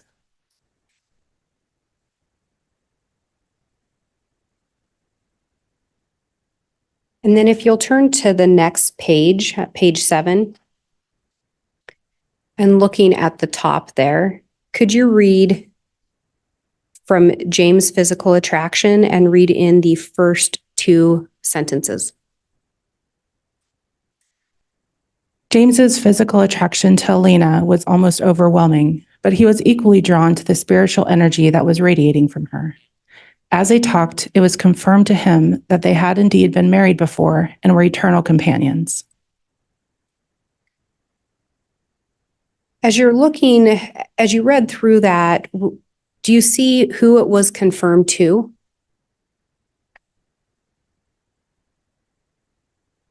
So James it's confirmed to James. And James was known to be an alias for who? For Chad.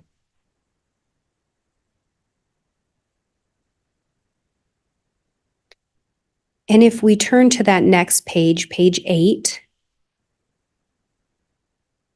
and it's about halfway down, a little more than halfway down, there's a sentence that starts out with, he made an awkward attempt. Okay. Just till the end of the, I'm sorry. If you would read those two sentences, that and the following sentence. He made an awkward attempt that was way too brief because their friends were bringing more boxes. In that short embrace, though, he knew he had found the woman he had searched for his entire life. Do you know approximately what period of time this would have been referencing? This would have been referencing the October 26th, their first meeting. And during this time, was Tammy Daybell alive? Yes. Was Charles Vallow alive? Yes.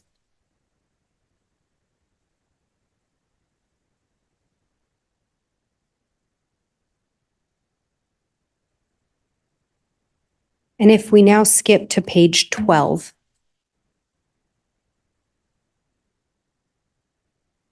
And 4 lines down on page 12, starting with when he arrived home. If you could read that and the next sentence into the record. When he arrived home, he searched the internet for anything about her, but there was nothing. She was a fascinating mystery that he wanted to spend the rest of eternity with. Was there anything in relation to this that stuck out in regards to the investigation? Yes, through the review of Chad's Google searches, Chad Googled Lori the same day that he met her on October 26, 2018, this is about a day off, but it's around the same time frame. So in the story, James is searching Elena, correct? Correct. And in real life, Chad was searching Lori Vallow. Correct. And if we go to the next page, 13, and about 4 lines down, there's a sentence that starts with, he was able to help clarify. Would you read from there to the end of that paragraph? He was able to help clarify many of the promptings and impressions she had felt in recent years. She knew she had lived on Earth before, and James was able to clarify when. They had been married before on this Earth and other times on a previous Earth. Their love truly spanned the universe and eons of time. They knew the Lord had brought them together again for a crucial mission that only they could accomplish as a united couple. During the next week, they spoke every day for at least an hour, but often longer. They hungered to know everything about each other. This was a new experience for James, to open up and share the true feelings of his heart. But he knew he could trust her completely. The bond between them was intense, and only the vast distance between them kept their passion for each other from roaring into a blazing inferno. She quickly became his best friend, or better said, 2 best friends had reunited, and their prior love was now ignited in a wonderful heavenly way.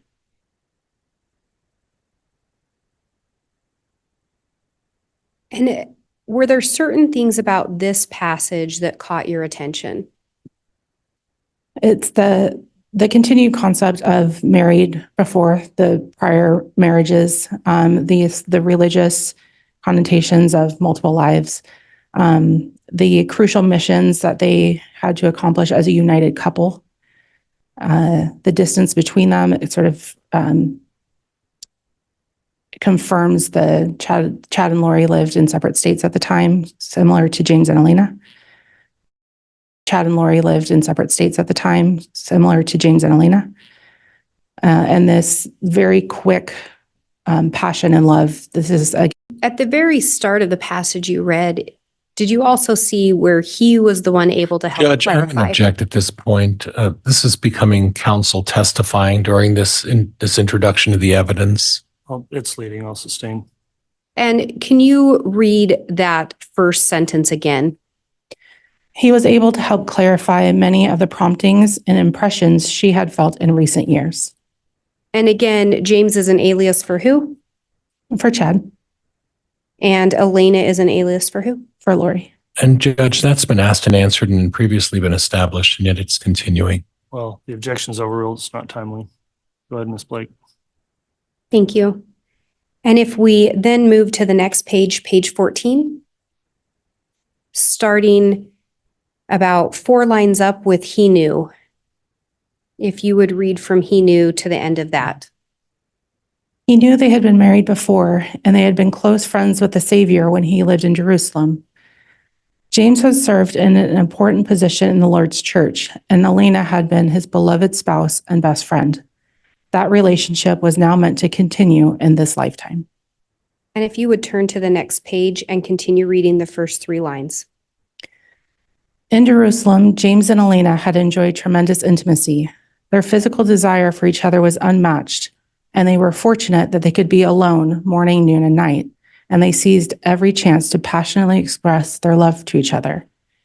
And then if you skip down to the bottom, the 3rd line from the bottom, starting with he knew they, and read through the end of that passage. He knew they were meant to be married again and the complete important missions. He knew they were meant to be married again and complete important missions together before the second coming. He was ecstatic that she was receiving confirmation of these things as well. And was there something about this particular section that stood out to you? There were a couple items. Again, the continuation of this relationship continuing through this lifetime.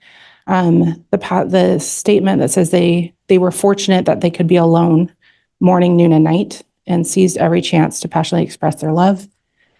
That he is receiving these confirmations and that she was confirming them as well. Those were the primary takeaways. Ms. Blake, we do have a request at this time for a break. Okay. So we'll go ahead and take a mid-afternoon break, and but I have a real quick sidebar with counsel at the beginning of the break. We'll let the jurors be released at this time, though. All right, please.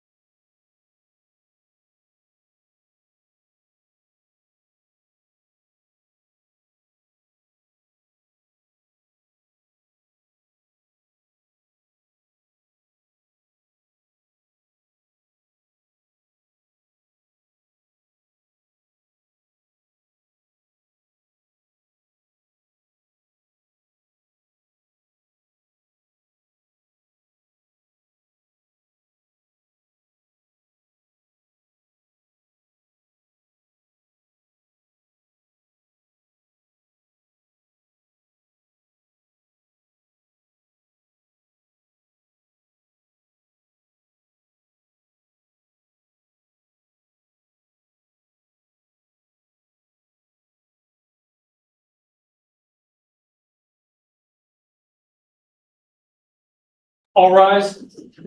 Mr. Court again in session.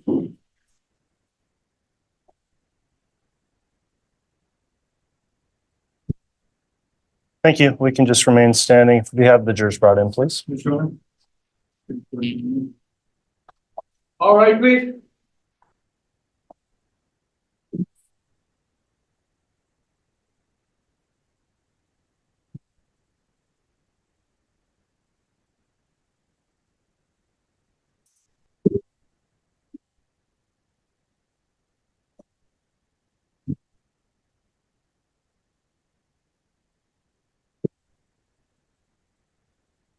Jury's all present, accounted for, Your Honor.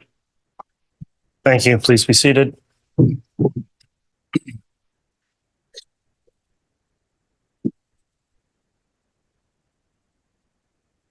All right. Thank you, Ms. Blake. You may continue with your direct examination whenever you're ready. Thank you, Your Honor. And if I may again publish State's Exhibit 184G. You may.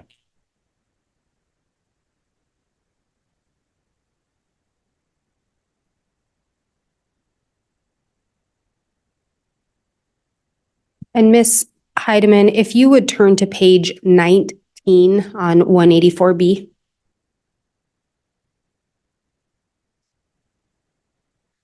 And if you go about 5 lines down, starting with "they were both," if you would read those next 2 sentences.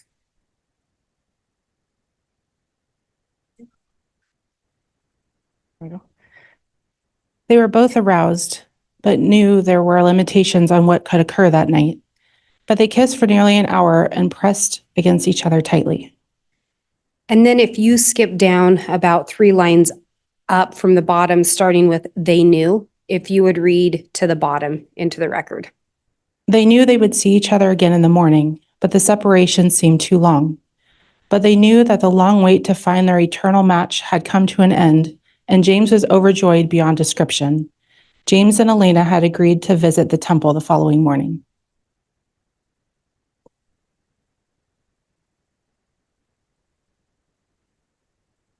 And in your review of things, were you aware if there was something that happened with Chad and Lori that would correspond with this? At the time of this James and Elena story, this would have been in parts we haven't read in. It was in November during a Preparing a People conference, which was on November 16th, 2019. And the temple records, they visit the temple in Arizona, also on November 16th, 2019. And if we look back to the exhibit that's being published, 184G, before we move on from this, when we talk about the renewed earth, were you aware whether Chad wrote books? He did, yes. And is this one of the books that he had written? Yes.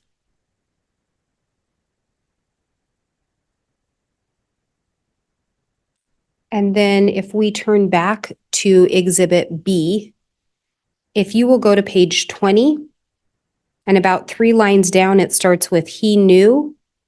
And if you would read the next 3 sentences into the record. He knew he was in the presence of an exalted goddess who had returned to Earth to perform a special mission. This mission included being with him, and they would progress together as translated beings. The full plan wasn't yet completely clear to him, but the immense power radiating from her confirmed his belief that she was among the greatest women in the universe. Was there something about that particular passage that stood out to you? We have again the special mission. It included to be with him, and they progressed together. There's also indication of a full plan, despite it wasn't completely clear to him yet, but there is reference to a plan. And then if we move to the next page, 21, and starting with the second sentence, beginning with "they had," would you read down to just before the last 2 sentences? So ending in the sentence "unified their souls." Got it. They had only known each other for 3 weeks, but two lonely, misunderstood souls had finally found their best friend that they could trust and confide in. They arrived at the temple, and they both felt they should do sealings together. They were soon seated in a sealing room facing each other. Elena looked so stunning as she smiled at him. She seemed calm while he felt quite nervous. Their opportunity soon came to kneel across the altar from each other, and as the sealer pronounced those sacred words, James and Elena knew they were now sealed as husband and wife for eternity. As the earthly sealing was taking place, a similar scene involving their spirits was happening on a higher plane, where they kissed and unified their souls. So in looking at that particular passage, were there some things that stood out to you? So if you put this passage in context with the temple records, then they were doing a husband and wife sealing ceremony in the temple in October 2018. And you said October. I'm sorry, November 2018. I'm sorry. So they met in October of 2018? Correct. And this would have been in November 2018.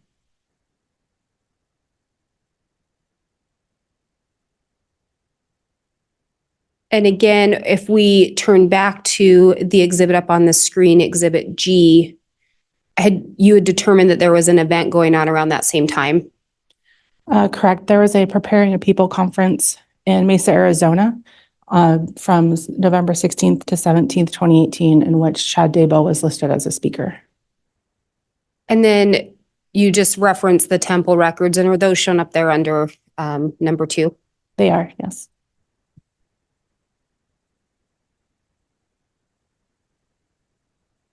And if we now turn to page 23 of Exhibit B. And about 6 lines down, so a little over halfway, starting with "they helped clean," would you read the rest of that from there and the rest of the passage into the record? They helped clean up the conference, and Elena graciously allowed James to stay in a spare bedroom at her home that night. They visited with other friends until after midnight, then they all went to bed. James anxiously hoped Elena would join him in the spare room. It took a while for everyone to settle into their beds, but once the house quieted down, James opened his door slightly and saw the wondrous sight of Elena approaching the room.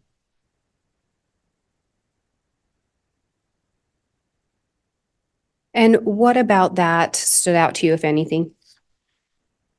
Statements from Lori's friends indicated that she allowed some of the conference goers to stay at her house the last night of the conference.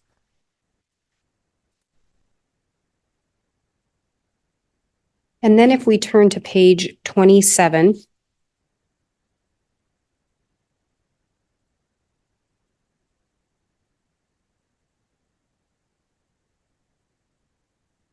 And before going on, looking back to the exhibit on the screen, Exhibit G, under 3, is that what we had just talked about? Yes, that was what was read, yes. And was there something else in the James and Elena story regarding that November conference that caught your attention? So at the conference,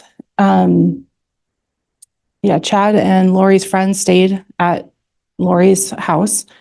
And then he sold some of his books similarly that he did in the October 2018 event. So it seems to be a similar style where he's a speaker and then sells his books at these events.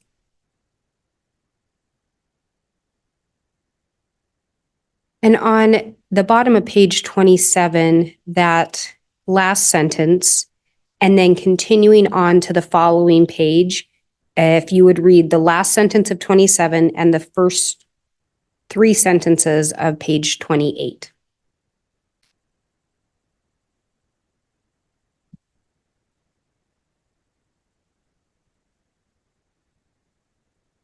He loved her with all of his heart and soul, and he felt a part of his spirit stay permanently attached to her, never to again be separated. Elena was part of a successful podcasting team, and she invited James to record an episode and share his life story. He came into town the night before, and they met at a favorite rendezvous. The magnetic energy pulsated once again through their bodies. And through your investigation, was there a reason that this particular part stood out to you? Similarly to the James and Elena story, Chad went to Arizona to participate in a podcast that Lori and Melanie Gibb were putting together.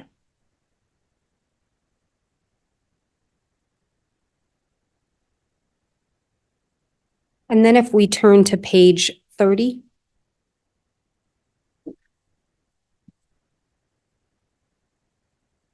About 6 lines down, starting with Shania Twain's. Would you read that sentence into the record? Shania Twain's song Forever and for Always played on repeat a dozen times as the two lovers became completely absorbed in each other. And then if we move to page 31, 4 lines down, starting with each time, if you would read the next 3 sentences into the record. Each time they reunited, she was more beautiful and youthful. She flashed him a gorgeous smile and they embraced. They were soon on their way to the hotel where she would stay.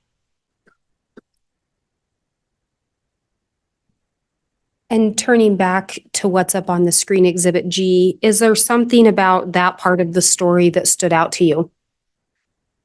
So what's displayed on the screen is how it appears in text messages, how it was coming through. So we didn't read the whole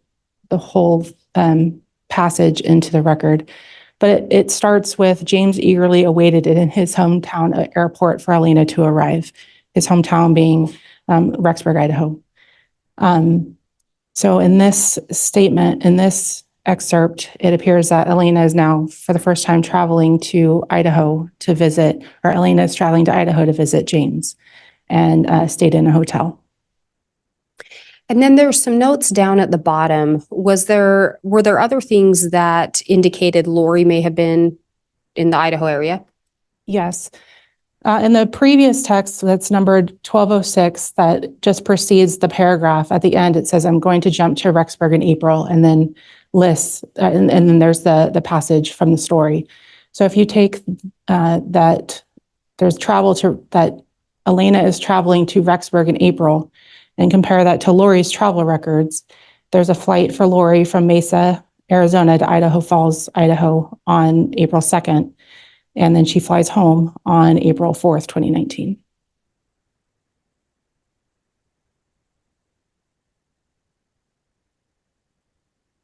And during this time, was Charles still alive? He was. Was Tammy still alive? Yes. And if we turn to page 32 of Exhibit B. And on the second line beginning with but during, would you read that down to the sentence? About 6 lines of that down to where the sentence starts with the same. So ending in that sentence every way. I'm sorry, and you said start with but during? Start with but during, Sorry yes, about that. please. I lost my spot. But during James's latest mission, his wife had died back in Jerusalem. He was unsure what was next for him. Suddenly, Jesus appeared to him as he walked along and told James that he would become the bishop of Jerusalem and that he should marry his niece, Elena. James's attitude quickly brightened. There was something very special about Elena, and he knew they would be very compatible in every way. And then if you go on to the next page, 33, would you start with the Savior down to the sentence ending in instantly awakened and read that into the record? The Savior then told them there was no reason to wait, especially with James's new calling as bishop. Jesus invited them to kneel across from each other. He then sealed them together for time and eternity. Both James and Elena were shocked at how quickly everything had taken place. But as the sealing was performed, it was as if their eternal bond was revealed. True love immediately blossomed, and their physical desire for each other was instantly awakened. What, if anything, about those passages stood out to you? We have the sealing again. This is in Jerusalem time, so this is a prior life for James and Alina they were sealed. So it's this concept of the multiple lives, them being married, and it being blessed by Jesus.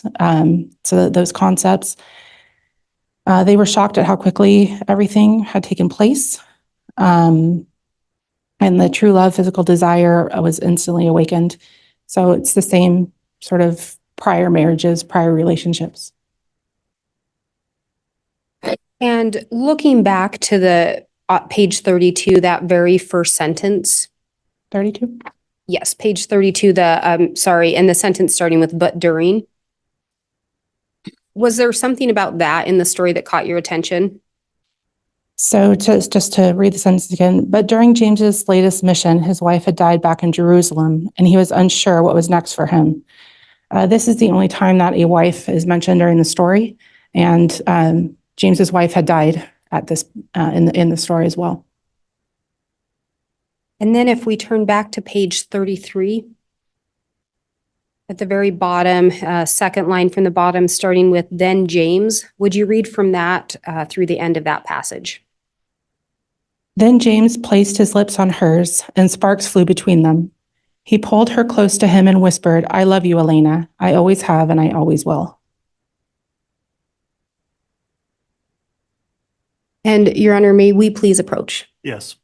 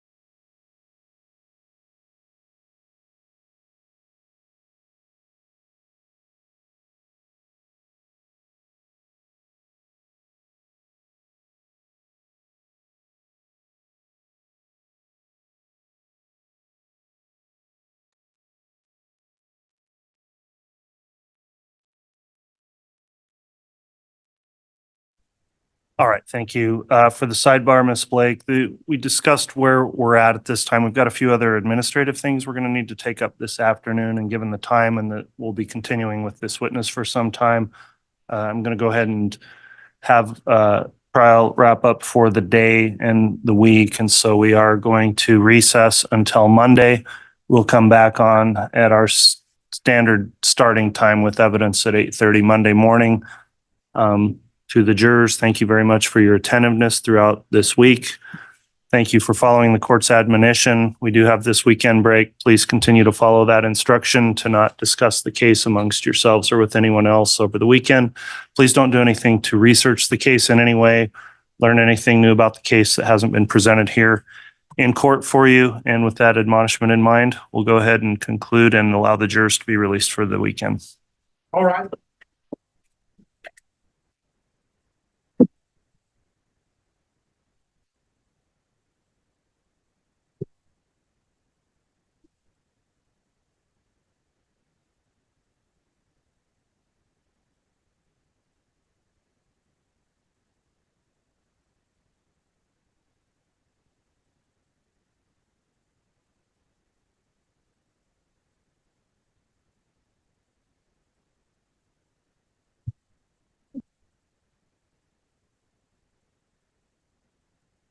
All right, thank you.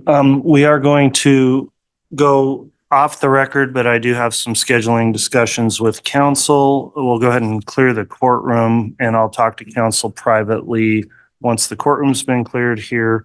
If council will stay behind, the witness may also be excused until Monday and we'll be in recess. Thank you, everyone. All right.